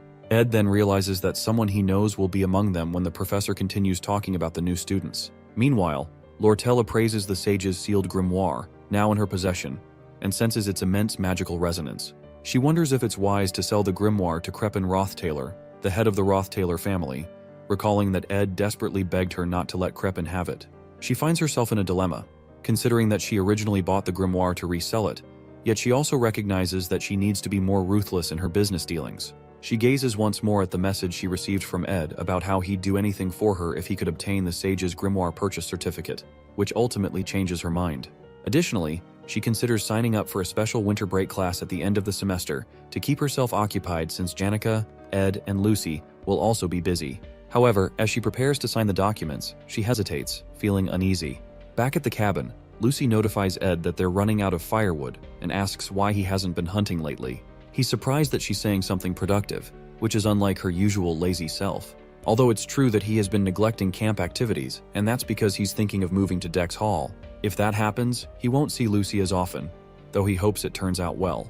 While they're walking around the compound, Janica arrives after one of her classes gets cancelled and decides to rest in the cabin. She takes a seat and pushes Lucy away, stating that they won't be able to stay at the camp once winter break starts, so she has to come as often as possible. She explains that she really enjoys spending time there, and it's a bit sad that it's coming to an end.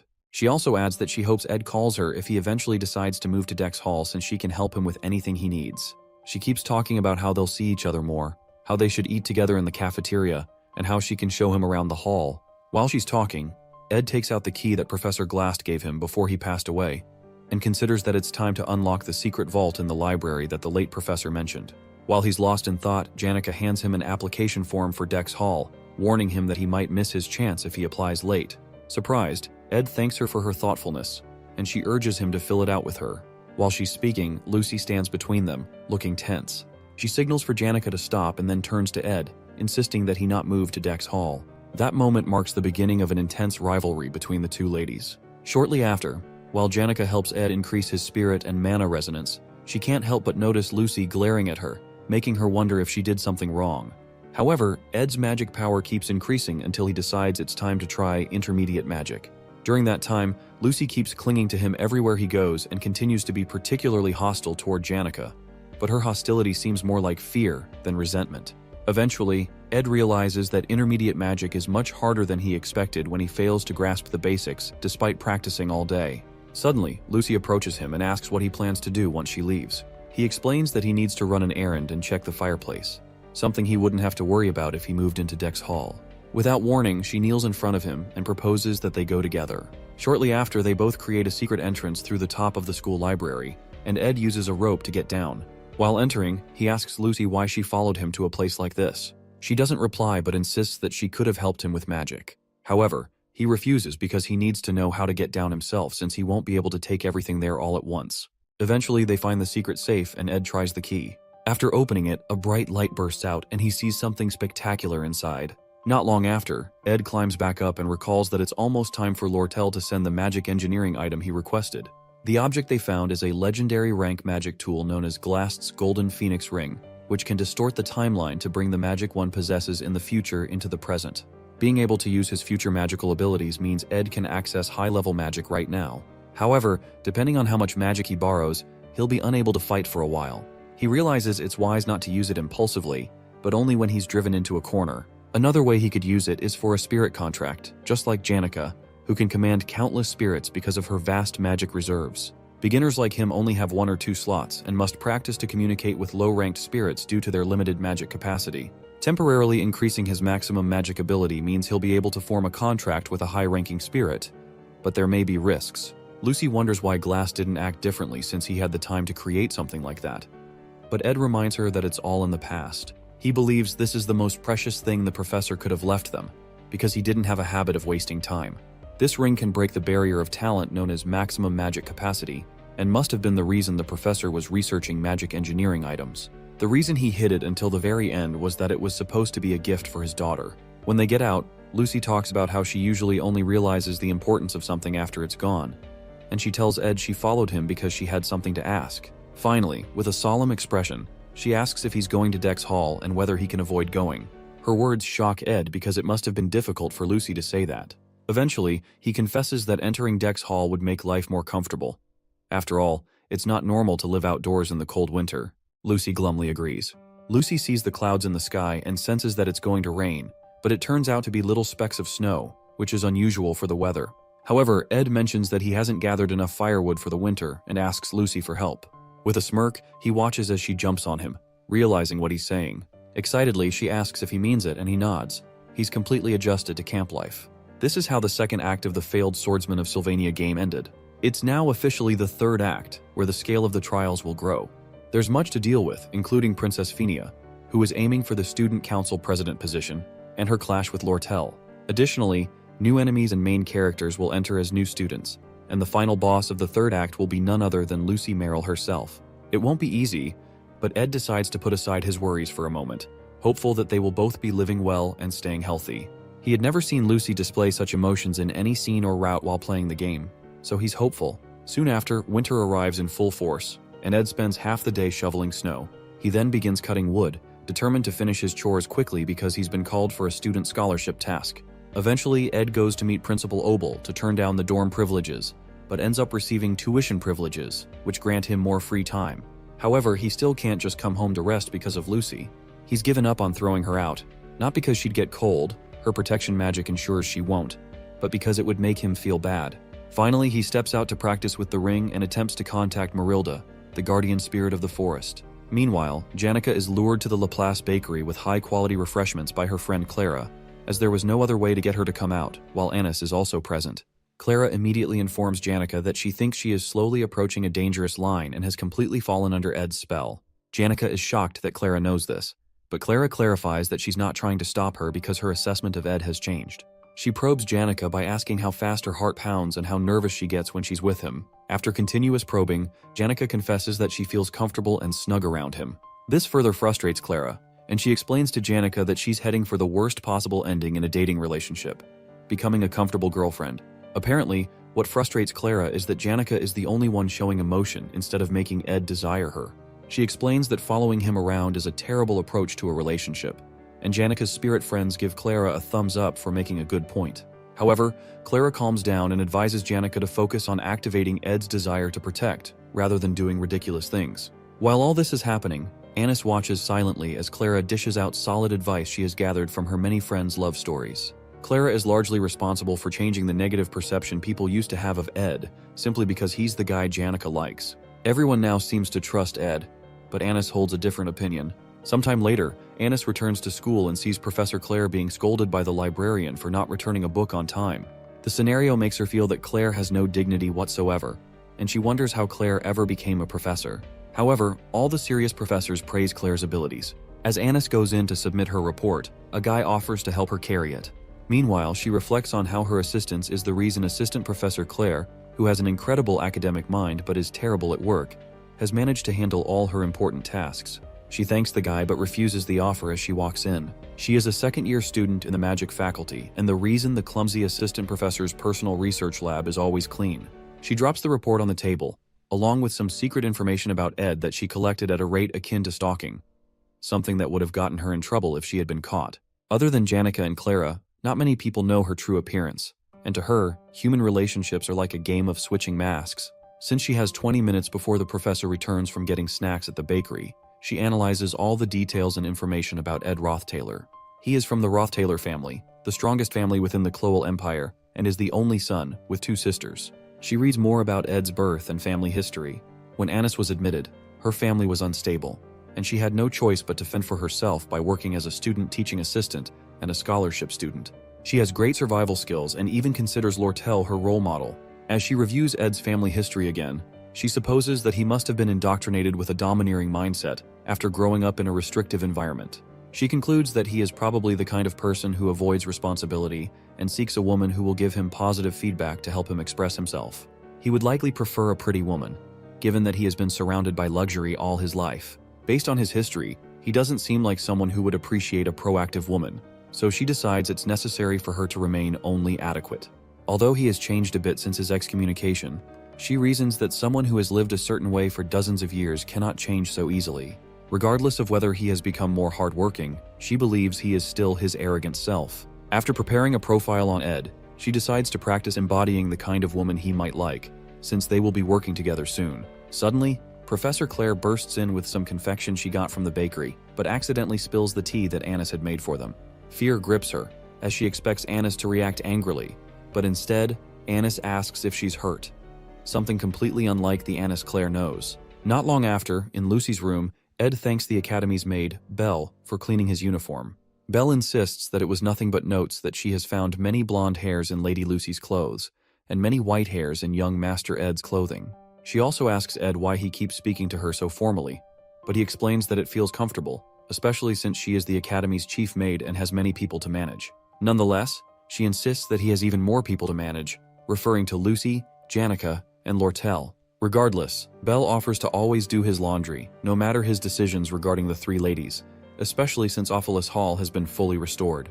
When she mentions that 7 new students will be joining after the break and one has already requested to move in, Ed realizes she is talking about Tanya Roth-Taylor, his younger sister, and instantly dreads the upcoming break. Sometime later, Jix visits the cabin and informs Ed that he will be going to his hometown for the break to spend time with his best friend, Elka. Jix asks if Ed will be staying in camp for the entire break, and Ed replies that he will stay to learn how to use medium magic since he will be a 3rd year soon. However, Ed reminds him not to push himself too hard. When Ed notices that he can't sense any magic from Jix, he checks his temperature and asks if he trained past his limit. Ed, who had secretly used a ring, gives a vague answer. Jix then informs Ed that Aya has been asking about him and mentioned dragging Taylor over to apologize properly. However, Ed asks him to tell her that he doesn't want an apology because he isn't upset. Shortly after, since Jix is quite good at keeping secrets, Ed hands him some money to help hire manpower to organize Professor Glast's basement library. Jix responds that he doesn't need the money, as it's like training for him, and learns that Ed wants to use the library as a workshop. The next day, Annis welcomes the Academy's scholarship students on Assistant Professor Claire's behalf, as Claire has been awake for 2 days doing paperwork. Annis informs them that scholarship students mainly help prepare the class assignment exam for new students and supervise on the day of the exam. While she speaks, Ed recalls that Professor Glast used to handle this exam every year, but now Assistant Professor Claire will be responsible. Annis quickly assigns Klebius the equipment he requested from Trix Hall and hands another student, Onyx, some of Assistant Professor Claire's work. Finally, because she suspects that Ed looks like a player, especially since he is surrounded by so many girls, she decides to test him for Janica and Clara's sake. After conducting her research, she has created the perfect persona he might be attracted to in order to see if he can resist her seduction. She then informs him that he will accompany her to conduct the field survey.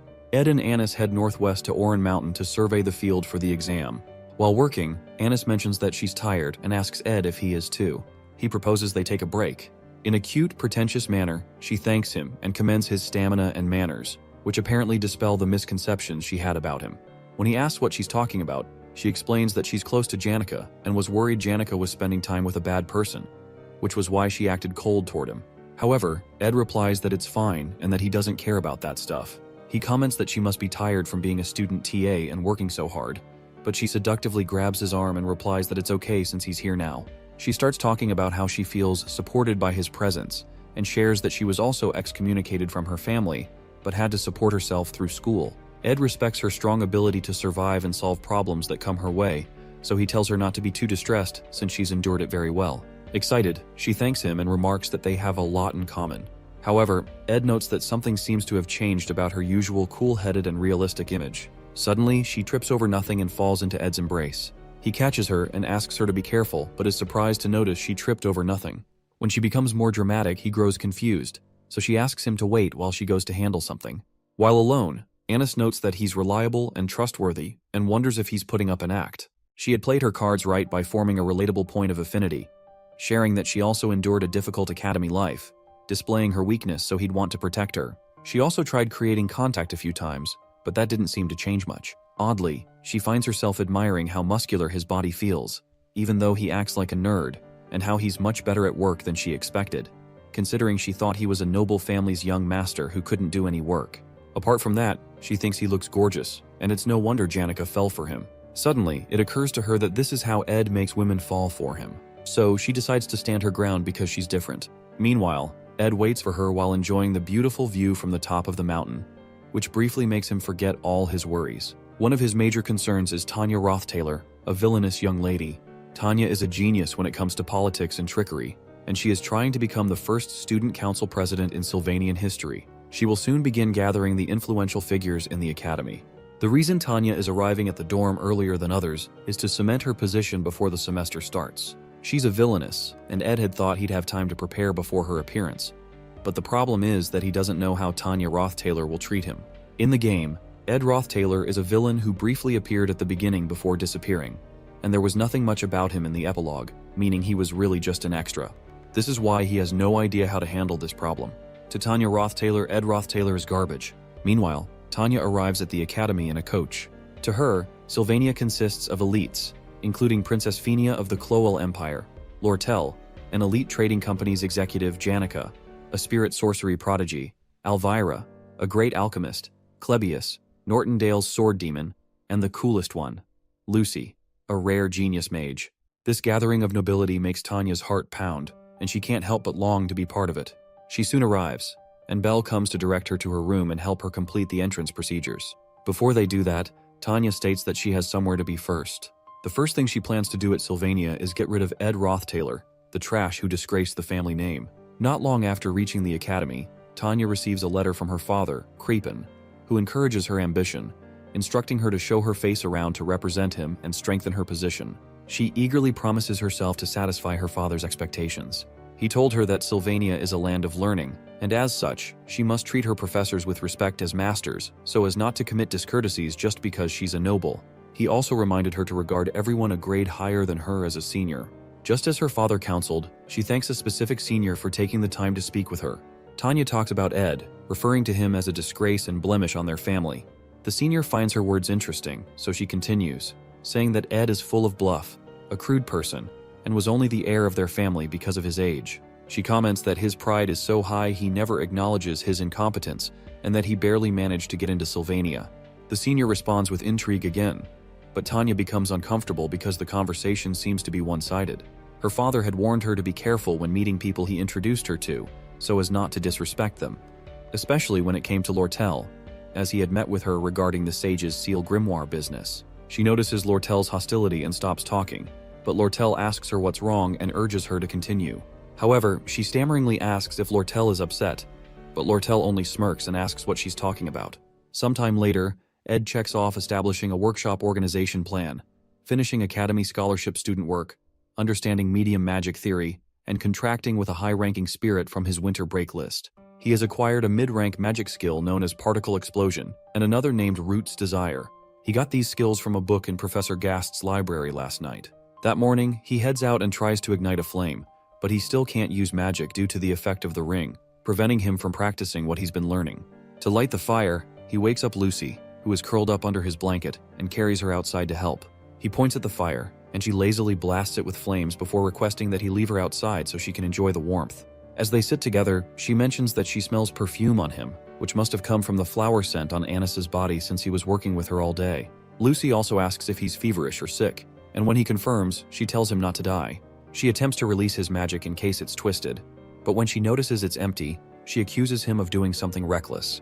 However, he replies that it's manageable. Suddenly, Lucy makes a strange request, asking him to pat her head. He obliges while reading a book. She rests her head on his legs and enjoys the warmth of his gentle touch. Out of nowhere, Lortel appears and tells Ed it's been a while since she last saw him. He assumes she's here because of the favor he asked her, and wonders why she didn't just call him to the trading company. However, Lortel tensely clarifies that she has other matters to discuss and wanted to ask him something. Meanwhile, Tanya thanks some seniors for listening to her and offers to reward them the best she can if they help her punish Ed. She offers several antiques from the Rothtaylor family storage, which excites Elka, but Jix gives her an intense look, wanting to confirm if she's really Ed's younger sister. The ominous aura he exudes suggests his body is well trained, and Tanya realizes she needs to be wary of him because of the strength of his magic. When Jix confirms she's Ed's younger sister, he smiles at her and announces it to Elka. Excitedly, he hands Tanya a mandatory magic engineering item for new students to help train her magic resonance. Tanya looks confused, but Jix also gives her Elka's copy of Professor Delorf's elemental study notes. After gathering several essentials for her first year, they fill an entire box with useful items. Surprised, Tanya asks if they properly heard her offer, but Jix dismisses it, saying that siblings always have trouble with one another. Soon after, Jix and Elka board a ship to their hometown, and Jix finally introduces himself as a second-year student. He explains that he's Ed's junior and is close to him because they're indebted to each other. He reassures Tanya that she'll do great and pats her on the back, acknowledging her noble lineage. As they depart, Tanya collapses under the weight of the gifts they gave her, annoyed at how things turned out. Meanwhile, in Assistant Professor Claire's office, Anis commends Claire's hard work and mentions that they'll be able to take it easy for the rest of the break if the new student's assignment exam goes well. Claire compliments Anis's stamina, as she has done most of the work assigned to the scholarship students. Most of them struggled with the tasks, except for Ed, who had no flaws in his document processing. He efficiently resolved practical issues at a level rarely seen among high-ranking nobles, which surprises Anis. While working, Claire asks about her experience with Ed and shares a secret. After the Ophelis Hall accident, she tailed him and discovered that he had built a camp bigger than their lab, entirely on his own using tools. She commends his perseverance and work ethic. When she also mentions that Ed contracted with a spirit, an incredibly difficult feat, Anis realizes she may have underestimated his practical abilities, which are vastly different from his noble upbringing. After some thought, Anis, who had investigated Ed due to Janika's interest in him, concludes that he's simply a decent and hardworking man. His appearance is outstanding.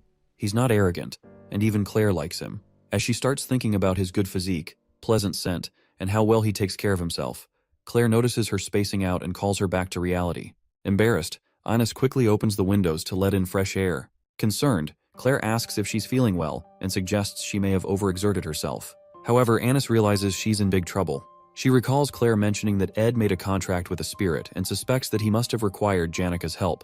If that's the case, the spirit he contracted with must be trustworthy and could report everything to Janika, including her attempts to seduce him. Trembling, she rushes out of the office, ignoring Claire's offer to grab a bite. By the way, the Failover family's motto is harmony and coexistence, and Janika Failover's love for everyone always made her shine. She gained many genuine friends, but what currently troubles her is learning about Anis and Ed. Meanwhile, Tanya approaches Janika to introduce herself and talk about Ed, just as she has been doing with others. Tanya came here on Lortel's advice, believing it would help her achieve her goal of ruining Ed. However, as she approaches Janika, the normally peaceful sorcerer rises with a fearsome spirit looming behind her. Lortel had told Tanya that Janika is kind and considerate by nature, but the Janika standing before her now looks ready to rain hail and brimstone upon her. In Ed's camp, Janika informs him that they've finished arranging most of the production materials he requested, but the legendary rank materials are difficult to find during the winter. However, he thanks her for accepting his request despite her schedule, but she tells him not to worry about it. When he asks why she went through all the trouble to come to him, she assures him that she came here to rest. Shortly after, Lortel notices Lucy and asks why she's sleeping here. Caught off guard, Ed replies that it's winter, but Lortel doesn't know how that's an appropriate answer. Eventually, she calms down and informs him that she came to talk to him about something other than engineering items. When he asks what it is, she shows him the sage's sealed grimoire she won, and the letter where he had promised to do anything for her, as long as she bid on the grimoire for him. With a smirk on her face, she informs him she's willing to get her money's worth from him. Tense, he asks her how much she's willing to get from him, so she clarifies that she won't ask him for something that's too much of a burden. Her request is for him to pick her side. It's about time for the third act, and the opposition between Princess Phinia and Lortel will begin. Lortel is getting started on her politics and strategizing. The benevolent Princess Phinia Elias Cloel is Lortel's fated enemy, and according to the storyline, will rise to the position of Student Council President, control the Academy, and gain power. With that power, she is the main character who begins to dig up the darkness of the Roth-Taylor family in the fourth act. In the time when people in the Academy have to choose sides, Lortel asks Ed to choose her side. However, the winner of this election depends on Taylor, the main character, and not on Ed, so he informs Lortel that his support won't change much. Lortel agrees since he's just a student, but explains that his reputation is improving in the Academy. However, she clarifies that she wants him on her side, not for political reasons, but for reasons that are private to her. Upon hearing that, Ed agrees to join her. Oddly, Lortel is always the person who devises plans and is known for having 1,000 faces. But for the first time, He sees her genuinely happy just because he promised to join her. The next morning, Ed wakes up early as usual and asks Lucy to light the fire as usual. During his long conversation with Lortel last night, she had told him about how his little sister had been preparing something. Lortel isn't sure if Tanya really sees him as an enemy of the family or just holds a light grudge against him like all siblings do, but she explains that she introduced her to a few people. That morning, Tanya arrives with some of her workers to meet Ed. She mentions that it's been a while and shows him a present she brought for him. She seems nervous or scared of him, but she's not carrying any ill intentions as he had expected. He wonders why she's scared and recalls that he must have lived a very terrible life in her eyes while at the estate. He realizes he has misjudged Tanya. When he gets up, she shrieks in fear, and he remembers a time when he stepped on a maid who offered him food in Tanya's presence years ago. He recalls how she begged him to stop, but he condescended to her for feeling attachment to maids who were mere tools. In the present day, he thanks her for the present and promises to wear it at the start of the next semester. He also explains that he's been excommunicated and is no longer technically her brother, but he appreciates her gesture. When he turns to go in, he signals her to sit by the fire and tells Lucy, who groggily sits by the fire, trying to figure out what universe she woke up in, to give the guests a seat. He soon comes out with a few drinks and asks Tanya about those she's been speaking with. She confesses that she's been talking to them about him, and when he mentions Janika's name, an expression of fear develops on their faces. Ed comments that Janika is the kindest person he knows, and Tanya forcefully replies that she was truly kind. She mentions that Janika was very strong and summoned a high-level spirit fire lizard that threw all their workers around. To avoid him relaying the information to Janika, she eventually lies, saying that Janika was very kind and wished her luck in her school life. Ed asks her if Janika really summoned a high-level spirit, but Tanya lies that it didn't happen and that she didn't know what she was saying. At that point, Ed realizes why Tanya is being this awkward, so he decides to clear the air. He explains that he's living to the best of his abilities now and paying the price as someone who's been excommunicated. He accepts that he must have lived a terrible life at the estate and apologizes for the things he can't take back. Our boy mentions that he heard she plans to run for student council president and promises to cheer her on. Even though he's saying this, he knows Tanya will not become president since she is a villain who is here to help Fenia, but he's attached to her since she's a relative. Shocked, she stares at him as if she had seen a ghost, and Ed doesn't know how their relationship will go judging from her expression.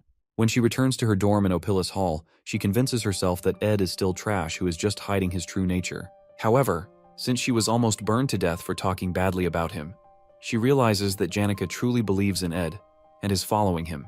But it's strange to her that a land full of elites can tolerate Ed's acting, so she hopes that his true nature is eventually exposed. As she trudges to her door, she spots an inelegant and unsophisticated human who is her next-door neighbor, someone she had seen at Ed's camp. The girl immediately asks her if she's Ed's younger sister and offers to let Tanya know if she needs anything. When the lady walks into her room, Tanya notices the golden nameplate on her door, which only the top students have, and is shocked that the person who just spoke to her is the legendary genius mage, Lucy Merrill. At this point, nothing makes sense to Tanya. Sometime later, Anis meets with Chief Maid Belle in the Rose Garden and asks her to introduce her to a handsome and distinguished boy since she must know many students. However, Belle knows she's not someone who casually meets boys, especially because she's always so busy and has no interest in dating. Unsure of what to say, Belle mentions the young master Ed, who she thinks shares similar attributes with Anis. Anis, already feeling guilty, then confesses her sins. She admits that she met Ed to confirm the negative rumors about him, but eventually discovered they're more similar than she thought. She also found him to be quite thoughtful and considerate. When Belle probes further, Anis admits she feels a bit attracted to Ed and accepts that it's good news because it means Janika has truly found the one. Her plan is to rid herself of these feelings like a malignant tumor by finding another boy to replace him and making it known that they're dating. Upon hearing this, Belle asks if Janika has caught on to her feelings, but then corrects her, pointing out that finding another person just to replace Ed is incredibly disrespectful to the new person. Anis recounts how she ran into Janika yesterday, how awkward it was, and the dark expression Janika had. Apparently, she will have to supervise Ed in the next exam, and she feels sorry for hurting Janika. However, Belle reassures her that it may not be as bad as she thinks. After all, it's true that Anis and Clara were simply trying to watch Janika's back, so her goody-two-shoes attitude wouldn't lead her into trouble. Belle expresses how grateful she is that Anis opened up to her, and eventually Anis starts to feel better about her guilt. That evening, Ed walks around the camp and finds Janika waiting for him. He plans to collect materials to build storage for himself and expand his living room space, but when he notices Janika's aloof expression, he pours her a cup of tea and asks her to talk to him. However, she refuses because she can't bring herself to say it, so he tells her she doesn't have to. She is surprised to hear that and watches as he covers her with a cloth to protect her from the snow. Concerned that she may be struggling academically and looking like an animal backed into a corner, he can't bring himself to brush her off. Eventually, she rests her head on his shoulder, and they both warm each other in the cold. Meanwhile, Tanya recalls how the Roth-Taylor residence was always peaceful. However, after the heir and eldest daughter Arwen Roth-Taylor died, a new heir took over, and everything changed. Ed changed once he gained power, becoming a pathetic piece of trash who acted as if the whole world belonged to him. She remembers a time when he spitefully reminded her that she could do nothing to him and forcefully handed her a sword, telling her to kill him and become the next heir. When she collapsed to her knees, he laughed at her, continuing the daily torment that sometimes made it hard for her to breathe. She always lived under his oppressive gaze, but he never hit her because they shared the same blood. Still, she couldn't save her family or the estate from him, making her life miserable, as if she were already dead. But an opportunity arose when he was eventually excommunicated, and all that remained was for her to prove herself, something she planned to do through the upcoming Student Council President elections. On the day of the new student's class assignment, Anis warns Ed to stay away from her because his advances won't work on her. He just watches her in confusion, certain she must have a reason for her actions. Meanwhile, Assistant Professor Claire joins them as they prepare for the next exam alongside the other scholarship students. This class assignment exam is taking place on Oran Mountain, and Claire is in charge this time. Unlike previous exams where students had to find difficult-to-locate magic marbles, this time, there are easy-to-find magic stones. They aren't particularly hidden and don't have varying point values. Anyone in this exam can qualify for A class as long as they find a stone and place it on the altar of substitution. That's the easy part. However, because she is the disciple of the ruthless Glast, there is also the challenge of fighting and defeating countless monsters and wild animals. Only the students who survive will qualify for A class, which is why she calls it the Oran Mountain Survival Exam of Hell. In the end, none of the new students make it to A class at Sylvania Academy this year. At least, that's the original scenario according to the gameplay, and it's crucial that no one advances to A class because it directly ties into an important future event in the game. That's precisely why Ed decides not to comment on the difficulty of Claire's exam. However, he only feels comfortable because no casualties occurred, even though the exam is essentially diabolical. This is because the students will be fighting imaginary monsters, summoned using a magical engineering device called the Vision Disc. There are standard vision discs, which summon apparitions of low-level monsters and beasts. However, there are also purple vision discs, which summon high-level monsters, beasts, and even humans. This latter type ensures that no one will reach A class, and Anis is responsible for handling them. Because she struggles to carry them, Onyx offers to help, but she refuses. However, Lynn swoops in and signals for her to give him the purple disc. She instinctively jerks backward upon seeing him and mistakenly trips over a rock. To stop her from falling, Ed wraps a hand around her waist, and they end up in an unexpectedly intimate position. Unfortunately, the purple disc slips from Anis's hands and tumbles away, but they are lucky that Clebius catches it in time. Ed is relieved it didn't break but fails to notice Anis, who is nearly exploding due to the way he is holding her. However, Clebius doesn't notice the small crack on the disc, and moments later, it completely shatters in his hands. When Ed sees this, he immediately releases Anis, realizing that they've messed things up. Last year was the year that the failing student, Taylor, picked up a sword for the first time, and that was when he was supposed to beat Lucy and receive attention. But the scenario went wrong when Lucy beat him instead, leading to Janica going off the rails. The joint combat training for this year is equally important. The elite first years get to request combat training against the previous generations, and when the match begins, the first years go on a rampage against their seniors to win by any means possible. However, according to the storyline, they're all supposed to lose to Taylor alone. At that point, Taylor, who had gotten stronger during the year, becomes known to everyone. St. Clarice, who has also been hiding her identity, fixes her gaze on Taylor, and this act ends. The relationship between the Saintess and Taylor is important because her power plays a crucial role in the third act, Lucy's showdown, and what happens after. She has to help Taylor, so this class assignment exam has to follow the initial storyline to ensure that the elite first-year students can go crazy as planned during the joint combat training. However, the only reason they'll go into a frenzy is that none of the students get placed in the A class, and that is because Assistant Professor Claire used 2 purple discs to make the class assignment exam harder. They all look at the broken circuit and realize that it's beyond repair. Anis feels devastated and apologizes for being careless, but Ed clarifies that apologizing won't bring back the purple disc. At this rate, there'll be too many A-class students, so he proposes a solution and chooses Clebius, who doesn't know what he's talking about, as the one they're going to use. At the Oran Mountain entrance, Tanya is happy to meet other noble students as her classmates. Even the princess and the chancellor are part of her class, and everyone is dressed without showing their status or birth. However, there is one peculiar person among them from the Telos order, Saintess Clarice. The other first years bow to her, but she asks them to spare her the formalities to maintain the Academy's order.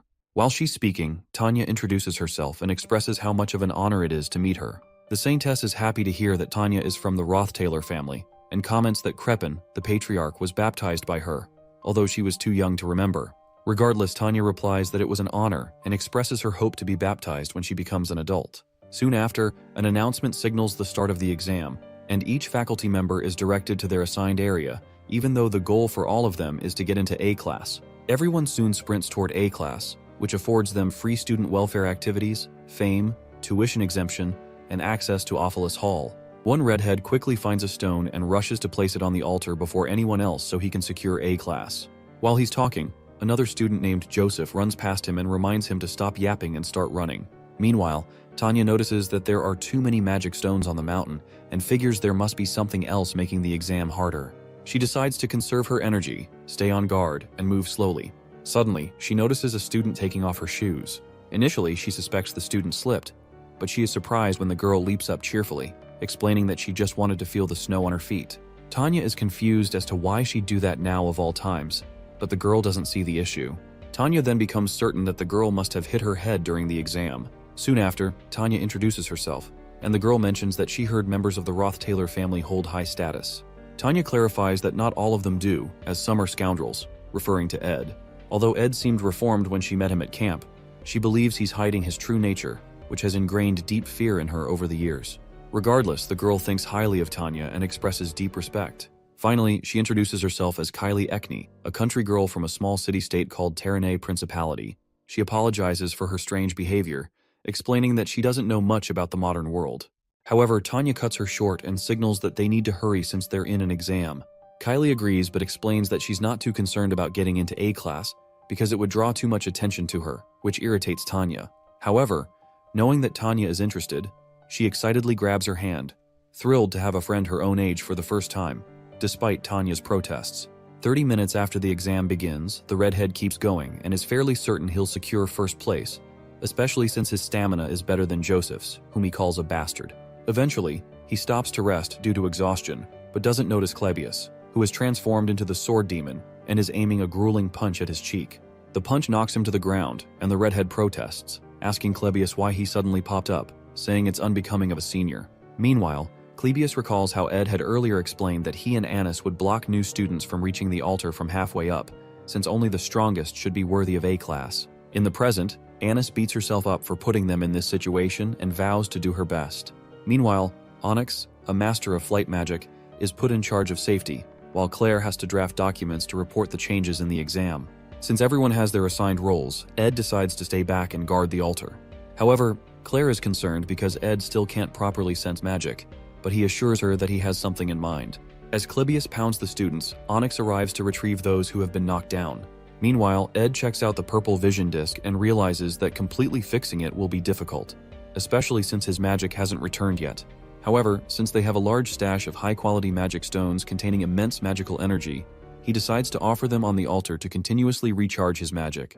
When he offers the first one, Mug, the spirit he contracted with, appears and tries to communicate with him, even though he still can't hear what it's saying. While Annis and Clebius stall for time, Ed offers a large number of magic stones to ensure that no one gets past him. After several students are knocked down mercilessly, some try to warn the others to run. Meanwhile, Tanya and Kylie find the unconscious students and spot the sword demon, who menacingly approaches them. While that happens, Clebius notices an explosion behind him at the northern entrance, where Annis is stationed, but he's certain the explosion isn't from Annis's magic. Because he's distracted, the girls use the opportunity to run past him, so he chases after them. Although Annis, the top teacher assistant, is talented enough to be considered a specialist in academic and practical fields, she's just a little above average in combat. She's not an easy opponent for first years, but Joseph Whitefelts is on a completely different level, unlike his sister, who had to work her ass off to become a top alchemy student. Joseph was the youngest to reach the status of Magic Society researcher and can freely use mid-rank magic, making him a genius. After she tells him to pass, Joseph tells her there's no need to be upset because he's certain she's talented in something other than fighting. However, Annis clarifies that she is upset, but not because she lost to him. She then asks him to go up. He moves forward, and Anis recalls that everything was going perfectly without a flaw, but she made it difficult by breaking the purple vision disc. The worst part is that she was unable to think of an alternative and left it to Ed, who had to lead the situation. She blames herself for losing to a new student and failing to block the northern entrance.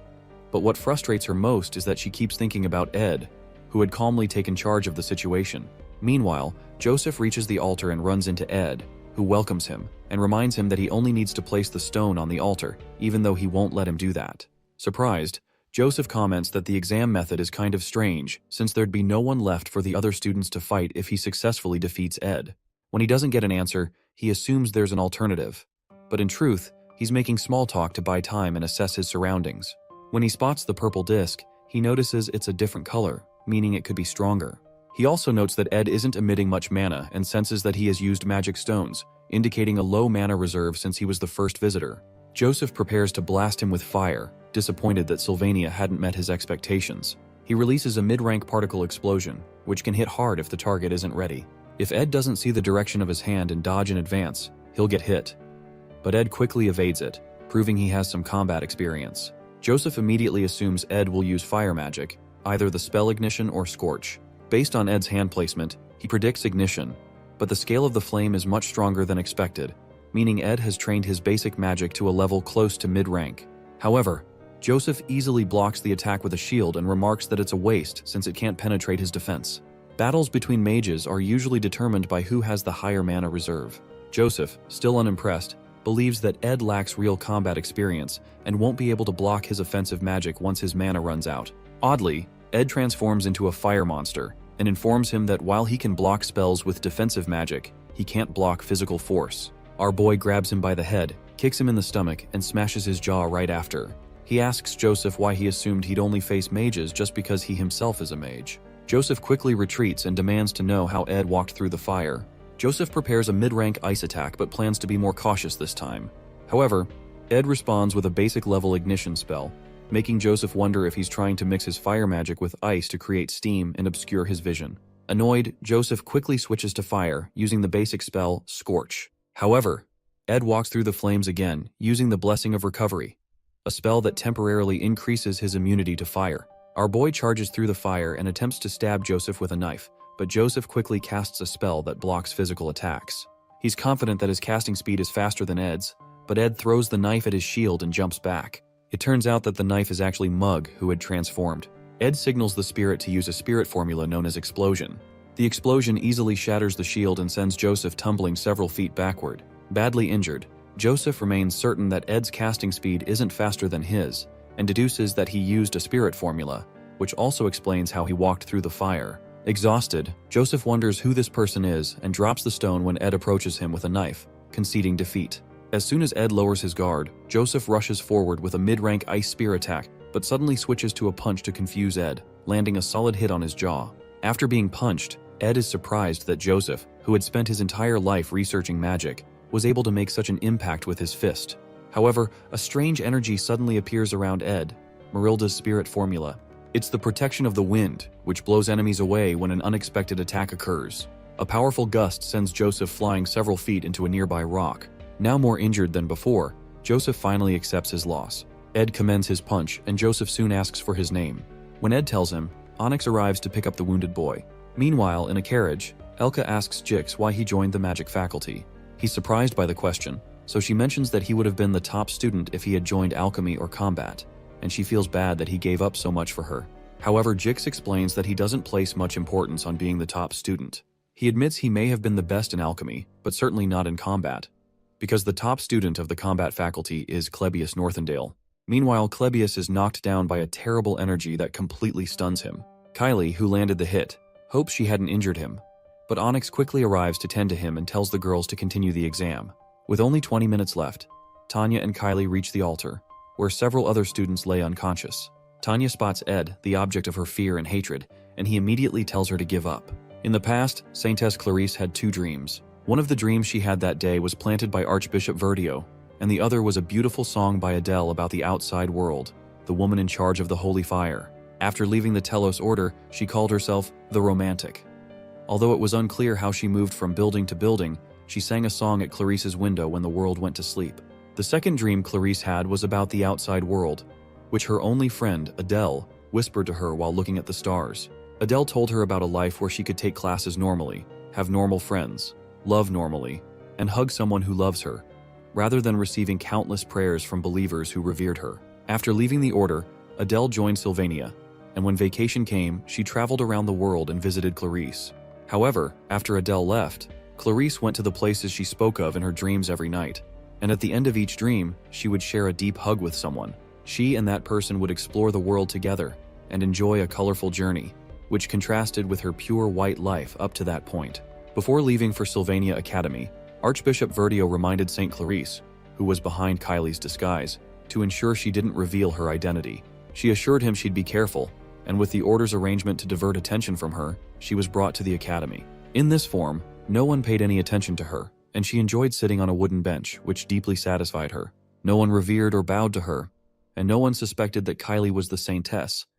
Except Ed, of course. Meanwhile, in the present, Ed tells the girls to give up. Tanya watches in surprise as it turns out that facing her brother is the final exam.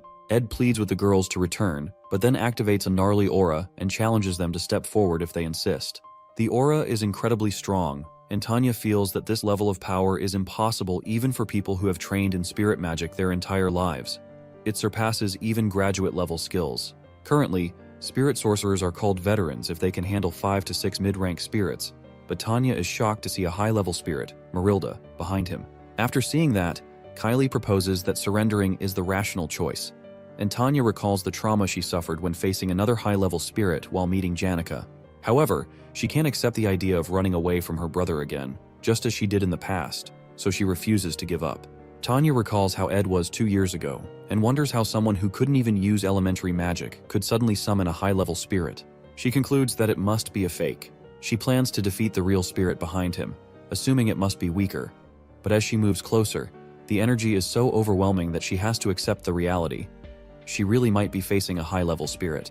After a series of attempts, the energy knocks both girls backward, and Kylie is shocked to learn that this person is Tanya's brother. Secretly, Kylie had a fantasy about noblemen, neatly groomed, with charming smiles and graceful manners. However, meeting Ed, she is shocked to see that this is the same person Tanya had spoken of so disdainfully. Eventually, Kylie gets up and signals to Tanya to go for the spirit's main body, as planned, while she acts as bait, since she can't die except in special cases.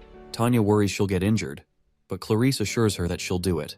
After all, Tanya had said Ed was truly a bad person, and Clarice is willing to protect her first friend at Sylvania. Normally, Tanya would have dismissed such absurd words, but she had witnessed Kylie's abilities during their fight with Clebius, and how effortlessly she deflected his attack.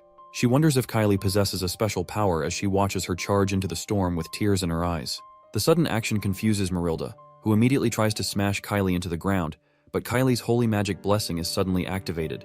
The blessing manifests a mid-rank or above power that automatically defends against any hostile force attempting to harm her. The clash between the two forces knocks Kylie backward, though her shield still protects her. Ed asks if she thought she could make him give up, but he soon notices Tanya leaping at him from the side with a basic magic attack known as Emit. The attack knocks him away from the altar and onto the ground, where Tanya spots the purple vision disc lying nearby. As she scans the area for Ed's body, she notices several arrows flying around her and hears Ed's voice telling her to stay still. She is stunned to see that the same person who once couldn't wield a sword properly now skillfully wields a bow. He reminds her that the first shot was a warning, and as Tanya observes the arrows made of magic, she wonders if the person standing before her is truly Ed Rothtaylor. Realizing that nothing has changed since childhood, when he used to oppress her, tears fill her eyes because no matter how hard she tries, she still feels powerless. However, Ed acknowledges her efforts, commends her for working so hard, and apologizes for putting up such a fight. He explains that there is a reason behind his actions, and adds that she wouldn't have enjoyed the challenge if he hadn't resisted. As she listens, he praises her incredible performance, admitting that he would have given up if he were in her position. When she notices him wearing the gift she gave him, she realizes that something truly has changed about him. Ed reminds her that she should be proud that she fought till the end, even though it was an illusion caused by the purple disc vision. As she cries, he tells her she's impressive, but that doesn't seem to help as she keeps crying because she didn't get into Class A. Suddenly, Kyle hugs Tanya and cautions Ed to step back so she doesn't attack him. Suddenly, Claire calls out to Ed for help because Clebius is completely knocked out and the exam is over. However, Kylia notices that her voice is beginning to revert to its original tone, meaning her transformation magic is being undone. This must have happened when she pushed back and dropped the magic engineering item Verdio told her to carry. She begins to panic that her identity will be revealed and her school life will end. But Mug suddenly shows up with the magic item. Ed hands it to her and almost calls her by her title, but quickly corrects himself. She looks at him in shock as he walks away to meet Claire. The class assignment exam ended, and Ed was able to return everything to the original storyline, except for one thing. One change that was created, even though it was quite meaningless, is that the Saintess's eyes, which were supposed to focus on Taylor, are now focused on Ed, because she noticed he almost referred to her by her title. While Ed lies on the ground, Matilda speaks to him about beauty that transcends generations and values, such as what is seen in the setting's nonsense. Ed, however, interjects that she's talking nonsense, so she protests that humans are unable to appreciate the moment, even though they live short lives. It turns out that Matilda wasn't just a vision, she was really there. But Ed didn't want to tell his sister. Matilda reminds him that he needs to learn how to appreciate small things, and Ed realizes she's a chatterbox, just like Janica told him. However, Matilda chastises him for always being thorough about everything and not paying attention to his well-being. Eventually, she spells it out for him. He needs to date someone who can help his well-being. To gain some credibility, she asks Mug if she's right. Mug agrees and even tells Ed to listen to Matilda and at least pretend to agree. When Matilda asks what he means by pretend, the little guy apologizes for misspeaking and attempts to repent by offering up his death. Ed, tired of their yapping, throws Mug away and asks Matilda why Janica looked unhappy the last time he saw her. She asks him if he's worried but states that she can't tell him since Janica didn't want to tell him herself. However, she reminds him not to worry too much because even Janica needs to go through difficult seasons and grow from them, especially since the world isn't a fairy tale. Soon after, Matilda hurries them along so she doesn't consume all of his mana. She explains that she's an expensive spirit, and the only reason he was able to handle summoning her, apart from the mana stones he consumed recently, is because someone else was handling part of the mana load. She clarifies that a spirit like herself wouldn't contract with just one person, and Ed realizes he truly can't summon a high-level spirit for long. As he wonders whose mana it was, the answer becomes clear. Climbing to the top of a nearby structure, he finds Lucy and teases her about coming up here to take a nap. However, she clarifies that she didn't come here to sleep. She just didn't want to stay in the hut alone, so she took a walk that led her to the altar of substitution. The thing is, Ed knows that her coming here marks the final stage of the third act. Soon, the distrustful Saintess will begin to suspect the Order after she realizes the darkness of the Holy City. Then, Telos's apostles will come to Arkan Island to condemn Clarice, and the characters in the Academy will decide to follow the Archbishop's orders since they don't know the whole story. In the end, everyone's swords will be pointed at the one girl trying to protect Arkan Island, Lucy, who is following her master's final will. Regardless of their insults, Lucy will not complain and will remain firm until she finally awakens. When that time comes, she will defeat all the main characters at Arkan Island and take down more than half of the raid party by herself. But in the end, her stamina will run out, and she will be defeated by Taylor, who has learned the final swordsman form. After the truth is revealed, everyone will learn why Lucy was trying to kill the god's apostles and realize she wasn't a villain after all. However, at that point, it will be too late to change anything. Perhaps it's her innate nature or because she felt they wouldn't have listened, but Lucy will keep everything to herself until the very end. Back in the present, Ed still plans to stop her. He can't handle sacrificing her just to keep the storyline intact. In a flashback to the past, the old man Glock explains to a younger Lucy that Sylvania will be able to overcome most trials on its own, but a time will come when a trial arrives that they cannot overcome. He pleads with her to lend them her strength, even if only for his sake. He told her of the events to come before they happened, and it felt terrible for her to lose her master and only family. Suddenly, she leans over and places her head on Ed's legs. She tells him that she recently realized she gets lonely, so Ed decides to always inform her in advance whenever he plans to leave the hut. The next day, Clara returns from her trip home and reunites with her family. She gives Belle a gift she got for her. Clara, who is from a very wealthy noble family, ached to return and quickly heads out to see her friends, Annis and Janica, for a tea party since she hasn't seen them in a long time. Eventually, when she finds Annis and Janica, the table is awfully silent, and Clara wonders if the two had a fight. In all the years of their friendship, she's never seen this kind of tense atmosphere and wonders what she should say to lighten the mood. Before she can say anything, Janica finally asks Annis about the hug she received from Ed. Meanwhile, Ed Roth Taylor builds a wooden wind-blocking wall and realizes that working on such low-rated items no longer raises his stats or production proficiency, so he considers looking for something new. He's doing this to prepare for strong winds, but he's soon approached by Belle, who has come to forcefully take Lucy. Belle explains that the Academy has implemented a new policy. Students in the dorms can only leave when absolutely necessary during snowstorms. Lucy whispers to Ed, asking for help, but Belle explains that there will be surveillance in the dorms to keep her in place. Despite Lucy's pleading, Ed doesn't flinch. Finally, Belle asks if he really thinks he can survive a week-long snowstorm in such an environment, because she doubts this kind of wind blocker will be enough. However, Ed explains that he's only setting this up to protect his supplies, but he used twine to secure his hut's roof and tie it to the ground. Since he plans to focus on magic engineering research at the Spirit Library during the storm, he assures her that he has another place to stay. When Ed notices the worry on Belle's face, he urges her to speak, but she only wishes him the best of luck and says nothing. Meanwhile, after Janica accuses Anis of hugging Ed, Clara turns to Anis in shock.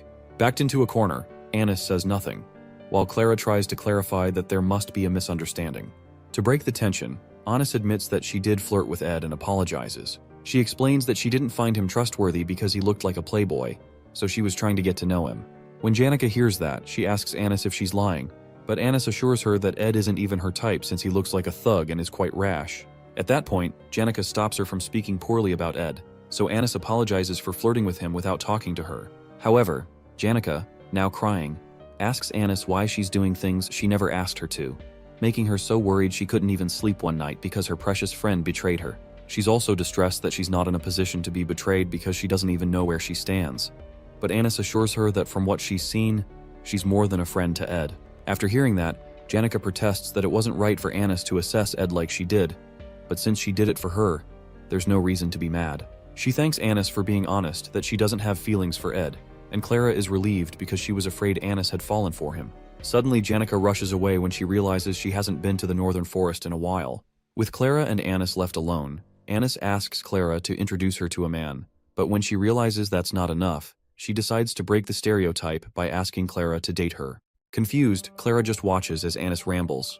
When Clara doesn't respond, Anis plans to kill her feelings by avoiding Ed once the Academy Scholarship student work ends after the break. However, she's devastated to learn that the Academy Scholarship students will continue working as student assistants when she returns, because they were quite proficient. Becoming student assistants will grant them more scholarships and other privileges, but to Anis, it sounds like a nightmare. Going through Ed's magic power details, he finds that he can now learn intermediate magic. He has 4 spirit slots, with Mug in one and Marilda in the other. When Janica arrives at the camp, she informs him that he needs to make a contract with a mid-level spirit soon. Ed comments that she looks back to normal since she seemed rather sad the last time she visited, but Janica pretends not to remember. Her reaction makes Ed smile as he realizes Janica makes him loosen up. She's the only third year he can truly call a friend. Soon after, Janica mentions that she knows about his contract with Marilda, but she finds it strange since it's too early for him to handle a high-level spirit. However, Ed is up front and shows her the golden phoenix ring that Glast gave him, informing her of his future plans. When she realizes he can't use magic for a while, she understands that making a contract with a mid-level spirit will be difficult for him right now. It turns out that Ed's magic will return when the break ends and the semester begins. Janica congratulates him for making a contract with a high-level spirit, as it's rare among spirit sorcerers. Finally, she asks if he plans to stay in the spirit library through the snowstorm and comments that he works quite hard.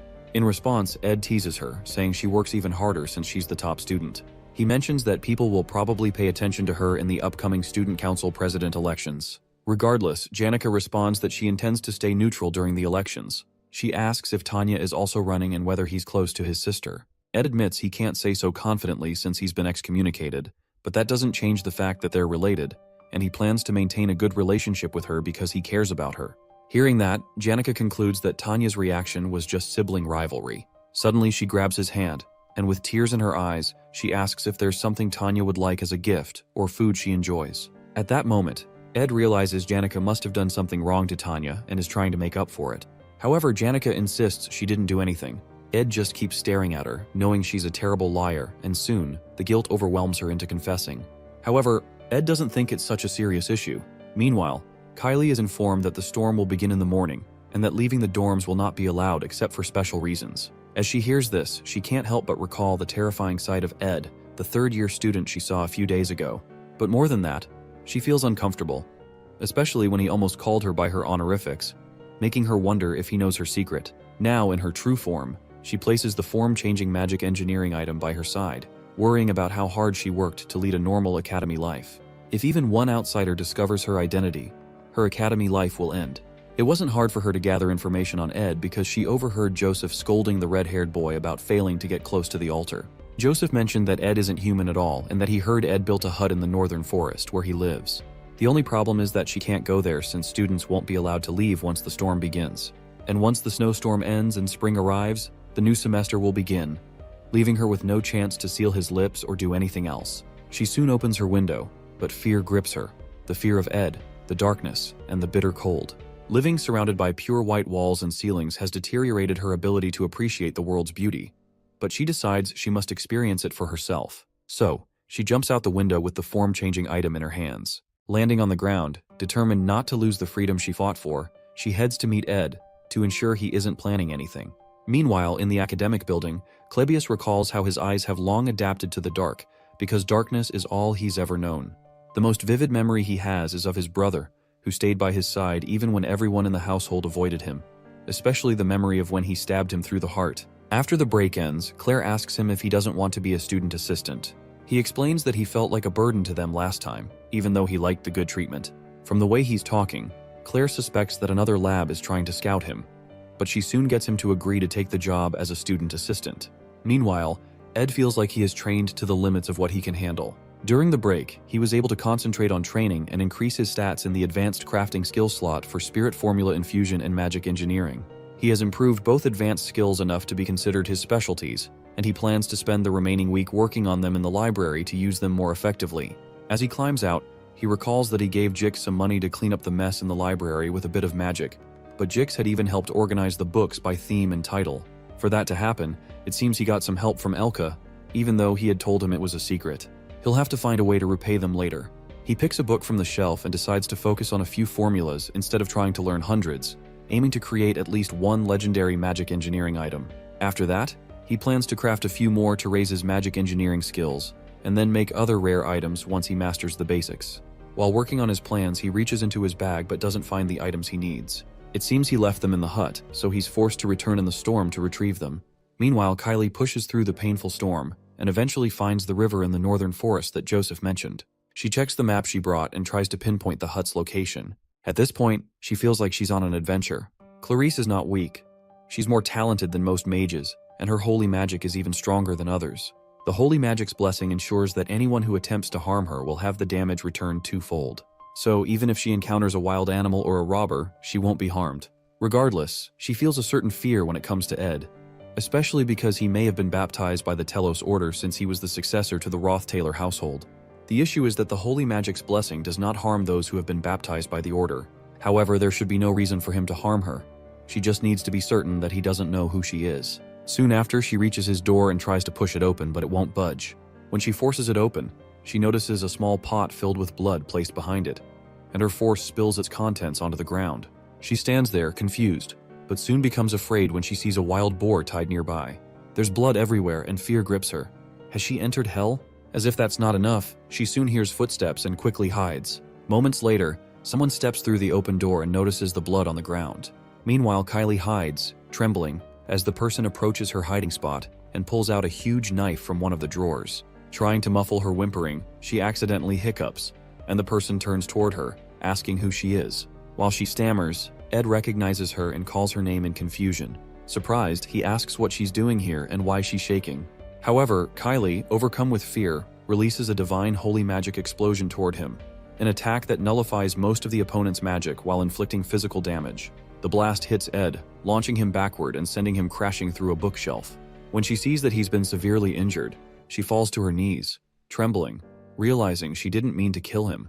In tears, she prays to Telos, believing she has committed a grave sin. She was supposed to live a life of purity, but now she is stained with sin. Pledging to burn in the depths of hell to atone, her prayer is abruptly interrupted by an angry Ed, who walks up to her and asks if she's kidding him. Shocked to her bones, the spirit within her seems to leave her, and she faints on the spot. Meanwhile, in Ophilis Hall, the chief maid is summoned when it is discovered that Kylie is missing. Belle is one of the few people aware of Kylie's true identity, as the Order decided the person in charge should know what's going on. The nation would be in an uproar if they knew the Saintess had disappeared into a snowstorm. But Belle stays calm, determined to handle the situation discreetly, especially since the Saintess possesses the holy magic's blessing. To avoid reducing the staff required to maintain the hall, Belle decides to search for the Saintess alone. Before heading out, a maid informs her that a witness last saw Kylie heading toward the northern forest. Hearing this, Belle realizes that Kylie is heading toward Ed's territory. The same Ed who is strangely blessed with women. Worse, it's a snowstorm, and a man and a woman left alone together, forced to rely on each other until rescued, doesn't sound like a good situation. The imagery in her mind makes her uneasy, so she rushes out, knowing she must find them as soon as possible. The Saintess is in danger. There is a suspicious man in the forest who walks around carrying the bloodied corpses of beasts. These were the rumors among the students, but Belle knew the truth. She knows he's a pretty considerate person, and he faithfully carries out his duties despite the many women who approach him, which makes him worth trusting. But the thought of relationships getting more complicated by adding the Saintess to the mix worries Belle, especially because she's certain that Ed doesn't know Kylie's true identity. When she enters through the door, she finds a dazed Kylie with Ed, who looks severely injured. Confused, Belle asks what happened, so he explains. Afterward, Belle informs him that she has to take Kylie back soon so the snowstorm doesn't get too intense for them to pass through. Ed knows why the Saintess came all this way, but it goes against the storyline since her identity is supposed to be revealed much later. It's not time for that yet, but he knows Kylie is unsure of him. He apologizes for his rude behavior and pleads with her to put the chair down, but he accidentally calls her Saintess. Kylie puts the chair down but recoils again when both women realize Ed just called her that. The Saintess asks if he already knew, and he mentions that he's a baptized follower of the Telos Order and was able to recognize her up close when her spell was undone. Within himself, he plans not to change his decision to avoid getting involved with the main characters. However, at this point, Saintess Clarice might do something unexpected, so it's better to let her know he's aware of her identity, so she's no longer anxious. To help her, he explains that he understands she must have hidden her identity because she's tired of living without restraint. Before she can reply, he asks her what she thinks of the kind of life he's living in the forest. After hearing his question, she reasons that Ed isn't living a life of freedom. It looks more like survival. It seems there is a light and dark side to everything, and Ed's life is the dark part of freedom. However, Ed apologizes for being so rash, explaining that he spoke that way because he felt no one else would say it to her. Shortly after, he asks them to leave, so Belle takes the Saintess back to the hall. As they head back, the Saintess plans to enjoy a delicious soup in a warm room, while Ed will keep smelling blood and enduring the harsh reality of the storm. She had never imagined that the person who stood against the students at the altar would be living this kind of life. He had destroyed her idea of freedom, but she still respects him nonetheless. While they're leaving, Belle notices the Saintess looking back and hopes she hasn't also fallen for Ed, but she's not certain. Soon after, spring comes and the Laplace bakery opens again. Lortel meets Ed at the bakery, securing a seat for them without reservations because she supplies them with goods, and they can't refuse since she runs a monopoly. She finds it amusing, but Ed doubts the baker does. Later, Lortel explains that there was a bit of an error in the distribution process due to the snowstorm. The bakery had ordered a bunch of supplies they didn't need beforehand, but canceled all their orders when the storm got closer. It was unethical for them to monopolize food that could have gone to other businesses by placing fake orders, so Lortel had to handle it. While they chat, the baker returns to beg Lortel to change her colleagues' minds about limiting orders, as it will affect the bakery. However, Lortel ignores him and simply asks Ed if he'd like to walk her to her afternoon class. Ed notices Lortel's cold attitude toward the bakery. She explains that she doesn't want to be harsh, but the snowstorm cut off their main distribution base, and funds are tight at the moment. Ed accepts her explanation, so she reassures him that she's an expert in managing money and will ensure the company's funds aren't wasted because that's what it takes to run a business. Suddenly, she notices he isn't carrying his textbook, so he explains that he'll have to run to the library to borrow one, but running is good for his health. That surprises her since the textbook isn't expensive, so she asks why he doesn't just buy one. When she thinks about it more, she realizes that textbooks aren't actually cheap for most students, so she asks him how much it costs. Seeing her pull out her purse, Ed replies that he appreciates the offer, but it's not necessary. Soon after, she mentions that the student council election is approaching, but she won't run for a position because the trading company is her priority. However, she wants someone who likes her to become student council president, so she suggests Ed run for the position, promising to support him. Ed refuses, so Lortel asks if his sister is running, especially since she doesn't want to suck up to Princess Phinia if she becomes president. However, it will be hard for Tanya to win, even if all the top students support her, because the gap between her and the princess is too large. Hearing that, Ed realizes Lortel is right. It makes more sense for the princess to become president. Tanya, on the other hand, does almost anything to get votes, no matter how desperate, but she can't close the gap and will eventually lose by an overwhelming margin. Suddenly, Lortel asks if Ed supports the princess. He confesses that he leans more toward Tanya. That answer makes Lortel happy because most people admire Princess Phinia, and she was worried he might be the same. Lowering her head, she asks if he knows she likes him, admitting that she almost got jealous. In a vulnerable moment, she places her hand on his chest, but isn't sure if her attempt works since Ed doesn't say anything. Regardless, she rests her head against his chest and suggests checking his heartbeat. Immediately, Ed pushes her away. Lortel protests, asking if she did something wrong. Ed responds that she didn't, but he doesn't plan to date anyone until he graduates. Hearing that, Lortel asks if he plans to date after graduation, but he doesn't reply. Happy that she's gained some insight, she rejoices. Graduation isn't too far off, and she's eager to see if he can keep rejecting her. While she talks, Ed remains silent, thinking about how graduating safely isn't an easy goal. The main character must defeat the final boss at the end of the story to restore peace, allowing him to graduate. Clarice, the symbol of the Order, and Fenia, the symbol of the royal family, need to support the protagonist in order for him to defeat the final boss, the Sacred Lance Dragon. In other words, Taylor must grow as the storyline intends and make allies. The class placements went as planned, and Clarice seems to be hiding her identity well. Even though he feels bad for Tanya, Fenia will become the council president, allowing the storyline to return to normal so he can rest easy. However, despite Ed's expectations, the scenario is already breaking down, because Princess Fenia suddenly wakes up one day and decides she doesn't want to run for council president after all.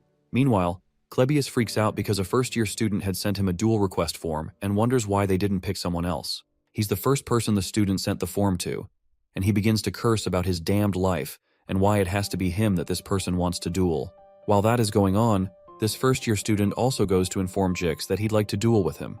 When Jix asks why, the guy says he'd like to learn from him, but Jix tells him not to give some shallow reason like that. When the guy hears that, he comes out plain that he'd like to prove his worth. Jix asks him why he needs the duel since he's already claimed the position of top student in his year. But the boy protests that being top student doesn't mean much since he's just a first year. However, since Janica is the top student of all the third years, Drake is the top student of the Faculty of Combat, and Ed is popular among the first-year Faculty of Magic, he plans to duel against them all. But, to follow the proper order of things, he sent a request to Clebius, the top student of the second-year Faculty of Combat, but it seems like he's avoiding it. The guy plans to win against him and then duel with Elvira, the top of the Faculty of Alchemy, before dueling with Jix. Jix wonders why he's next when he's not a top student, so the guy explains that the top student of the second-year Faculty of Magic, Lucy, is out of the question, so that's why he chose Jix. Intrigued, Jix tells the boy he's self-centered, and it seems that the first lesson he needs to be taught in Sylvania is that he's not always right. The guy informs Jix that he doesn't think it'll be easy to defeat him, but Jix responds that what he means is that he won't even get to fight him, Janica, or Ed, because he won't even be able to defeat Clebius. That statement annoys the first-year student, but Jix tells him to learn to perceive reality properly if he wants to defeat him. Shortly after, Jix steps out and runs into Ed, who thanks him for his help in the library. Jix soon informs him about Wade, the first-year student who's sending out duel requests to all the top students. Interestingly, Ed already knows that Wade Callermore's challenges will go on from Act 3, Episode 3 to Episode 5. In the third episode, Wade, who is a skilled swordsman and the son of the commander of the Northern Border Territories, was able to easily become the top student in his year. Unsatisfied, he goes on to challenge his seniors, and in the end, he defeats them all with ease, even Jix. Jix had already been exhausted going into the fight, so it was kind of unfair, but it still ended in a loss.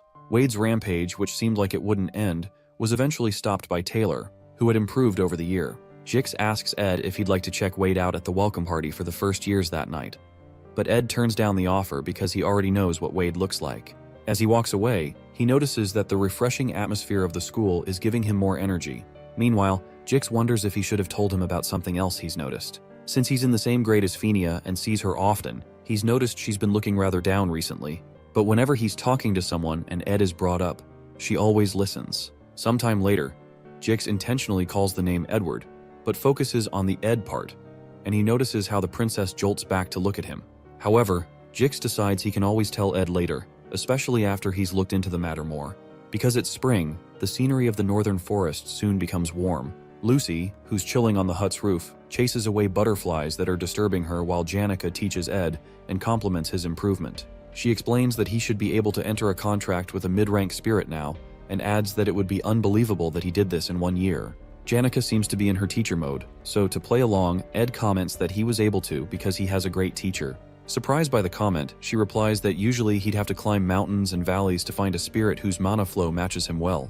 When Ed protests that he didn't think about mana flow when he made a contract with Marilda, Janica explains that that is because he matches well with fire and wind elements. She suggests that he look into a spirit that's not also wind or fire, and he considers that she's right because finding another element would make it easier for him to respond to various situations. When Ed realizes it will be pretty difficult to find this spirit, Janica responds that most people consider finding their mid-rank spirit a work of fate. However, she helps him first connect and then concentrate his mana into his eyes, allowing him to see the myriad of mid-rank spirits that Janica had chosen for him. When he sees them, he wonders if she doesn't get distracted with all these spirits around. But Janica responds that they like her and she always talks to them all. However, his job is to pick out one of them, so the spirits come forward to introduce themselves one by one. While Ed checks them out, he notices Mug rating them too and wonders what he's judging for when he's just a low-rank spirit. However, our boy feels a bit weird, so Janica asks him what's wrong.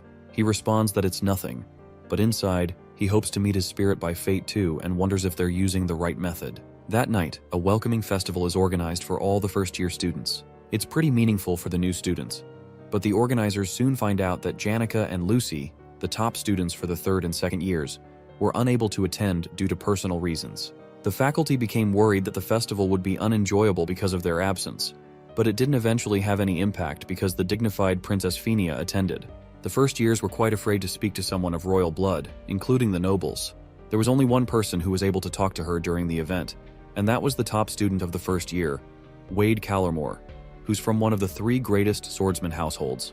They both play a game of chess, and Princess Phinia commends Wade's skill, even though she eventually wins. While they talk, she mentions that she thought she was the best at reading people, but she's found out that she was wrong.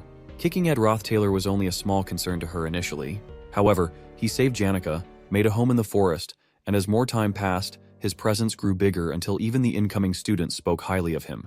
As his presence in the school grew, her mistake also grew bigger. She understands that she can be wrong sometimes, but for some reason, she keeps acting like a child by evading her problems, which means that nothing will be resolved. Suddenly, while enjoying the game, she finds new strength and decides that she cannot run from her problems forever. She decides to take 4 days to resolve everything and then go to Ed's hut in the northern forest and talk freely with him. After that realization, she felt refreshed until the morning of the 3rd day, when the news of Ed Rothtailor's death reached her ears. Sometime later, Tanya writes a letter to her father, as she always does, talking about how there are many things she's not used to while living away from home. She mentions the busy schedule, how she's made a few school friends, how she's been working toward the goal she told him about before she left, and her plan to become the youngest student council president.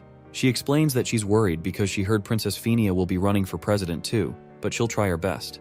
She also adds that she's met with Lortel, and negotiations for the purchase of the sage's sealed grimoire will begin soon. Finally, she talks about how she met Ed, noting that he seems to have become hardworking and diligent, as if he's a completely different person. She recalls a dream from her childhood where her older sister Arwen held one of her hands, while the other person was either her father or Ed, back when he wasn't much of a scoundrel. She suggests that he's either turned over a new leaf or returned to the way he was before, and she ends the letter. After reading through the letter, Kreppen holds a deadly poisoned sword, capable of killing with even a slight graze. Soon after, he hands it to a butler and informs him that he's sent a response to Tanya to assist her with the student council president elections and the negotiation for the grimoire's purchase. He has decided to send her a trustworthy subordinate, to whom he also hands the poisonous sword.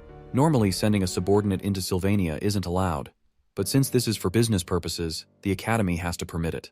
After dismissing the men so they can set off for Sylvania, Kreppen removes his gloves, exposing a very red-colored hand with eyes on it. The eye is of the highest-ranked magic called Cause and Effect, which allows him to see the results of any action he sets in motion. He places his hands on a round ball, which drains a significant amount of his mana. He can't use it often for that reason, but the method is tremendously powerful. Suddenly, a vision appears before him, one of his subordinates driving the poisoned sword through Ed's stomach, then dropping him off a cliff as Janica rushes to save him. Kreppen doesn't consider this the best plan, but he views it as a necessary sacrifice. 3 days before Ed's death, Tanya considers how popular Princess Phinia is, and realizes her chances of winning against her are nearly zero. As she thinks about giving up, Jix walks past and asks if she's heard of elemental studies training. Noticing her expression, he asks what's bothering her and suggests they have tea with Elka later. Meanwhile, the other girls in their class fawn over Jix, whom they consider the strongest person in the academy, impressed that he's talking to Tanya. Later, Lortel shows up in Tanya's classroom to set a time for their negotiation meeting. Her classmates are also impressed that she just spoke with an executive from the elite trading company. Shortly after, Lucy Merrill, known as the Academy's greatest genius, greets Tanya while passing by. The other students are amazed by Tanya's high-profile connections, noting how she never boasts about them. Tanya overhears her classmates' chatter and uses it to motivate them, encouraging everyone to work hard to become exceptional students. As she steps out, she realizes her status within the academy has risen drastically in the past few days, even though she hasn't done anything.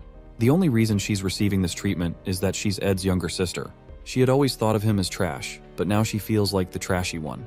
The overwhelming realization unsettles her, but she's soon distracted when two of her father's subordinates, Kadek and Nox, arrive to greet her after a long time. She's glad to see them and appreciates her father's thoughtfulness. Kadek informs her that he'll be gathering information on the grimoire's market price and the trading company's funding to facilitate negotiations. Meanwhile, Nox explains that he's here to assist with the student council president election.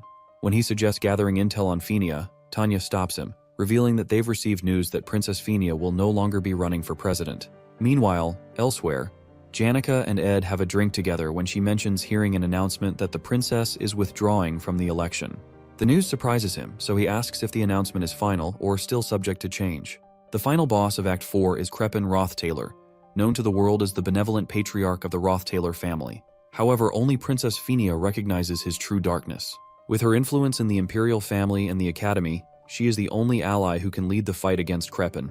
Her withdrawal from the election is a major problem. Suddenly, Janica walks up to Ed and tells him she has a feeling he's about to do something reckless again. She protests that she can't bear the thought of him getting hurt and bleeding on his own while she remains unaware. To avoid making things harder for himself, she offers to help him. In response, he admits that he believes it would be better if Princess Fenia became student council president. Janica finds this odd, considering that the princess has always been mean to him and that Tanya is his sister. As they talk, Jix approaches and jokingly remarks that they're being scandalous in broad daylight because of how Janica is holding Ed. Apologizing for interrupting their quality time, he mentions that he thinks he knows why Princess Fenia withdrew from the election. Embarrassed, Janica quickly lets go of Ed, but Jix pays her no mind and explains that Fenia is like an alpha wolf that has lost her pack. Because she made the wrong decision, her pack died, and now she has lost her confidence and is incapable of acting. Before leaving, he casually mentions that it's going to rain tomorrow, so they should prepare accordingly. After Jix leaves, Ed reflects on how Jix's animal-like instincts often surpass human senses. The worst possibility he considers is that Princess Fenia has lost all hostility toward the Rothtailor family. He wonders what he should do. While he's deep in thought, Janica remarks that the rain will be perfect for training the water spirits, and suggests they head to the northern cliff tomorrow to train a mid-rank spirit. Her words make Ed smile, and he decides to focus on what they can handle for now. Meanwhile, Lucy, lounging on a rooftop as usual, wonders if it's really going to rain. Suddenly, something occurs to her, so she jumps down to light a fire. Later, Ed returns home, reasoning that the rain will make it harder to go out, so he hopes it passes quickly. Shortly after, the rain begins, extinguishing Lucy's fire. The next day, the rain continues as Ed and Janica head to the northern cliff to train a water spirit. Mug, snuggled in Ed's coat, is excited to visit the coast, even though it's desolate and far out. Mug thinks it was an excellent choice to contract with the mid-ranking water spirit Lisha. As they talk, two men approach them. Ed immediately aims his mana arrow at them, but Kadek greets the young master, claiming that it's an honor to see him again. These two are the mid-bosses of Act 4's final chapter, subordinates responsible for the darkness within the Rothtailor family. They're veterans who have been part of the Rothtailor family's history all their lives, and they're Kreppen's right-hand men. Although Ed should be happy to see them, he doesn't feel quite excited for some reason. When Kadek calls him young master, Ed replies that he's thankful he still calls him that despite his excommunication. Furthermore, Kadek mentions that they've come under Master Kreppen's order to assassinate him, but they've decided to repent. As they kneel down, Kadek explains that the family's vassals harbor great hatred toward him, which is why they plan to assassinate him. However, after investigating his new life, they've discovered that he has changed and returned to his true self as the heir. While kneeling, Nox declares that they'll explain everything to Kreppen and plead for Ed to become the heir of the Rothtailor family once again, to restore the family's glory to the world. Suddenly, Ed tells them to stop with the bullshit. Both men smirk when they realize Ed has seen through their plan. Kadek commends Ed's growth, rushes at him with a poisoned dagger, and sends sword strikes of wind ahead of himself. However, Ed, who knows his fighting style, quickly dodges the wind sword strike, but he's soon ambushed by Knight Nox, who wields a flaming mace. Quickly, Ed rolls out of the way to avoid the flames and strikes at the men with a water attack, which Kadek easily blocks with his daggers. While they're fighting, Nox asks Ed if he remembers someone named Meliana, the poor child who lost vision in one of her eyes for his amusement. Meliana turns out to be Nox's daughter, and he is clearly fighting with the rage from that experience. Deeply angry, he blasts Ed with fire, but is shocked when Ed completely protects himself with a shield. Our boy doesn't flinch and admits to what he did, but reminds Nox that revenge is useless. He explains that only emptiness lies at the end of vengeance, but Nox, enraged, smashes his shield, unwilling to hear it from someone like him. As Ed moves backward, Caddick retorts that even though Ed has grown, it'll be impossible to block Nox's magic-infused mace. He's dodging well, but he'll die the moment he gets hit, especially since the bow he's carrying is hindering him. The struggle continues as Ed desperately avoids Nox's attacks. Seeing that Ed's movements are becoming sloppy, Nox charges at him with his mace, sensing he has nowhere left to run. As Nox is about to land the final blow, Ed agrees that he's out of options, but Nox is suddenly stabbed in the back by a dagger. The attacker turns out to be Mug. Shocked, Caddick wonders if Ed has used telekinesis or spirit formula, but he soon realizes that Ed had only been using basic magic to force them into attacking while he prepared a counter. Suddenly, Ed tells Mug to trigger the divine explosion, and he does, spilling Nox's blood everywhere. While the explosion is still happening, Ed quickly fires 2 mana arrows at Caddick, who can't comprehend how the boy is still attacking inside an explosion.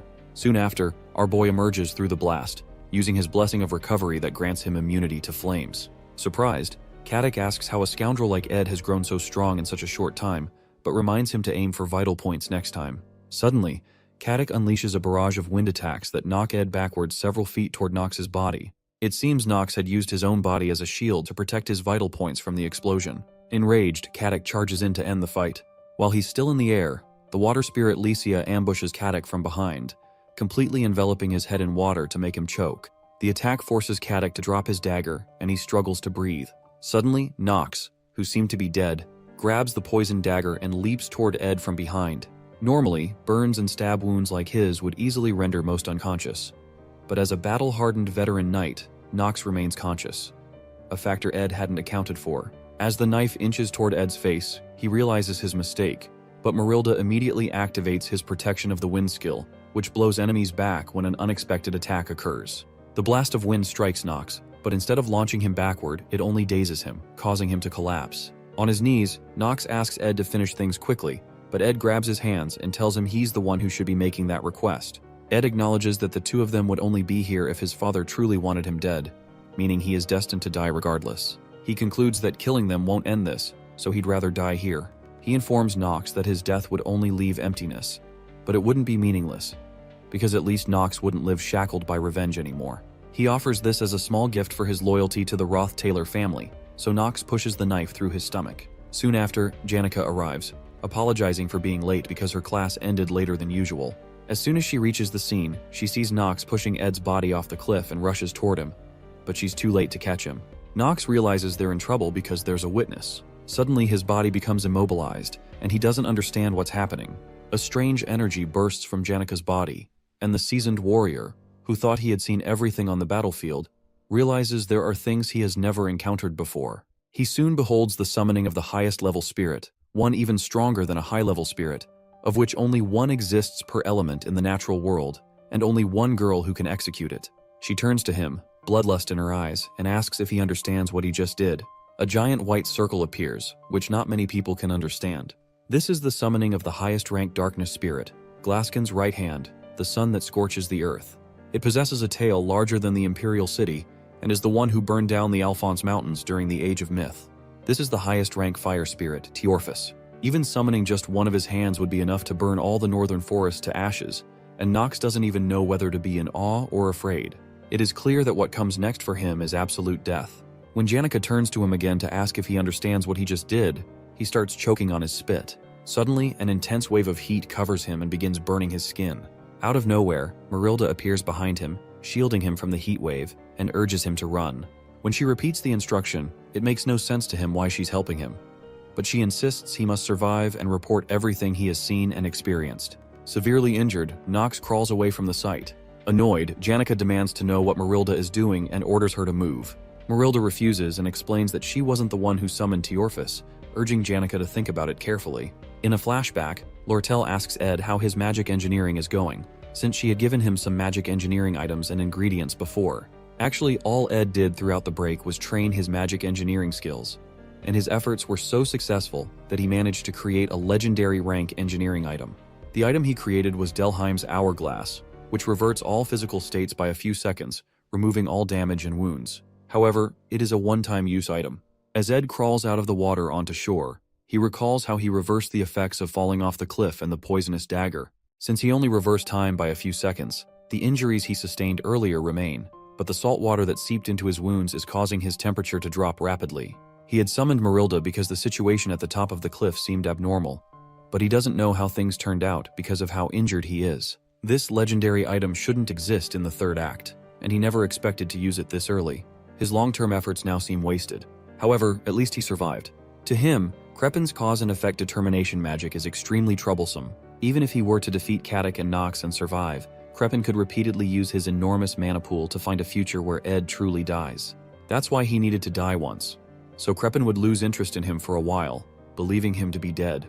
He figures that the only reason the Academy would allow the subordinates inside would be to help Tanya with her election and purchase the grimoire. After that, they would have to leave. In the meantime, he'll have to live like a dead man. He can survive, but the issue is that his body isn't moving well. While lying on the ground, a fire spirit belonging to Janica finds Ed, which brings him relief. Before he can say anything, Janica jumps on him, hugging him tightly and pushing him to the ground. Happy, Ed apologizes to Janica for always making her worry and hugs her back. Later, he explains to her that it's better for him to stay hidden until the election ends. To help, Janica promises to bring him essential supplies and daily tools. When he mentions that his injuries hurt, she quickly removes her hands from around his neck and apologizes for hugging him so tightly. Meanwhile, Lucy hides under the hut's covering, watching the falling rain. Although it seems like she's doing nothing, she's practicing the art of waiting. Normally, Ed would walk through the forest grass, and once he confirmed the fire had gone out, he'd kick the wooden reinforcements to ensure they were sturdy.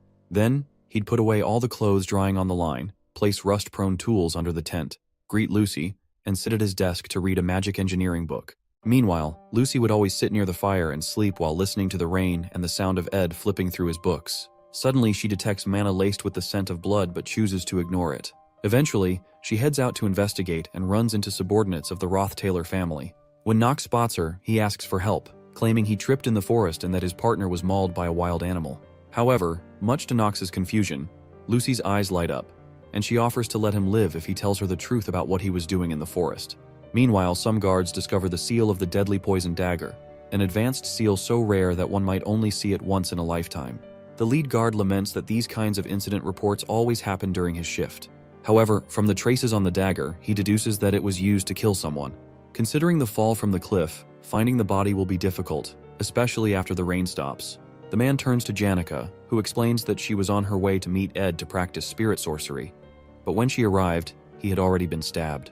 He asks if she saw the culprit, and she confidently states that it was the subordinates sent from the Roth-Taylor house. The guard proposes that he will speak to the dean in the morning, but before he can finish his sentence, Lucy appears. Janica immediately tries to calm Lucy down, promising to explain everything back at the camp, but Lucy reveals that she has already captured the murderers.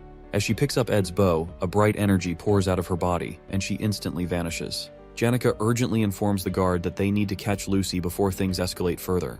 Meanwhile, back at the camp, Nox writhes in excruciating pain under Lucy's power. Lucy stands before him and demands answers about the Roth-Taylor family. Nox, however, tries to explain that they were only assisting Tanya and had permission from the Academy. Mentioning Tanya's name only makes things worse. Lucy immediately storms off toward the hostel, enraged, to confront Tanya. In deep rage, Lucy demands Tanya Roth-Taylor, and Belle quickly rushes out to ask Lucy what's going on. Belle activates one of her magic engineering items to try to subdue Lucy, who is levitating with the Katic and Nox by her side.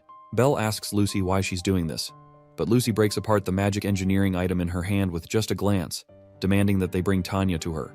Meanwhile, another huge explosion occurs somewhere else, and Wade commends Elvira for putting up a good fight, even though he beat her. She accuses him of arrogance for beating the second years, but Wade explains that he still has to beat Jix to complete his plan of defeating all the second years. Jix, who is standing nearby, is surprised that Wade was able to beat Elvira, the top alchemy student, even though his specialty is one-on-one battles. Wade is the heir of the renowned swordsman family of Callermore, and some onlookers gossip that he might really beat Jix after all.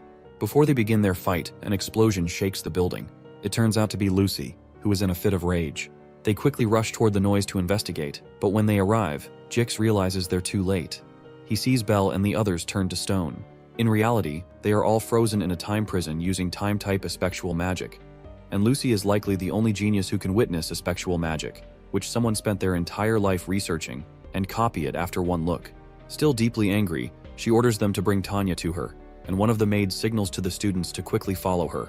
The maid explains that they don't know what to do, but if Lucy is telling the truth, it seems Ed Rothtaylor has died after being killed by the subordinates of the Rothtaylor family. Shocked, Jix stops running and tells the others to go ahead.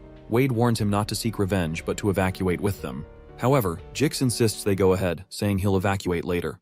Jix rushes to Tanya's room and realizes that no one has seen Tanya Rothtaylor 5 minutes after the first loud noise and that her door is locked. The only place she could be hiding is her wardrobe.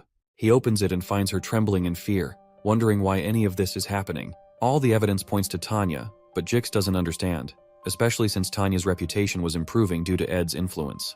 Although she had some ill feelings toward Ed, orchestrating an assassination seems strange. Immediately, he calls her attention and asks truthfully if she had Ed assassinated.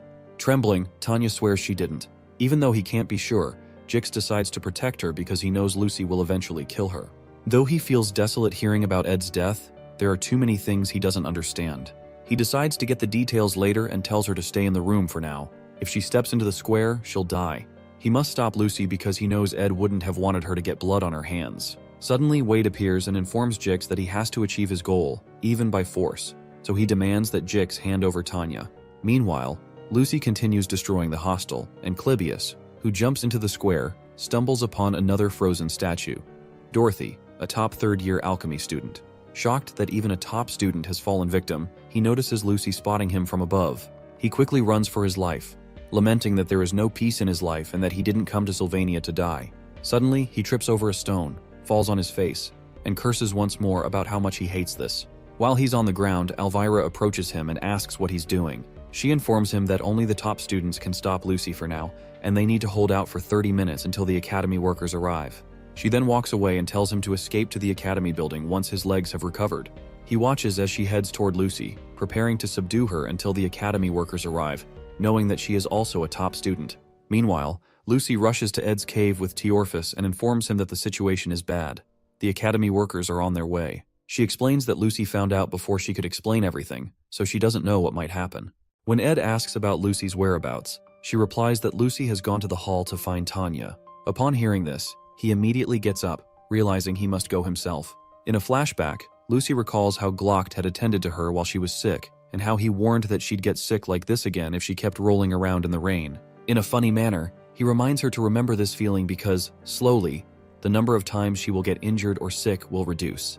He informs her that she will meet weak people who could spend their entire lives just barely managing to do the things she does easily. In the present, several academy workers fire different attacks at Lucy, but they don't affect her at all.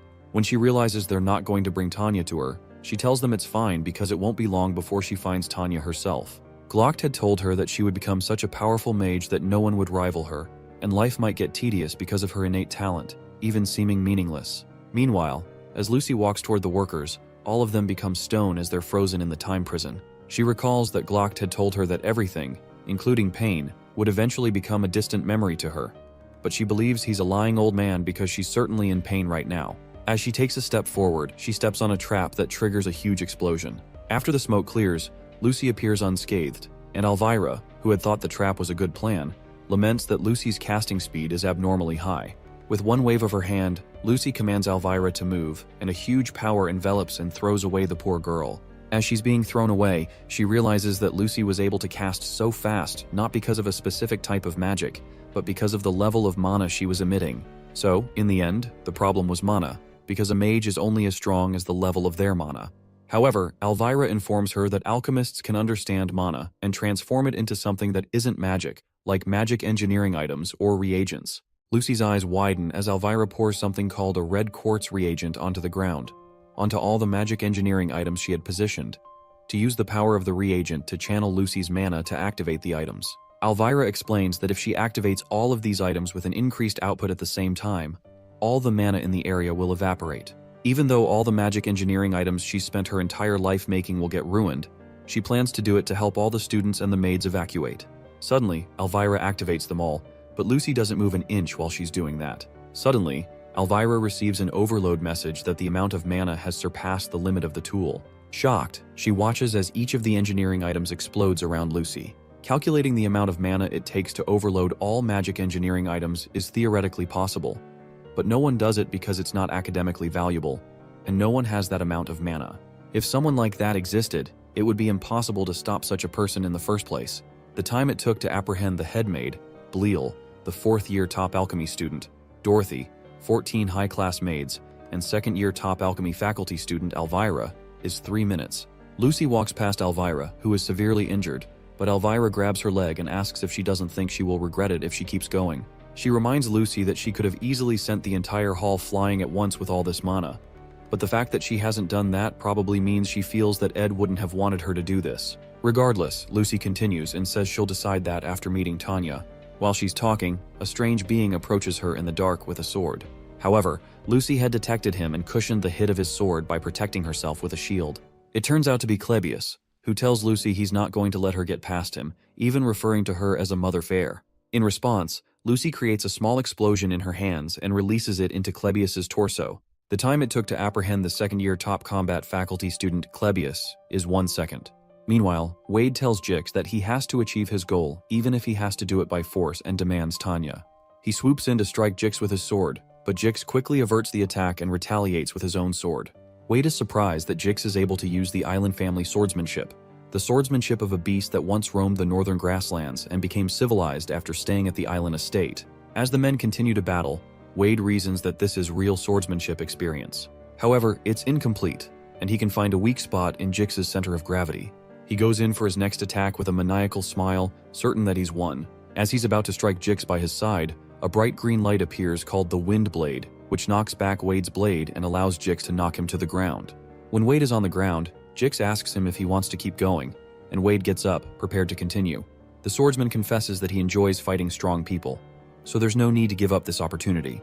As he leaps in for another strike, he begs Jix to entertain him more, but Jix comments that it's shameful that Wade only enjoys victory and not fights. He accuses him of only showing drive when it comes to fights in which he sees the potential for victory, because if he truly wanted to fight someone strong, he wouldn't have chosen Jix. Especially because Lucy Merrill is the magic faculty's top student. Stung by his comment, Jix calls Wade a cowardly bastard who keeps looking for an excuse. With one move, Jix pushes his sword down and goes in for the last strike, but eventually stops when he gets close to Wade's throat. Wade asks him what he should have done against an impossible opponent like Lucy, since it would be foolish to challenge her. Jix tells him that that's his limit. Meanwhile, Lucy makes her way into the hall. In a flashback, someone considers how pride is the leading cause of warriors' downfall more than anything else. This person advises caution against men who charge pompously into battle, with no respect for those who have put their lives on the line. He believes Clebius would be wiser if he relied on fear rather than pride.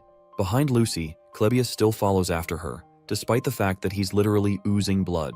In the flashback, the person tells Clebius that if he lives with fear in mind, there will come a day when he will not be able to move his feet off the floor, and he will be able to escape. But as his body trembles, his hand will be firm and steady on his sword, and he will know loss is inevitable. That will be his conviction. Suddenly, a crimson energy surrounds Clebius's body, and he transforms into the sword demon. Elvira, who is still watching nearby, is shocked by the beast Clebius has transformed into. However, Lucy isn't fazed and uses Ed's bow to fire a fire arrow using a mid-rank fire magic called Flame Pillar, then multiplies it by 100, causing a huge explosion. As she does that, she keeps in mind that she promised not to kill anyone. The reason she can do that despite making a promise is because she's confident that she cannot kill that monster with just this much. Her eyes widen when she realizes the arrows didn't touch him, and that he has gotten faster. She looks back and notices him charging toward her with his sword. Before he can hit her, her protection of the wind is activated, since she has a contract with Marilda, and the wind blows Clebius backward. However, he's not knocked down and manages to stabilize himself with his bare hands. More wounds form, and more blood spills over Clebius's blood-stained body. It wouldn't be strange for him to have fainted from all the blood loss. But the amount of mana surrounding his sword and body increases the more he is injured, and the more his blood flows.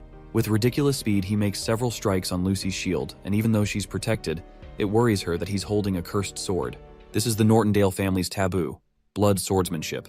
Several drops of sweat cover Lucy as Clebius attacks the top of her shield again with intense rage. Finally, she raises her hand and generates an explosive force in her palm, firing it at him. Oddly, instead of destroying him, the monster charges through the attack and breaks through the shield. Quickly, Lucy creates another shield around herself and blasts the monster with a stronger attack. This attack launches Clebius backward by several feet, with blood spilling out of every hole in his body. Blood swordsmanship uses the blood flowing from your body as a new mana source and is a taboo among taboos. In a flashback, Some men find Clebius after he had transformed and call him a bastard for killing someone. Even the Nortondale family itself forbade Clebius from inheriting it. While the men shout at him, Clebius's brother walks up to him and reminds him that he's not a monster. In the present, while blood oozes from his body, Clebius wakes up again and gets back on his feet.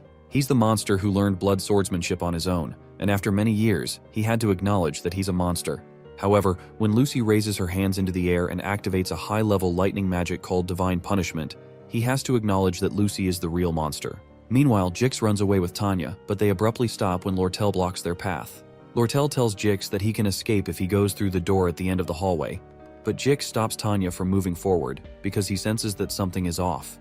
Regardless, Lortel comments that Tanya is lucky to have Jix helping her. Jix, still cautious, asks Lortel if she's heard about Ed, but she replies that she's not sure. Jix asks her what she was going to do if it was just Tanya by herself, so Lortel replies that she would have ripped her to shreds. However, Jix reminds her that would be rash, so she agrees that instead of killing her, she should start with her fingernails to make her confess. When Tanya hears that, she pleads with Lortel, insisting she wasn't the one, but Lortel asks them to go ahead, especially since she can't beat Jix in a battle anyway. When Jix hears that, his body instinctively freezes. As everyone in Sylvania knew, making an enemy of Lortel was a foolish choice. The moment this girl began to show hostility toward you, you could never know what was waiting for you behind the door. Unsure of what to do, Jix freezes, deep in thought. But he hasn't caught on yet because, at this point, they shouldn't be safe. It shouldn't be possible for him to spend this time frozen in thought.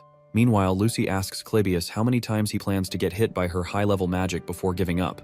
In a flashback to the past, Clebius's brother told him not to blame himself too much because it was the fault of those who wanted to test his powers, not his. His brother asked him to lift his head because this wasn't a curse. He told the young Clebius that the power he had was from a hero who charged forward to hold the line against an enemy bearing down on him like a mountain, and this was the power their progenitor, Belkis Nortondale, used to protect their family. He informed Clebius that he could also become a hero just like Belkis with this power.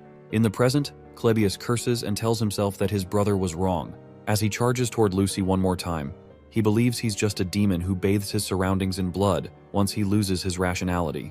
At that point, concepts like rationality don't apply to a monster like him. As Lucy blasts Divine Punishment lightning once more, Clebius leaps into the air to avoid the trajectory of the lightning, inching closer to tearing her in half. As he comes in close, Lucy intensifies the power of the lightning around her to stop him, but is shocked when Clebius manages to charge through it and point his sword at her neck. Clebius remembers how his brother told him he could become a hero with this power, until he finally killed him. After Clebius stabbed his brother told him it was a relief that he was the one who got killed this time, and not someone else because he could at least forgive him. His brother's last words were to not blame himself too much, as he bled out against the wall. To Clebius, the true hero was his brother, who died that day at the hands of a monster. In the present, he transforms back to normal and tells Lucy he really can't go on any longer. He doesn't want to become a hero, but he just doesn't want to become a monster. Finally, he crashes to the ground as his sword shatters. As the maids and students evacuate in the rain, Clebius believes he's done his part. In blood swordsmanship, the amount of mana surrounding your body and sword increases the more your blood flows. Ironically, the closer you are to death, the more powerful you become. But even that great power is insignificant in the face of Lucy. Yet perhaps due to her complacency or his determination, a moment occurred that could never be repeated. She definitely could have died. Lucy, who had lived her entire life as the strong, could never get used to that feeling. The fear of death she experienced for the first time made her determined that she had to kill the weak who no longer had the ability or will to fight. As she generates great power to bear down on Clebius, she notices a drop of spirit water that draws her attention. When she looks to her side, she sees a hooded person who fired this spirit water arrow. Clebius spots the person who fired the arrow, and he angrily confirms that this Mother Fear, as he puts it, is alive, just as he suspected. Meanwhile, Jix doesn't know what to do, and he realizes he has to hurry up and make a decision. Suddenly, while he's looking at Lortel, the glass window close to Lortel breaks, and Janica leaps into the room, jumping on Lortel. Surprised, Janica helps Lortel up and turns to Tanya, relieved to have found her. Lortel notices that Janica seems fine even after hearing the news about Ed and wonders if she's gone crazy. Janica turns to Marilda and asks if she's misinterpreting the situation, but Marilda, who had probably told her about it, assures her that she arrived just in time. Out in the square, Ed is shocked to see Clebius in such a battered state. Clebius retorts that he knew all that fighting was for nothing, and that he'd never be able to reach Lucy's toes even if he put his life on the line. However, he didn't run away because of everyone else who fought, even though they knew they would be unable to stop her. He even mentions Elvira, who sacrificed everything she had worked on her entire life without hesitation. In a flashback to a time with his brother mentions that their progenitor, Belkis, could have given up like the others. But Belkis believed he could become something like a hero. As Elvira helps Clebius up, he curses again, wondering why his brother didn't just let him run away, only for him to end up losing anyway. As Clebius laments that it's all so meaningless, Ed places a hand on his shoulder and thanks both of them because their efforts weren't meaningless. Regardless, Clebius doesn't take the compliment and beats himself up for being an insect piece of shit until he collapses due to blood loss. To Ed, none of what he said was flattery. He has a full understanding of all the main characters in the academy, but he never thought anyone would have the ability to stop Lucy, including himself. It took at least 10 minutes to evacuate everyone and for Ed to arrive, and Clebius stood his ground that entire time. Clebius, the failed swordsman of Sylvania and the third act's final boss, went against the awakened one, Lucy Merrill. This whole time Lucy doesn't say anything and just stands there. Ed apologizes for not telling her beforehand, but informs her that he was in a situation where he had to die. But his life was also in danger, so he couldn't prepare a way to tell her in advance. While he's talking, she runs to hug him, and with tears streaming down her face, she tells him she thought he was dead. Ed places a hand on her shoulder, reminding her that he's still here, and then puts his arms around her. Meanwhile, Jix reasons that he was certain nothing would cause him to feel fear again after entering civilization. In front of him are the high-level spirit, Marilda, and now Janica, who proclaims that she's been looking for Tanya all along. He believes that the two ladies aren't in their right minds due to the news of Ed's death. But as Jix prepares to react, Janica tries to stop him and confesses that she has something to say about Ed. However, he doesn't hear her over the explosive force he uses to destroy a nearby wall. He immediately tells Tanya to run down a nearby path and go west from there until she reaches the life buildings, where she can ask for help. He explains that she must find someone from the Imperial forces or a noble family with whom she has a relationship. Before she leaves, Tanya asks what he will do. He says he'll block them to the best of his ability so they don't go after her, even though it might not be possible. As she heads out, she asks him why he would go so far, and he informs her that it's because she's Ed's younger sister before urging her to run. After she passes through the entrance he created, Jix prepares himself to fight, sure that the ladies won't listen to him no matter what he says. He tries to calm Janica by saying he understands her feelings since he also has someone he loves, but Janica, who is explaining the situation to Lortel, wonders what he's talking about. Jix continues his speech, saying he'd be extremely hurt if he lost the person he loves, and that he understands if her entire body is burning with fury, especially because she loves Ed more than anyone. When he mentions how serious and precious her love for Ed is, Janica turns red in the face, surprised by what he's saying. When he continually describes her passionate love and feelings for Ed, which will remain in her heart forever, he suddenly receives a huge fire attack that literally knocks him out of the building. Completely dazed, he hears Janica tell him that Ed's not dead as she strikes him with the staff in her hand and pleads with him to stop talking. Meanwhile, Lucy remains in Ed's embrace as the rain continues falling. Emotions are the same, and you regain your composure once you release them.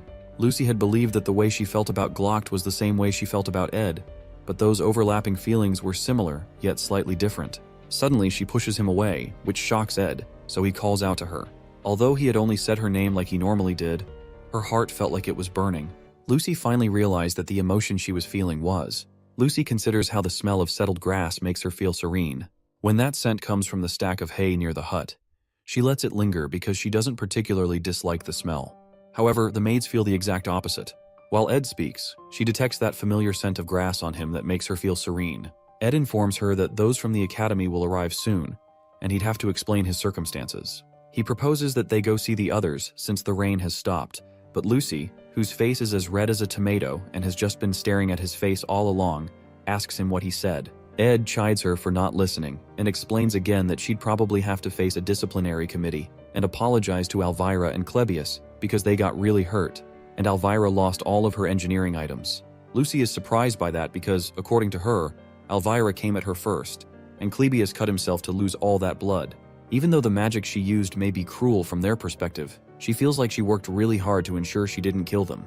When Ed notices Lucy crying because he said she'd have to apologize, he sighs and informs her he'll take care of it since he's also responsible. She doesn't even hear any of that, but is stung by the fact that Ed sighed. She feels like she's been treated like a pathetic person, that she's been hated, and that Ed is disappointed in her. To avoid him becoming disappointed, she quickly proposes that she'll apologize, and Ed commends her wisdom. The scent of grass wafts past her again, and Ed proposes that they start moving since she's not hurt. Meanwhile, Lucy, who is love-struck, just keeps staring at Ed's face. When she smells that scent of grass, if she lets her guard down for even a second, she can't breathe and feels shivers run down her spine. She wonders why this has happened since she had just considered Ed as someone who took care of her perfect nap spot at camp, who fed her, sat with her, and allowed her to lay on his leg. She realizes they've spent most of the year together, and now she's awestruck by his scent. Meanwhile, Ed turns to go look for Janica, but Lucy suddenly grabs him from behind. With tears in her eyes, she asks him if he really has to leave now, but Ed doesn't seem to understand what the heck is going on. At the Ophilus Hall central entrance, Janica chides Jix for talking too much, and Ed soon arrives with Lucy. Suddenly he notices Lortel looking the other way and asks her what she's doing. She's obviously red in the face, so she clears her throat and calmly turns around to acknowledge the fact that Ed is safe after all. Our boy immediately apologizes for making her worry, but Lortel claims she didn't, because she had logically thought that he wasn't someone who would die easily, especially since he had the Delheim's hourglass that he requested from her. As she continues to narrate how merchants always remain calm and rational, Jix looks at her in confusion, and she turns to Jix to confirm how calm she was. Since he's scared of her, Jix affirms that she wasn't emotionally stirred at all. Furthermore, when Tanya glares at him, he also covers up her own emotional outburst. Soon after, Lortel fixes Ed's collar and claims that she didn't think he had died. She explains that seeing his face puts her at ease and confesses that she was a bit anxious though. Suddenly, she grabs him by the collar and attempts to pull his face toward her because he has to pay for making her anxious. But Ed doesn't understand that logic. Before she can make her move, Lucy comes between them and pushes Lortel away, red in the face with jealousy. For a moment, everyone remains silent, and Jix just looks at them all in confusion. At this point, Lortel becomes extremely angry that Lucy just blocked her chance. Worried, Ed places a hand on Lucy's head and asks her what's wrong. He explains that Lortel was just saying she was worried and that there's no need to push her away. However, he doesn't notice that Lucy is about to burst because of the way he's touching her and is literally oozing out smoke from her head. Suddenly, Janica yanks Lucy out of Ed's reach and protests that they're both standing too close, but Lucy aggressively pushes her away too. At this point, all three women face each other defensively, and for some reason, Ed feels like there's an emergency. He stands there in shock as he watches the face-off, and Jix watches from behind with keen interest. All three women glare at one another in an intense staring competition, and Jix watches excitedly, hoping for some action. However, the emotions are doused when Elvira reminds them that they don't have enough time to be doing this. Ed quickly agrees with her because the Academy people will arrive soon, so he informs them that he plans to hide the fact that he's alive, and he explains why he's doing that. Eventually, Lucy apologizes to Clebius and Elvira and decides to help Tanya, who had run away. Jix suddenly regrets letting Tanya run away, and they eventually agree on a story about what happened before Lucy turns everyone back from their frozen state. Meanwhile, Nox and Caddick remain tied in the middle of the square, while Ed disappears from the Academy before anyone discovers that he's alive. Shortly after, Clebius is shocked that all his injuries have been healed, and he wonders what happened. When he looks up, he sees Elvira, and he starts to panic because he thinks he's dead since he was certain that he was bleeding profusely just a moment ago. Elvira soon stops his yapping and informs him that the Academy workers are coming soon, and he has to testify that he stopped Lucy. Moments before, Lucy bowed her head to apologize and healed Clebius's injuries. Lortel promised to provide secret maintenance funds for Ed, and Elvira still can't wrap her head around the unexpected things that Ed said to Clebius while he beat himself up. After Elvira drags him down to rest, Clebius concludes that it must have been Ed who blocked Lucy and beats himself up for not being able to beat Ed again. While he talks, Elvira considers how the most intriguing thing she's discovered from this experience is Clebius. When he laments that life is shitty and expects her to yell at him, she affirms that life is truly shitty, and they both look up to watch the night sky for a while. Meanwhile, Tanya, who had been frantically running through the woods, slips over some mud, and she quickly gets up, urging her legs to move. She urges herself to move because she's certain Lucy would be after her. Unfortunately, no one is chasing Tanya, but her plan is to get to a safe place and find out the truth about how Ed died to clear her name. With tears in her eyes, she runs through the woods so she doesn't get caught, but there's no one to stop her. Sometime later, the guard who was summoned to the site of Ed's murder reports that the investigation into Ed's death is nearly concluded. They use something called thoughtography magic to analyze the scene and attempt a reenactment, which matches Janica's testimony. It appears that subordinates of the Roth-Taylor family stabbed Ed, causing him to fall off the cliff. The subordinates, who seem to be the culprits, have been imprisoned in a facility in the Academy basement, and their punishment will be transferred to the Royal Palace. The principal, Obel, listens to the guard's report and confirms that Ed's death has been essentially verified. He proposes organizing the facts properly for an official report to the Royal Palace, aiding in the conclusion of the investigation. The influence of a student's death seems greater than expected, Lucy had an extreme reaction upon hearing the news, leading to a situation where students had to be evacuated in the middle of the night. It's clear that Ed had a significant impact on many people, and reports indicate that Lucy was eventually stopped by Clebius. Obel is intrigued by Clebius's strength and suggests that the Academy prepare a commendation for him. Regarding Lucy, they plan to hold a disciplinary committee hearing, which is overseen by the Academy's vice principal, Rachel. During the hearing, Elvira and Clebius are called to testify. While the damage to Ophelis Hall is not insignificant, it is minimal compared to the previous Ophelis Hall occupation incident. Lucy might have received a lighter punishment if she had shown any sign of remorse. Other educational institutions, as well as the royal family, consider Sylvania the best academy because it produced the rare genius mage, Lucy, and the academy frequently uses this for promotion. At this point, expulsion is not an option, and it would be preferable not to leave any disciplinary records. However, Lucy's attitude toward the situation greatly frustrates Vice Principal Rachel, despite her intent to be lenient. Eventually, Rachel revokes Lucy's scholarship eligibility, suspends her for 10 days, restricts her access to student facilities for 70 days, lowers her practical exam score by 2 ranks, and revokes her eligibility to stay in Ophelis Hall. Although the punishment seems harsh, the scholarship means little to Lucy since the Glocked Scholarship Association has already covered her tuition. Even with a 2-rank grade reduction, the gap between her and Jix, who ranks second, remains vast. She also rarely uses the school's facilities, so the restrictions do not affect her significantly. Lucy is about to sign the punishment agreement when Belle interrupts the proceedings. As a witness, Belle suggests that forcing Lucy out of Ophelis Hall is not an effective punishment and won't make her truly reflect on her actions. When Belle starts speaking, Lucy frantically urges the vice principal to hand her the document so she can sign it quickly. But Belle argues that expelling Lucy from Ophelis Hall is a reward rather than a punishment. Instead, Belle suggests restricting her movements within the dormitory for a probationary period. Lucy pleads with the vice principal to just suspend her from school entirely, but Belle assures Rachel that the maids will stand guard 24/7 to ensure Lucy doesn't leave. In the end, Rachel grants a 30-day probation. Upon hearing this, Lucy bursts into tears, finally beginning to reflect on her actions. As she begs, Belle reassures her that she will personally make sure Lucy is unable to step outside. Sometime later, Janica visits a cave to inform Ed that Lucy is under probation. Ed considers the punishment lenient, though he knows Lucy must feel like she's dying inside. Meanwhile, Janica prepares her favorite beef stew, which piques Ed's interest. He is surprised that she insists on doing his laundry, helping him with spirit classes, school lessons, and cooking. The student council president elections are approaching, but 3 concerns trouble Ed. First, Phinia has seemingly lost the will to run for president. Second, Tanya, who was supposed to be Phinia's rival, is currently missing. Third, the Roth-Taylor subordinates Caddick and Knox remain imprisoned at the academy. Ed staged his own death so that Krepp and Roth-Taylor would hear about it and stop searching for him. However, since things have taken an unexpected turn, Caddick and Knox have been arrested at the academy, and Ed now needs to find a way to free them so Kreppen truly believes he is dead. Only then can he safely come out of hiding. Suddenly, Janica comments that Ed, a noble young master from a duke's family, keeps getting involved in various troubles despite being excommunicated. As a simple farm girl, she doesn't understand his struggles or how to properly comfort him. Ed assures her that she doesn't need to overthink it, especially since she has already done so much for him. However, she explains that she doesn't want him to keep suffering and wishes he would stop having such a hard time. Her words surprise Ed, and for a moment they share an awkward silence before abruptly looking away from each other. Shortly after, Ed thanks Janica, acknowledging that she is the only one who worries about him this much. She laughs, embarrassed by her own words. Anyway, their top priority now is finding Tanya. Ed mentions that he has a hunch about where she might be. In the failed Swordsman of Sylvania game, Tanya Roth-Taylor was always portrayed as a proud, fearless, and strong girl.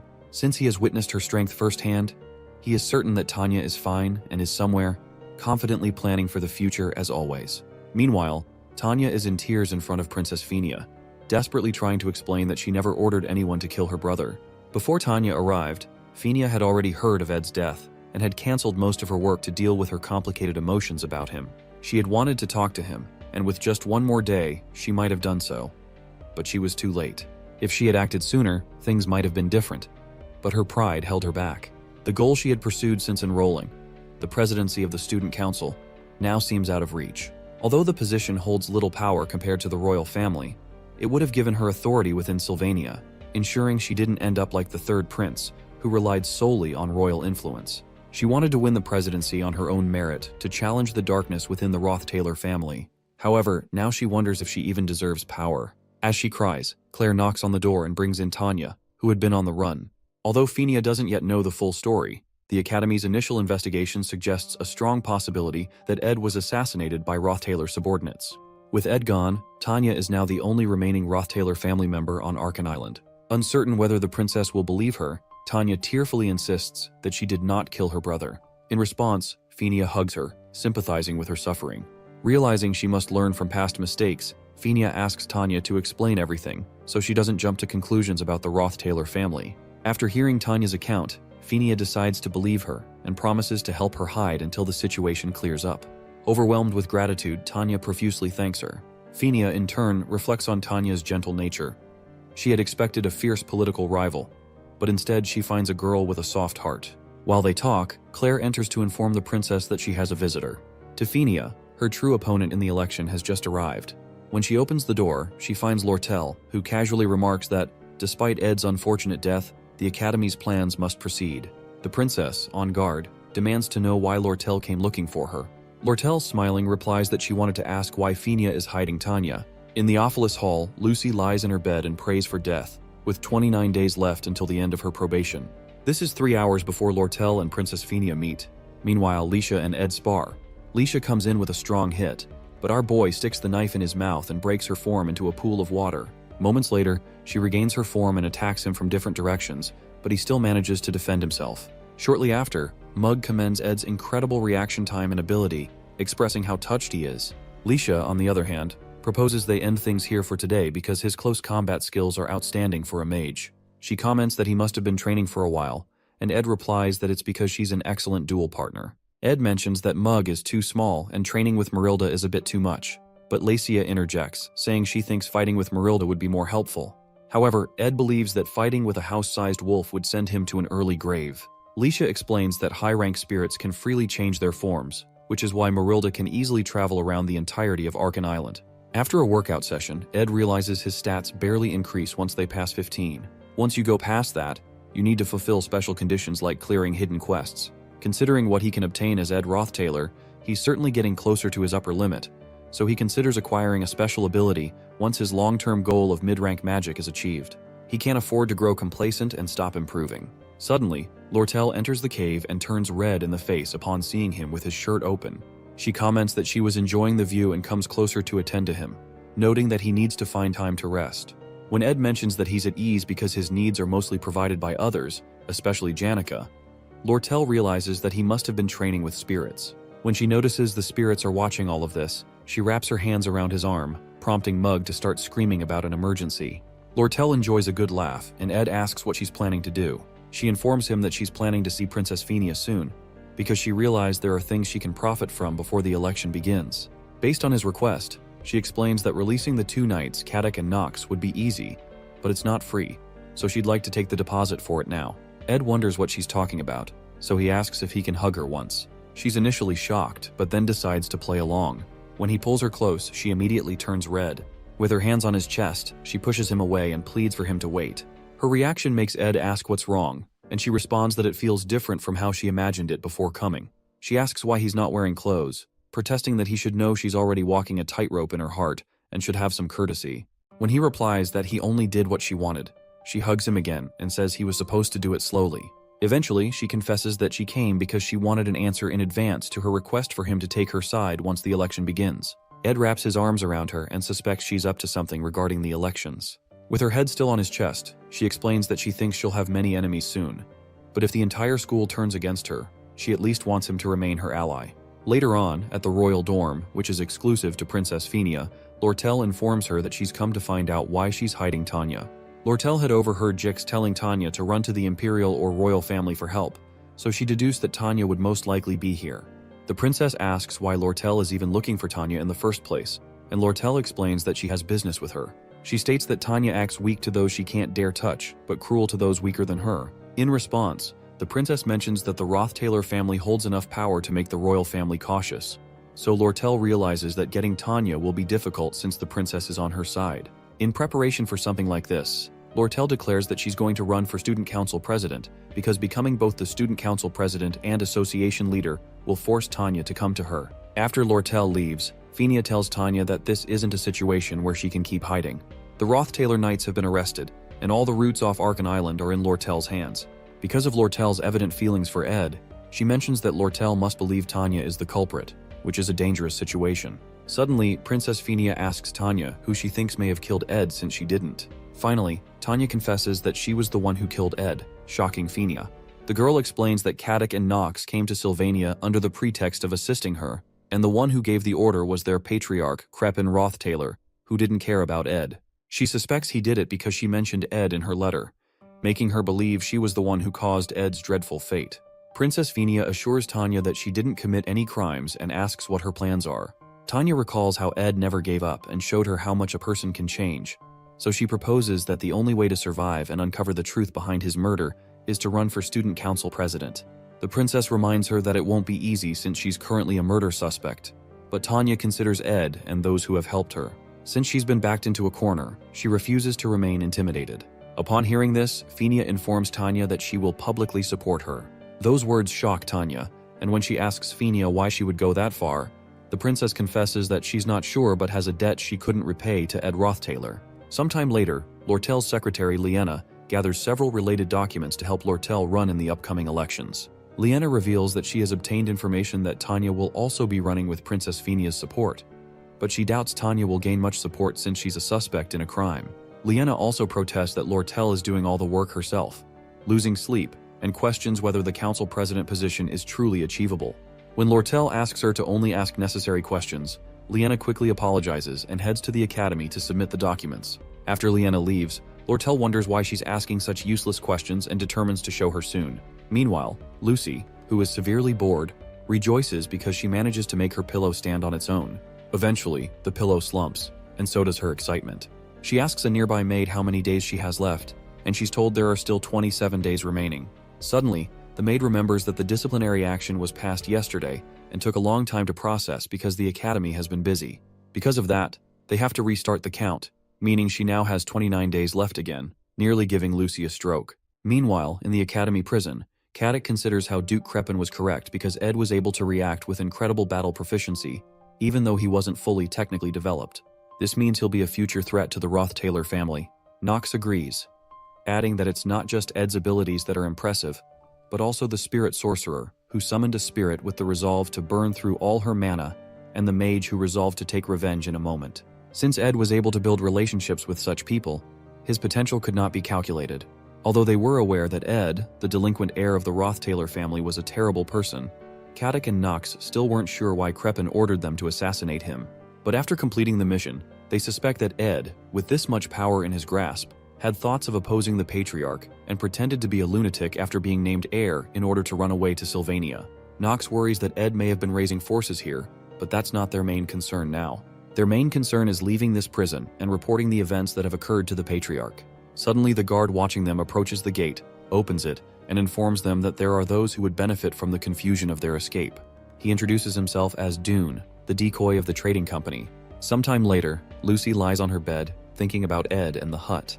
When Belle informs her that she has 24 days and 3 hours left, Lucy asks her to kill her. Meanwhile, a beautiful lady walks around the academy, receiving glances from everyone who passes her. She's quite pretty and has a fascinating aura, but she suddenly disappears, only to reappear in front of Kylie, who had been admiring her. Surprised, Kylie wonders who she is, and the woman pledges to learn all she can about this place and live her life to the fullest. Her excitement is soon doused when she opens the academy newsletter and sees Tanya, whom she had hoped to see after the incident, still in seclusion. She is surprised to hear that Tanya is running for student council president, but is quite glad that she's safe. The more shocking news is that the third-year student, Ed, is dead. She recognizes that the subordinates of the Rothtailor family are the likely culprits, and she still remembers what she saw at Ed's hut and the things he said. The painful part is that Tanya, her first friend, is said to have a hand in the murder. Although Kylie believes in Tanya, public opinion about her in the academy is worsening, especially after news of the Rothtailor Knight's escape. Also, the air around the academy after Ed's death is quite dark and gloomy. Meanwhile, Principal Obel realizes that the paperwork concerning Ed's death is massive, so he is pleased to assign it to a professor who has interacted with the people involved in the incident. When Obel asks if there's anyone like that, the work, as usual, gets assigned to Assistant Professor Claire. While doing the grueling paperwork, she comments on Ed's death, saying that one never knows what will happen in the future, and Clebius gives a short reply. Claire notices that Annis has also stopped talking, Annis, staring at the profile she made of Ed, feels tears fill her eyes and pain swell in her heart. She comforts herself, telling herself she'll be fine, and recalls that it was Janica who testified about the event in court. She considers that Janica must be having an even worse time than she is. She goes to check on Janica, who excitedly declares that she's going to try using curry to cook today. When she asks Annis for advice on cooking a new dish, Annis suddenly hugs her out of nowhere, surprising her. Annis, believing that Janica must be hiding her emotions, tells her to wake up and advises her to accept that Ed is dead, with tears in her eyes. Janica, who doesn't know what to say, simply remains in her embrace and silences Driss, who has returned from picking up groceries, so he doesn't ruin the moment. Sometime later, Ed receives a copy of the Academy's newsletter from Janica, who also informs him that Tanya has returned to the Academy on her own after leaving the royal dorms, where she had been hiding. Apparently, Tanya has been actively cooperating with the investigation to prove her innocence, and the princess has chosen to publicly support her, even though more people support Lortel. Suddenly, Janica asks what happened when Lortel came to the cave, surprising Ed. She pretends it's none of her business, as girls do, but Jix soon interrupts by saying that Lortel will become student council president. Jix believes it doesn't matter if Lortel becomes president, but is worried that the knight's escape has strengthened the rumors about Tanya's involvement in the murder. He mentions that he went to the royal dorms after Princess Phinia called him and noticed that Tanya is in really bad shape.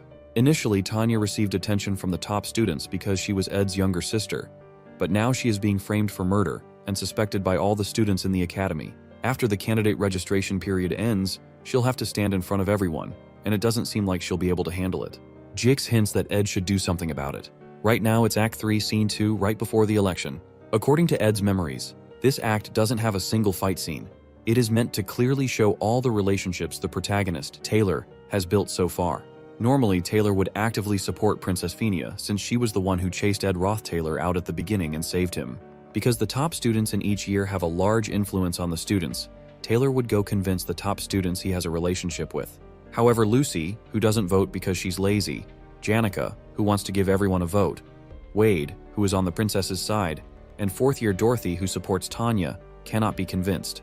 The ones who can be convinced are Joseph, a first year in the magic faculty, Claude, a first year in the alchemy faculty, Clebius, a second year in the combat faculty, Alvira, a second year in alchemy, Drake, a third year in combat, Adelante, a third year in alchemy, Deke, a third year in alchemy, and Traciana, a fourth year in the magic faculty. These top students make a total of 8 people. In the elections, as long as you can get 5 of these 8 on your side, you can win. With this method, the princess would win the election, and Taylor would obtain the royal family's support, which is the biggest force backing him until the end. In the 4th act, he especially needs the royal family's power to go against Crepin and the final boss. Maintaining the flow of the scenario is a matter of life and death because it's the most assured way of guaranteeing survival in future trials. Although small aspects have changed, Ed considers that he needs to ensure the major parts of the storyline continue and that the princess becomes student council president. If he continues to hide, opinions about Tanya will worsen, and to prevent Lortel from becoming president, Princess Phinia might decide to run. It might be better for him to let the princess know he's alive so he can convince her to run and persuade the top students he knows to sway things in her favor. However, until the registration period is over, there are still many ways to turn Princess Phinia into a candidate. Another issue is Tanya, who was supposed to be a one-time villain that would disappear later, is now being accused of murder. She's experiencing a great ordeal that was never in the storyline, and Ed must choose between Tanya and the storyline. While he's thinking, Jix notices his concern and asks if he'd like to cancel their plans for today. But Ed assures him he's fine and proposes they begin. Our boy plans to confirm the results of all the training he's been doing and find something to distract him. Jix thanks him for the opportunity, as he hasn't had a proper opponent in a while and has been itching to sweat. With a maniacal look in both boys' eyes, they prepare for their light sparring. Meanwhile, Tanya thinks about old memories of her time with Arwen and Ed when she was much younger. She tries to recall every scene of how they walked hand in hand to the hill covered in blooming flowers. Perhaps that was her last happy memory, and her life has been filled with great responsibility and heavy pressures since then. Looking out the window, she hears the chants of several students protesting that she stepped down since she's a murderer, and she wonders how things ended up like this.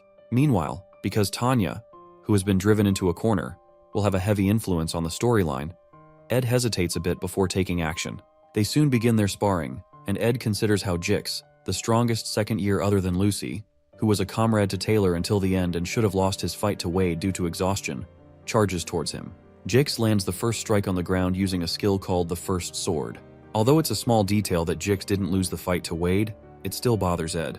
As he blocks the attack, he wants to check how much Jix has improved, and how much he himself has improved, since he's the one who has changed the most from the original scenario. He uses basic defensive magic to create a shield around himself to block the attack that shatters the ground before him. The moment the dust clears, he's surprised to see Jix leap right at him, realizing he's fast. He wonders how Jix is moving so quickly, but he considers that it may also be difficult for him to dodge because of the speed. He throws his burning dagger, crafted from Mug, at Jix but misses. Jix stares at the dagger on the ground, and in an instant, Ed calls out to Mug, triggering a huge explosion of the sword. As the fire clears, Ed is surprised that Jix has phased backward and blocked the flames. He wonders about Jix's unnatural movements, and as he picks up the dagger to slash at Jix, who also slides backward without moving his legs, Ed realizes he's using telekinesis magic to move his body during battle. No matter how much control Jix has over his magic and physical abilities, those movements aren't ones that can be replicated because they require a battle sense that surpasses simple theory. Suddenly, Jix uses mid-rank magic, Ice Spear, and blasts Ed, who realizes Jix is fighting with no mercy. He wonders if Jix assumes he'll dodge it, but in reality, he's just barely managing to. It's clear to him that this move was a diversion to activate greater magic. Ed comments that he thought this was supposed to be a light spar, and Jix agrees, saying he thought the same but changed his mind. Suddenly, Jix activates high-rank magic called Advanced Mana Armament. With a smirk, Jix explains that practice should feel like the real thing, so he delivers an explosion so great that Janica, who is cooking far away, gets worried. She also wonders if Ed will be okay with the curry she put in the food and decides to hurry up. Meanwhile, Jix immediately moves in to crack Ed's shield right after the explosion. He slams his axe against the shield and it eventually cracks.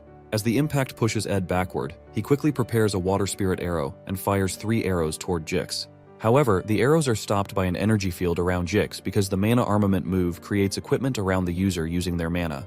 Most mages don't have a reason to arm themselves in such a way, so there's usually no need for such high-rank magic. But as the only mage who can use all types of weapons without limitation, this is Jix's unique magic. As Ed keeps firing arrows from all angles, Jix abruptly moves out of view, using telekinesis to get behind him. As he wields 2 of his weapons toward Ed, our boy turns around in shock, realizing that these telekinetic movements can't be predicted. As Jix comes in to strike, Ed's Blessing of Wind activates due to his contract with Marilda, knocking Jix backward and cutting him enough to draw blood. Eventually, Jix lands on his feet, but he's surprised to see he has landed on one of Ed's water arrows. He immediately wonders when Ed managed to fire the arrow, but our boy quickly activates a spirit formula known as Manifest Waterhead.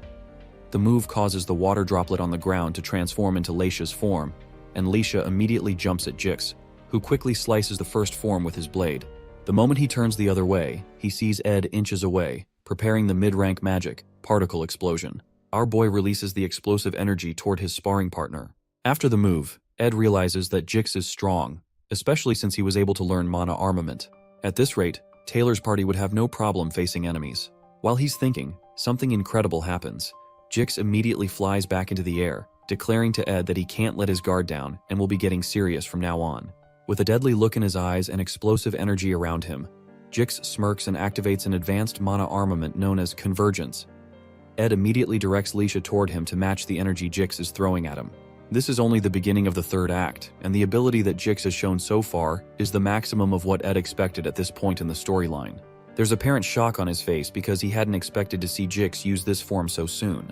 This is the same form from Act 4, Scene 7, during Jix's final battle at the Grigol Cathedral infiltration. Jix wields a huge lance known as Nature's Lance, with several bright swords hovering around him. Jix explains that instead of fighting Ed in a ridiculous mental battle, he'd rather crush him with the overwhelming difference in power. Jix points the lance and all the swords toward Ed, who immediately launches fire attacks at the incoming swords to stop them. At one point, he becomes worried because he had to use Particle Explosion and the sword, leaving him almost out of mana. As if that's not enough, the major problem is the next attack that follows. As another wave of bright swords is launched at Ed, he slams his fist on the ground to create a bright shield around himself. Breathing heavily, he brings out a magic engineering tool known as the Impact Amplifying Ball. Jix comments that Ed's use of a magic engineering tool means he's out of mana. Excited, Jix moves in for the final attack and tells Ed that this is the end. As he moves in to impale Ed with the lance, he's shocked when Ed suddenly triggers something resembling wind magic. He wonders how Ed is able to do that since he's out of mana, but Ed replies that he needs to go all out since Jix is prepared to do the same. The tool Ed is using is the legendary rank magic engineering item, Glast's Phoenix Gold Ring. Since he can't afford the ring, rendering him unable to use mana for a while, he decides to use the least amount of mana possible while still manifesting its power. As he's about to blast Jix, he hears a spirit tell him that he's finally been able to summon her without the help of the Altar of Substitution, Lucy, or Janika's mana. The spirit commends him for being able to make a great strike, and it turns out to be Marilda's human form, which was previously impossible to summon due to the drastic mana pull. Days later, at the academy, Lortel gives her candidacy speech, and the crowd goes wild with excitement. Dune, who is standing in the crowd with Liena, wonders why there are even 4 contestants when the election's result is clear. Suddenly, the crowd begins to chant Lortel's name because her sincerity and leadership ability in the trading company proves she'll do well as president. Liena asks Dune what he will do if Lortel becomes president, and he affirms that this means nobody within Sylvania Academy will be able to stop the company leader. As Lortel proudly walks off the stage, she runs into Tanya, who looks tense, and makes a snide remark to mock her. As she walks past Tanya, she asks what's wrong because she seems nervous, but Tanya musters up the courage to say she did not kill her elder brother. Tanya then bravely steps onto the podium and prepares to give her speech to a crowd that doesn't seem interested in listening. She clears her throat, introduces herself, and declares her intent to run for student council president. The air in the crowd grows cold, but Tanya continues to deliver her heartfelt speech. While that's happening, Lortel notices that Tanya is putting on a mask, pretending nothing is wrong. However, no one has reacted to her words since her speech began 10 minutes ago. The moment Tanya ends her speech, several people in the crowd call her a murderer and start throwing things at her. They demand she explain the murder charges brought against her and whether they stem from internal conflicts within the Rothtaylor family. As they continue throwing stones, she struggles to turn her face away and still thanks them for listening to her speech. Suddenly, she slips on a plastic bottle and laughter erupts from the crowd. Immediately, Tanya falls to her knees and wonders if it was foolish to step onto the podium. She reasons that she should have run away, and as she beholds the menacing crowd seeking to devour her, she decides to flee. Suddenly, a bright light erupts in front of Tanya, pushing away the hateful students. It turns out to be Marilda, who has arrived with Ed on her back. As Marilda scares the students away, Ed stretches his hand toward the now crying Tanya and informs her that while he has much to explain, he needs to resolve this situation first. Several days before Ed appeared on the podium, Marilda visited Ed in her human form. She commends his improved magic power efficiency, but notes that it still isn't enough. Marilda then activates a spirit formula called Updraft, which lifts everything around into the air and restricts movement. Immediately, Jix is thrown into the air. Ed assumes that Jix's growth at this point in the plot has maxed out. He also considers that he hasn't used a large amount of magic power with the ring, yet he has completely exhausted his reserves. Having used every possible magic technique available to him, combined with Marilda's cheat-level secret technique, it seems he will win. While Marilda complains about being summoned in this form, with a small mouth, no fur, and no tail, she suddenly detects Jix behind her. However, because movement is difficult in this form, she is unable to stop him before Jix gets his sword right in front of Ed's neck. Quickly, Ed accepts his defeat, and Jix disintegrates his sword. Jix is impressed that Ed has trained himself so much in just 1 year. Ed realizes Jix has grown stronger than he did in the original plot and wonders how that happened. When Ed mentions this, Jix explains that watching Ed grow stronger daily pushed him forward as well. As they both lie down to rest, Ed reflects on how he has done everything he could to keep the plot on track, partially to maintain his knowledge of the future, but also to ensure Taylor's victory in the final act. He once believed the plot was the only answer, always managing to steer it back on course. He feared factors beyond his control, and after hearing of the knight's escape, he hesitated to save Tanya. Now, what little remained of the original plot seems to have slipped from his hands. Still, he decides to focus on what he can do. Jix, who will be Taylor's ally in the final act, must grow stronger. Just in case, Ed has also trained himself and built reliable comrades. Although it may be naive, he considers that deviating from the original plot doesn't mean they are doomed to a bad end. On the day of the candidacy speech, all the students run for safety, and Joseph tries to calm them down because he has seen the high-ranking spirit before. Right in front of them, Ed removes his hood, and they realize he's alive. He walks to the microphone, introduces himself, and proclaims that he wasn't murdered by Tanya, whom he supports more than anyone else. As he speaks, Lortel walks away with a smirk on her face. Since Tanya already has the support of Janica, Lucy, and Princess Phenia, they still need the votes of Clebius, Elvira, Jix, Joseph, and Wade. However, it shouldn't be too difficult to win them over. After Ed clears the air, he finally feels at ease. Shortly after, he heads to the school's security office to explain how he used the Delheim's hourglass to survive. He stayed alone in a cave before being rescued by Janica and immediately returned to defend Tanya. The security leader recounts everything Ed has said to confirm the details, and Ed affirms them. By this point, He already has dark circles under his eyes from being interrogated by nearly 20 people. He hopes the investigation is over but begins to think otherwise when he is called to meet with the principal. Ed enters the principal's office, and Principal Obel comments that he must have had a hard time after reading all the investigation reports. He apologizes to Ed for the lack of security at an academy level, but Ed replies that the enemy was meticulous, and it would have been hard to detect this with regular security measures. The principal appreciates his comments but adds that it feels very deliberate. It seems as if Ed waited for Kadek and Knox to escape to inform the one who sent them about Ed's supposed death before he felt safe enough to reveal himself. Obel explains that he has no intention of digging into the internal conflicts of the Roth-Taylor family, but as the head of the academy, he has to report Ed's appearance to the Imperial family. However, if he reports to the Imperial family, the Roth-Taylor family will also find out that he's alive. When Ed suggests postponing the report, Obel asks why. Ed explains that his death was ordered by Krepin, his father, who is the real power behind the Imperial family, but Obel comments that he has no interest in matters outside the academy. When Ed continues to plead for a postponement, Principal Obel mentions that his grades are rising rapidly and his reputation among the students is increasing. To Obel, it's as if Ed has become a completely different person, and because Sylvania always stands with its students, Obel assures him he'll keep his secret. Later that evening, Kylie stops a boy from approaching Tanya because her schedule is over for the day, and she doesn't accept inappropriate gifts. Meanwhile, Tanya approaches Ed, whom she had been expecting, and Ed congratulates her because he heard her election is almost certain. However, Tanya explains that she can't let her guard down just yet. Tanya's innocence has been proven, and she eventually received an overwhelming number of votes. But the major reason Tanya could receive these votes is because of Lortel's downfall. Lortel persistently framed the election as a one-on-one battle between herself and Tanya, making everyone forget the other minor candidates. And at the perfect time, when their supporters were fairly equal, an article about how Lortel embezzled trade funds and abused her business partners was released, causing her to naturally resign in disgrace. As a result, only Tanya's supporters remained. Sometime later, Tanya meets with Ed and notes that they haven't had time to talk since she's been busy running for office. She mentions that she wanted to thank him, but he reminds her that he's told her it's fine, especially as she kneeled before him with tears in her eyes on the day she announced her candidacy. However, Tanya interjects that the thing she wanted to thank him for was something else. She considers asking him an inappropriate question, but decides to ask anyway. She asks him why he supported her when she announced her candidacy, especially because he was supposed to stay hidden. She mentions that she felt as if he couldn't stand the injustice she was going through, so Ed agrees that that's why he did it. He mentions that she's his family, so it's clear that he'd take her side, which makes her smile. Since she's now student council president, she requests that he inform her if a crisis comes so she can do whatever she can to help. As Tanya walks away, Ed watches her with a smile on his face, but his reflection is soon interrupted by Lortel, who teases him about the touching statement he just made to Tanya. Ed wonders how much of what he said she heard, and asks her how she's been coping with the terrible rumors about her recently. She sits down next to him and cheerfully declares that it's all according to plan.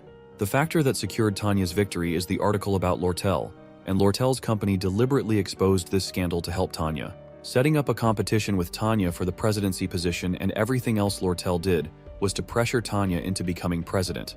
Lortel told Ed about her plan the day she came to the cave, and his duel with Jix erased the hesitation in his heart. He had truly saved Tanya because she is family, but he also considered her usefulness. The upcoming fourth act is a battle against the Roth-Taylor family. He's already an enemy of the family, but Tanya is an insider and the perfect connection for diversion tactics and gathering information.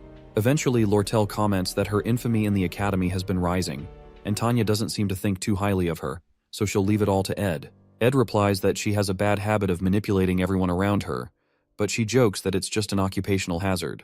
However, Ed asks her if she's really okay, but since rumors don't take away her money, Lortel doesn't care, especially as long as Ed doesn't turn into her enemy. At this point, the storyline is entering a new phase, and the future actions of Princess Penia, who did not take the president's position, are now uncertain. The power struggle between the Roth-Taylor family and the Imperial family is also uncertain. All Ed can do is watch and see how the remaining part of the third act will unfold. Soon after, he returns to his hut after almost a month. There are many things to do, but when he enters, he finds Lucy sleeping on his bed, which makes him smile. He immediately goes to his usual spot to read his books, but he eventually falls asleep due to fatigue. The news of Tanya's election as student council president came 3 days later. Meanwhile, Janica goes to meet the senior professor of spirit studies, Melina, who offers her a grading job for extra bonus points. Melina is offering her this because she's already at the highest level, even among active spiritists. Janica still wonders why Melina chose her, so Melina advises her to establish her dignity as a senior in the next joint combat training. Janica, however, doesn't seem interested in doing that, so Melina mentions that she's the top student in her year, the best spiritist in the academy, yet she's always smiling like the happiest person in the world, with her head floating in the clouds. Melina mentions that it's obvious she's dating Ed, but she looks like she's lost her mind from an outsider's perspective. Janica immediately turns red and wonders why Melina would say she's dating Ed. Melina clarifies that they're always together, and that Janica is always grinning and spacing out in classes, which is typical of a kid who just started dating. Janica begins to stutter and tries to stop the professor from speaking in front of the other students.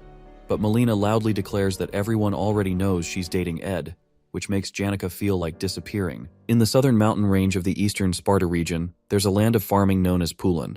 Deep into the ridge, there's a small farming village called Torin. There, we see a young Janica failover, who would bring light to this village. Suddenly, she meets a young male boy who speaks to her formally. However, the boy's manner of formal speech was quite unfamiliar to her. Regardless, the boy eventually became comfortable with her and started to tell her about the Imperial Holy City. Janica remained cheerful and loved by everyone. Eventually, the male boy comes to confess his feelings for her. The young girl didn't know how to reject people, but she rejected the boy's heart. After that, the male boy ran away and didn't visit the village for a long time. Later on, he brings her a letter of admission from Sylvania and bids her farewell with his formal speech. She then opens the letter to read its contents. 3 years later, Janica is still scared of rejections and uncomfortable with formal speech. She gets startled when the administrative officer asks if she has any questions. The lady promises to quickly deal with any issue if it's an administrative task. However, Janica is short of words as she stares at the leave request from Trix dorms. Regardless, the lady still tells her that a lot of people will help her if she just asks. Despite having a lot of people in the past, Janica finds the attention to be a burden. After that, she meets up with Anise, who realizes that Ed was alive all along. Anise sees that her friend must have had her reasons, but she wonders what's worrying Janica now. Janica then mentions how she finds it hard to reject other people's requests. Anise then calls her out for always cooking for Ed and acting like his maid, but Janica says she did those things because she wanted to. However, due to how close they are, she finds it hard to request things from the MC sometimes. Anise then suggests that Janica should put some distance between her and Ed. Since they're so conscious of each other, she feels this would help. Nevertheless, Anise is worried that they might become too distant because of this. On the other hand, Janica thanks her friend for the advice and takes her leave. Anise tries to stop her, but it's too late. In the end, the girl worries that she might have just done something horrible. Meanwhile, our MC has been able to unlock a lot of crafting formulas. The one he wants the most is the thunderstruck, 1,000-year-old wooden cane. The formula is quite simple, but the cane still has a very high force rank. Ed needs a branch from a tree that's over 1,000 years old and has been struck by thunder. He can easily find a tree that's old in the northern forest, but the issue is finding thunder. His attention suddenly moves to Lucy, and he decides to wake her up. As she opens her eyes and sees his face, she quickly runs to the top of a tree. The protagonist then asks her why she's acting so surprised. Lucy tells him to talk, but he decides to postpone what he wants to tell her. Later on, Janica pops up at the camp. Ed notices that she's late, but she tells him that she has no particular reason to be late. He then asks if she wants tea, and she accepts while wondering how she's supposed to put distance between them. Later that evening, she commends how good he has gotten with handling spirits, especially Mug. Our MC suddenly stops as he sees Belle, who tells him that Rachel has requested for Lucy. He apologizes for making her worry due to the news of his death, but she's glad to see that he's fine. As the two of them lock eyes, the protagonist lets the maid know that he'll continue to speak formally to her. She tries to persuade him, but Ed refuses. Janica, on the other hand, is shocked to see Belle acting so frustrated. This suddenly reminds her of the male boy from back then. The maid then mentions that she's glad to see that Janica is doing well too. As she heads off with Lucy, Janica bids her farewell. After that, our hero's lover asks if they can speak to each other formally. She tries to explain how it's better to talk in a manner where they show respect towards each other. After she tugs on his shirt, the MC nervously agrees to her request. After that, Janica addresses our protagonist as Sir Ed. This catches him off guard, and he finds himself short of words. At the same time, Janica is feeling embarrassed as well. 3 minutes later, they try to have a conversation around the campfire, but Janica brushes it off. The air is really awkward and Ed has no idea what to do. While she remains quiet, he tries to think of a way to get rid of the awkward atmosphere. Suddenly, she gets up and remembers that her curfew is almost over. Janica thanks the MC and quickly runs back to her dormitory, leaving our boy completely speechless. A chilling fear runs over Ed's body as he realizes that he has to keep up this formal speech with Janica. Later on, we see Ed reading a book in the middle of the forest. Marilda then asks if he's going to continue his formal speech with Janica, but he doesn't get why the spirit is asking when she saw everything. However, Marilda says that she wants to know if anything interesting happened in the academy. Ed then explains that things are still quite awkward between him and Janica. Because of this, he's worried that something may be up with her. Marilda then teases him about being worried about Janica, and he accepts it. He quickly brushes the topic aside and asks for permission to snap some branches of the tree. The spirit points out that he doesn't need her permission for a few branches. Despite the tree being named after her, Marilda says she's protecting the forest because of an old friend who put her name on the tree. She then points out how her human form wasn't easy to get from the start. Usually spirits take on the forms of animals because it's more convenient. She then asks the hero if he knows the form she had to copy. Since she can read his thoughts, she tells him that her human form is closest to his ideal type. Ed is shocked to see that this is his taste in women, but Marilda confesses that she was just lying. The spirit points out that she can't just copy anyone, since transformation magic is difficult. The form she has belongs to a child she met when Arkan Island was uninhabited. Upon hearing the girl's description, it finally clicks in Ed's head. The girl is the same one who established the school and is none other than Sylvania. As night falls, our hero sits by his campfire when Janica comes to meet him. He then offers her some apples while still trying to maintain their formal speech. As she sits down, he asks her to pass her plate, and she hands it over. While eating the apples, Janica still wonders what to do about the awkward situation. With her face down, she decides to ask Ed something strange, but she asks him to hear her out before he replies. As the protagonist continues peeling his apples, she asks what he thinks of her coming to live with him at the camp. Upon hearing this, he mistakenly hurts himself with the knife. Janica then freaks out as his blood spills everywhere. Later on, the protagonist bandages his finger and also has the time to collect his thoughts. After that, he addresses Janica, saying that she's someone who's incredibly kind and sincere. He also tells her that he likes her a lot. As he continues to talk about her lovely charm, she hides her face in embarrassment. She then asks for a moment to catch her breath.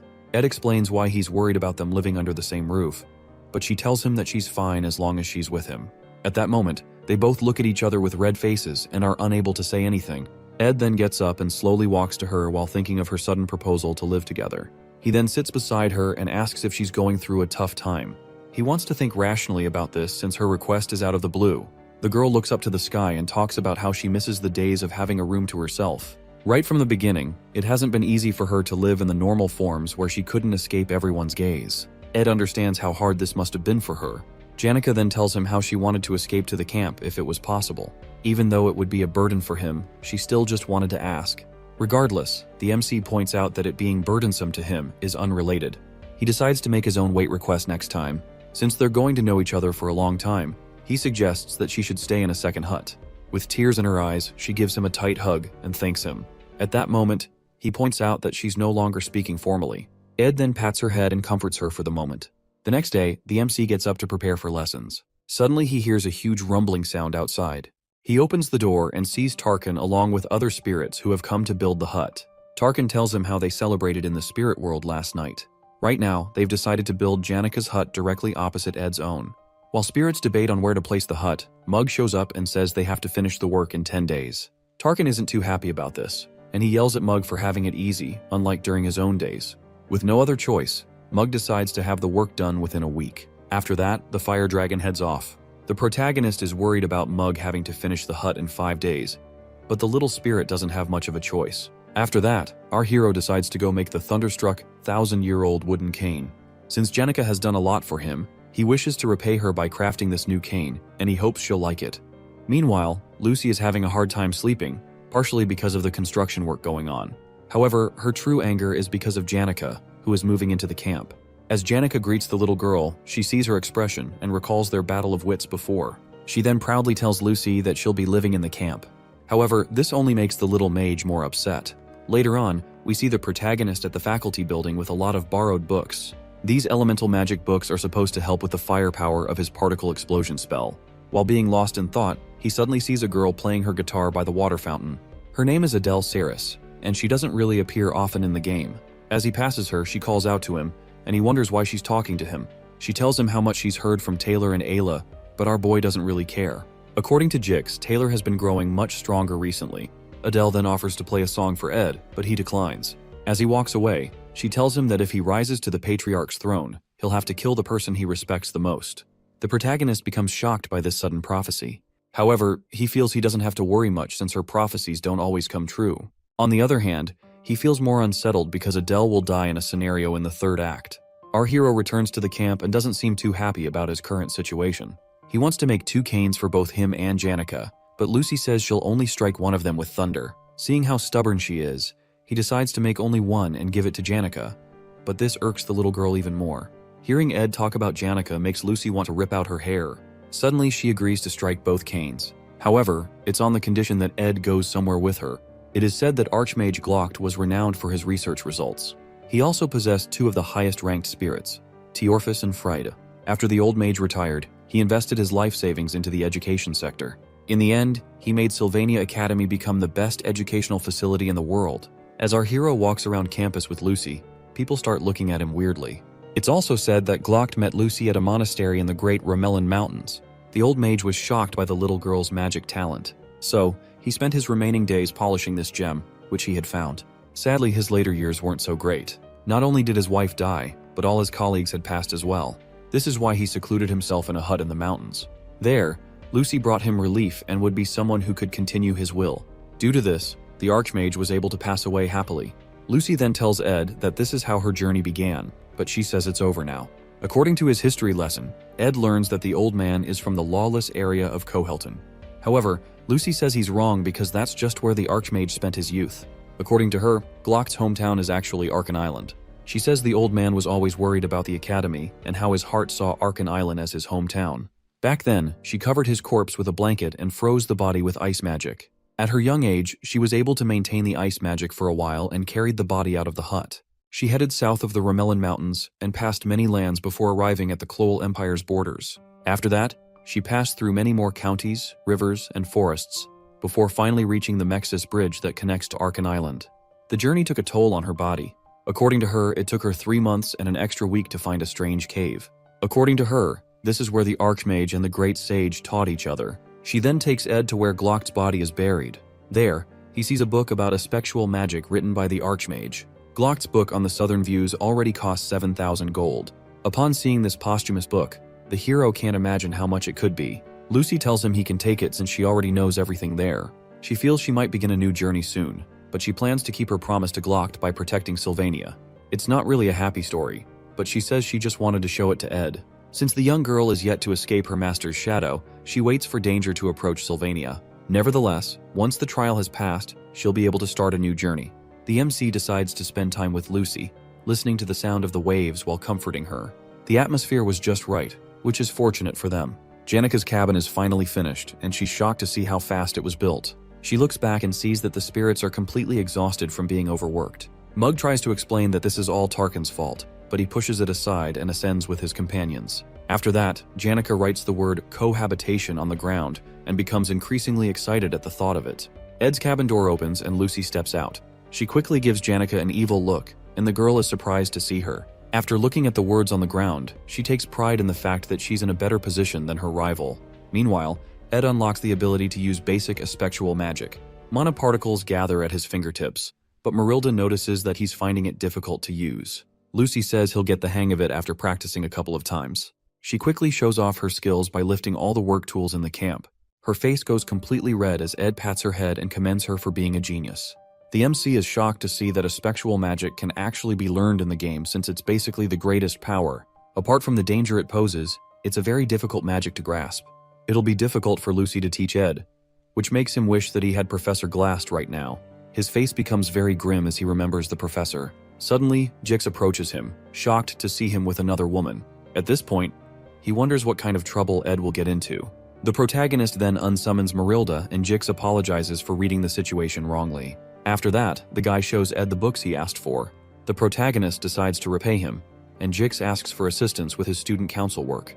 He is concerned about the request due to the last issue with Tanya, but Jix tells him that the council president wants people she can trust. The council president has already gathered some top students and plans to recruit more, including Ed. Jix feels that the protagonist will reject the offer because he already has a lot going on. However, Ed is shocked to see that he expected it. After Ed saved Tanya, a lot of things have become unknown, such as Jix joining the student council. The joint combat training will be happening soon before the third act's final event. During this event, there's a scenario where Claude loses in the final battle. Ed remembers it as one with a bad ending, but it's out of his hands now. Right now, the flow of things is all unknown to him. Later on, we see a giant carriage known as the Wheeled Palace, moving and being guarded by a lot of elite knights. On top of the palace, there are two people sitting, known as Archbishop Verdio and the Holy Pope, Eldine. The two dignitaries will be arriving in Sylvania soon. With Verdio and Eldane visiting, Tanya is pressured to make sure that preparations go as planned. We also see other students helping her to sort out some paperwork. She sees that the dignitaries are worried about Saintess Clarice and that the Holy Pope also wants to meet Adele. Meanwhile, the real Saintess is getting ready to show up for the first time in front of the students. Sadly, the Pope's visit overlaps with the combat training, which she was hoping to attend. Clarice will rather much remain a student than return to the Holy Imperial capital. Also, she hasn't been able to meet Adele because the girl is usually in and out of places. Not only that, but the Saintess has had some nice adventures and now has stories of her own to tell. Of course, she can't tell the Archbishop about the incident with Lucy and Ed as well because Verdio will make her leave the academy. She finds it hard to refuse the Archbishop's words because he's always been like a teacher to her. Belle then tells her to eat comfortably after seeing how nervous she is. Clarice just needs to make sure that no one finds out her real identity, but she suddenly remembers that the protagonist knows who she is. Because of this, she fears what would happen if Ed and Verdio were to meet. As she shudders in fear, Belle offers to make tea for her, but she refuses and asks her to help with preparations to go out and meet Ed. The Saintess tells the maid that she needs to meet the MC quickly. On the other hand, Belle didn't want Ed and the Saintess to meet. The students gather to look at the matchups for the joint combat training. Meanwhile, Janica is feeling bad about not having any challengers for the training. Just like last year's exam, the results reflect in the grades of the students, and lower grades fight with higher grades as well. The only difference this year is the rule that you can challenge an opponent through a duel request. Currently, there are no first years in Class A, which makes them eager to win against a second-year student. These matches between the first and second years will be worth watching too. On the other hand, not many people are interested in the third and fourth-year matches. Aside from when Janica beat Lortel, no one else was able to beat their junior. Janica notices that Ed is reading the book Lucy gave him, and he says it's important. She starts feeling jealous and he wonders why she's making such a face. Suddenly, the knights clear the way for the Saintess to come through. The protagonist becomes nervous when he sees the chariot because it's weird for Clarice to be there. As she steps out, he starts wondering if the Pope's visit was delayed. He and Janica are shocked as Clarice steps up to our boy, saying that she wanted to hurry and meet him. After greeting him, the Saintess requests to have a short conversation with the MC. On the other hand, Janica nervously introduces herself to the Saintess. Ed figures her reaction is normal since the Saintess isn't a regular person. However, he can't believe that the girl in front of him is the same as Kylie Ekney. Clarice then tells him that Eldine is currently visiting Trix Hall. This makes Ed more wary as to why Clarice came to see him. She then mentions how Verdio is really smart and could make someone wonder if he could read minds. She explains that there are rumors stating that the Archbishop can read one's thoughts. As Ed listens to her, he finally realizes why she must have come to see him.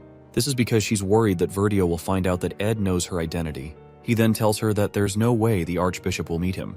Since he'll be partaking in the joint combat training, he'll most likely never meet Verdio. Upon hearing this, the Saintess is relieved. Suddenly, Janica asks her if she just came there to see Ed. She then starts to give Clarice a deadly look.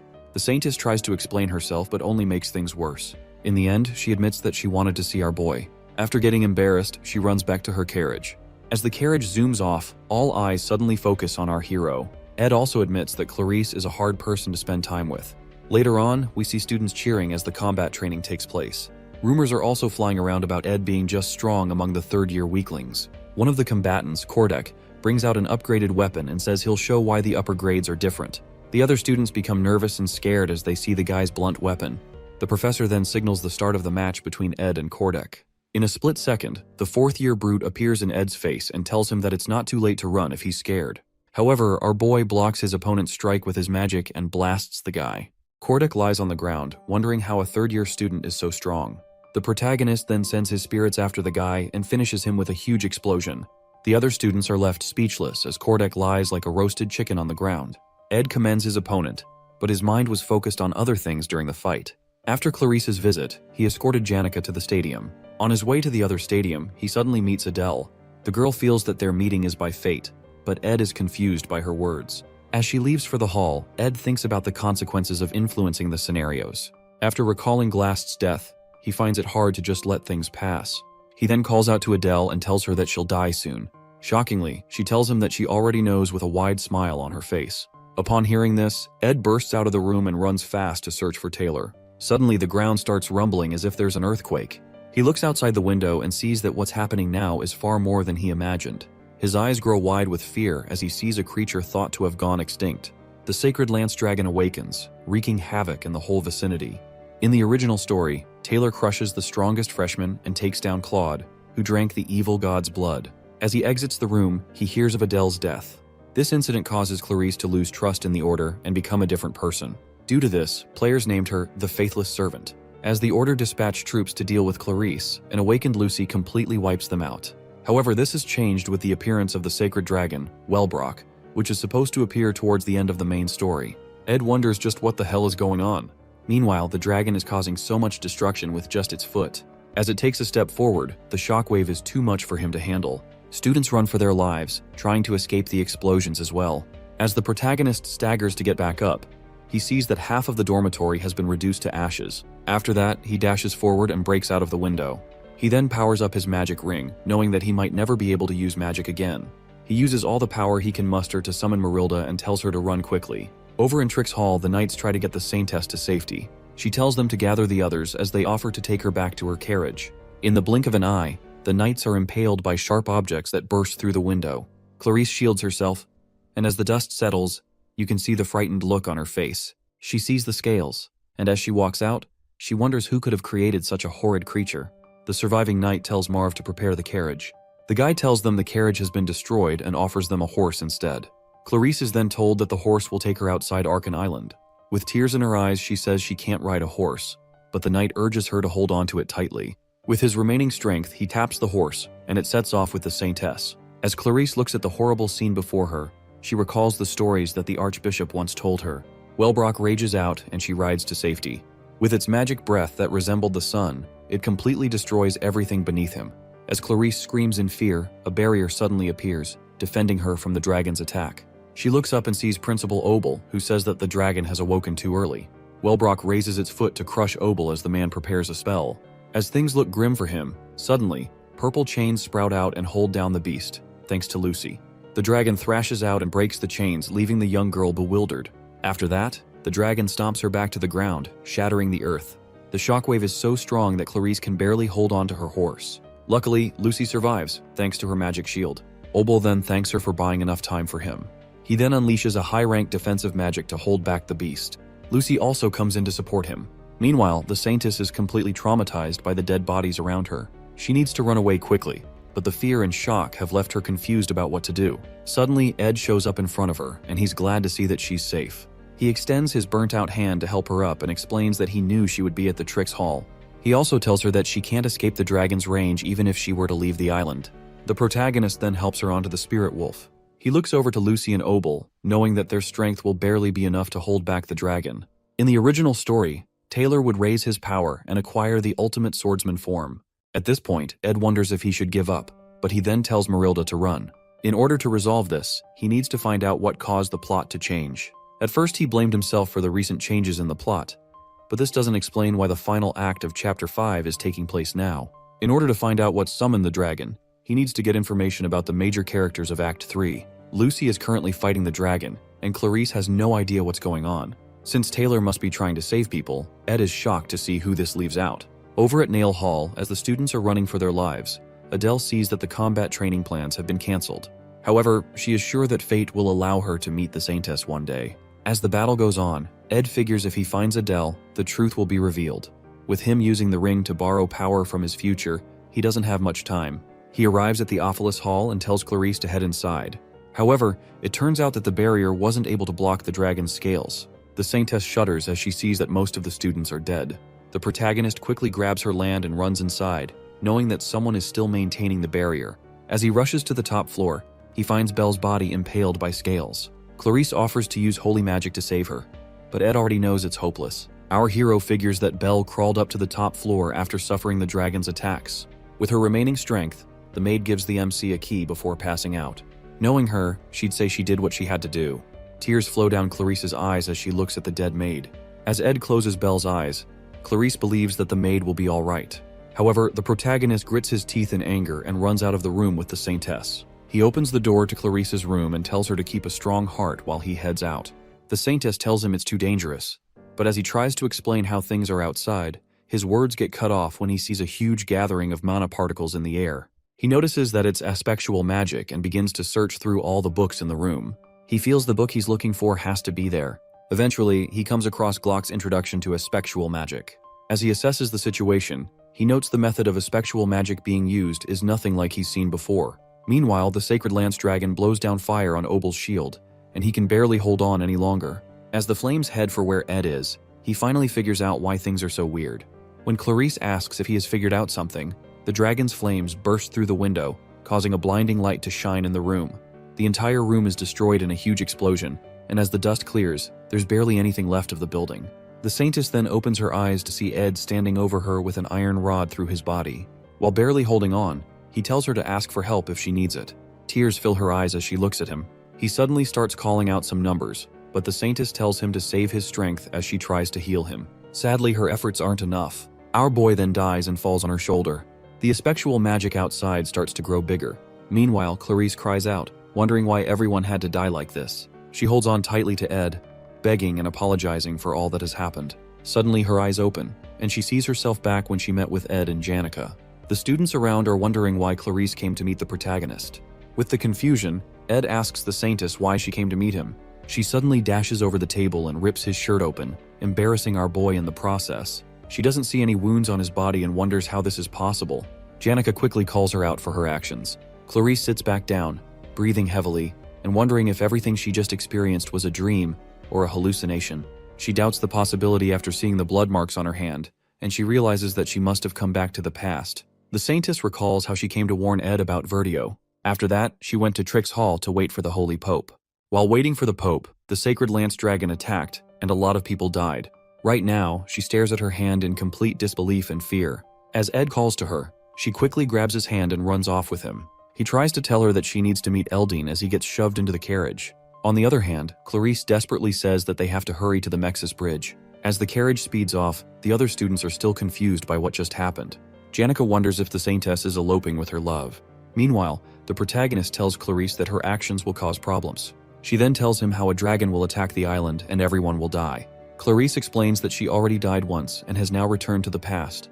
Back then, Ed was about to tell her something before being crushed by the rubble. However, she reminds him that he told her to come to him for help no matter what.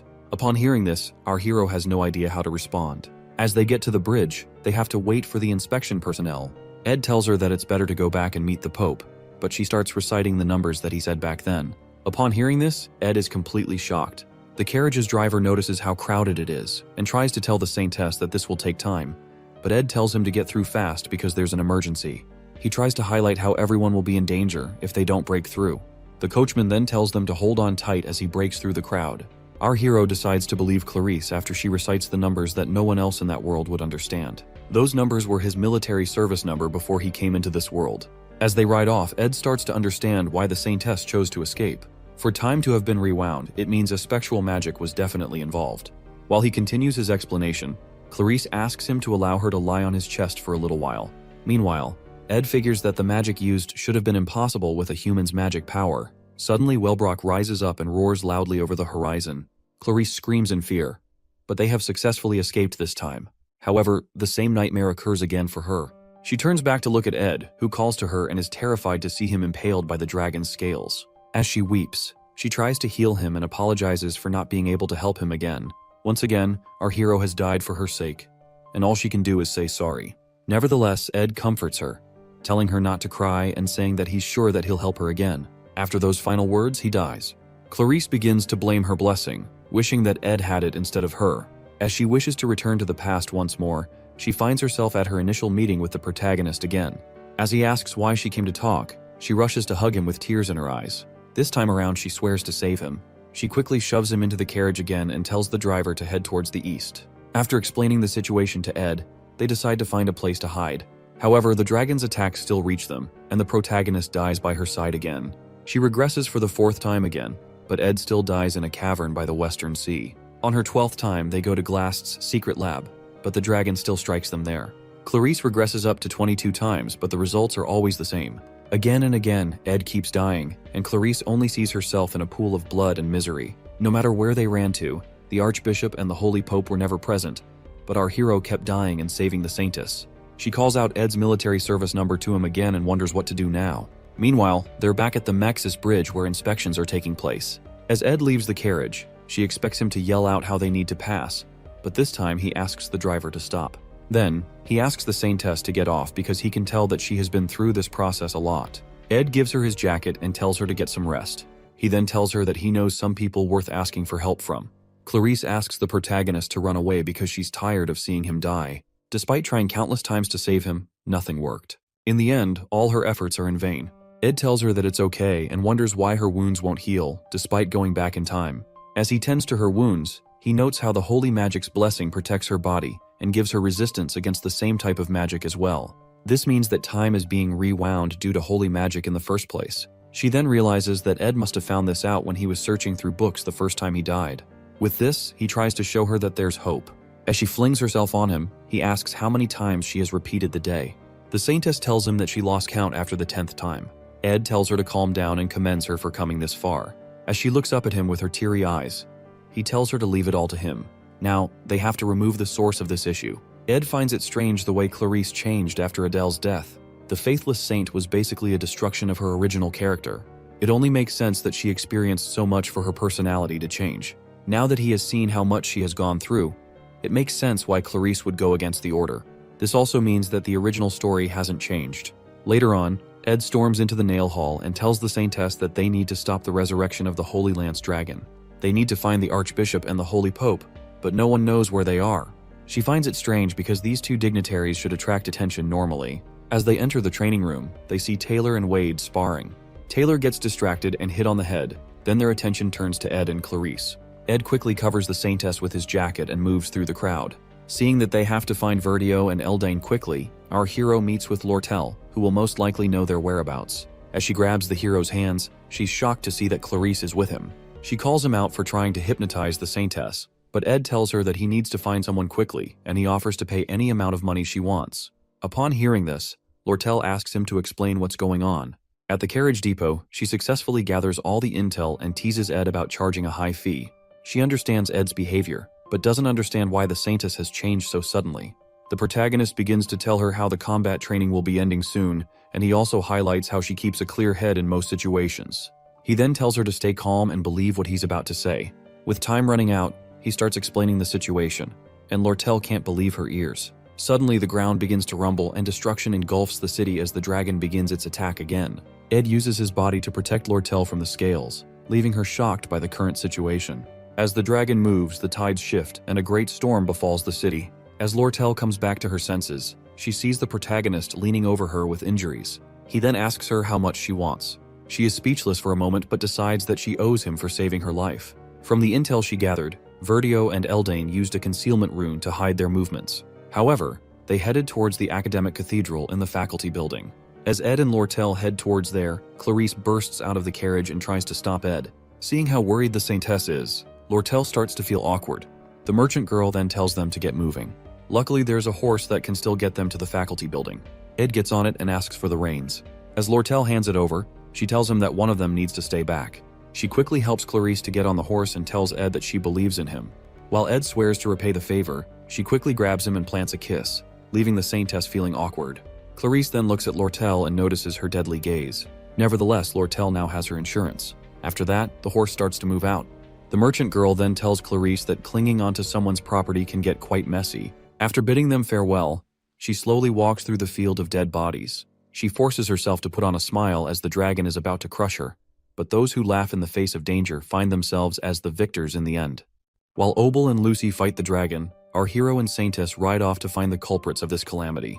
Ed tells Clarice to take to heart what he has told her. However, she wonders how he's so calm in the midst of all this. Suddenly, their horse gets struck, and he shields her as they fall to the ground. As she opens her eyes, she notices that Ed is bleeding a lot. However, he tells her not to worry because he's had far worse injuries. Luckily, they finally arrive at the cathedral, where they see a strange person standing on the roof. This is one of the people revered as the greatest of holy sorcerers. Even Lucy will have a hard time against one of them, and they are known as the Apostles of Telos. As the guy lands before them, Clarice tells him to step aside. However, the apostle tells her that he can't let them pass because of Eldon's orders. In that instant, Ed's dagger reaches his face, but the guy quickly parries it. The protagonist then tells Clarice that she needs to break through quickly. As the apostle tries to stop her, he sees a magic wave ball that Ed tossed towards him.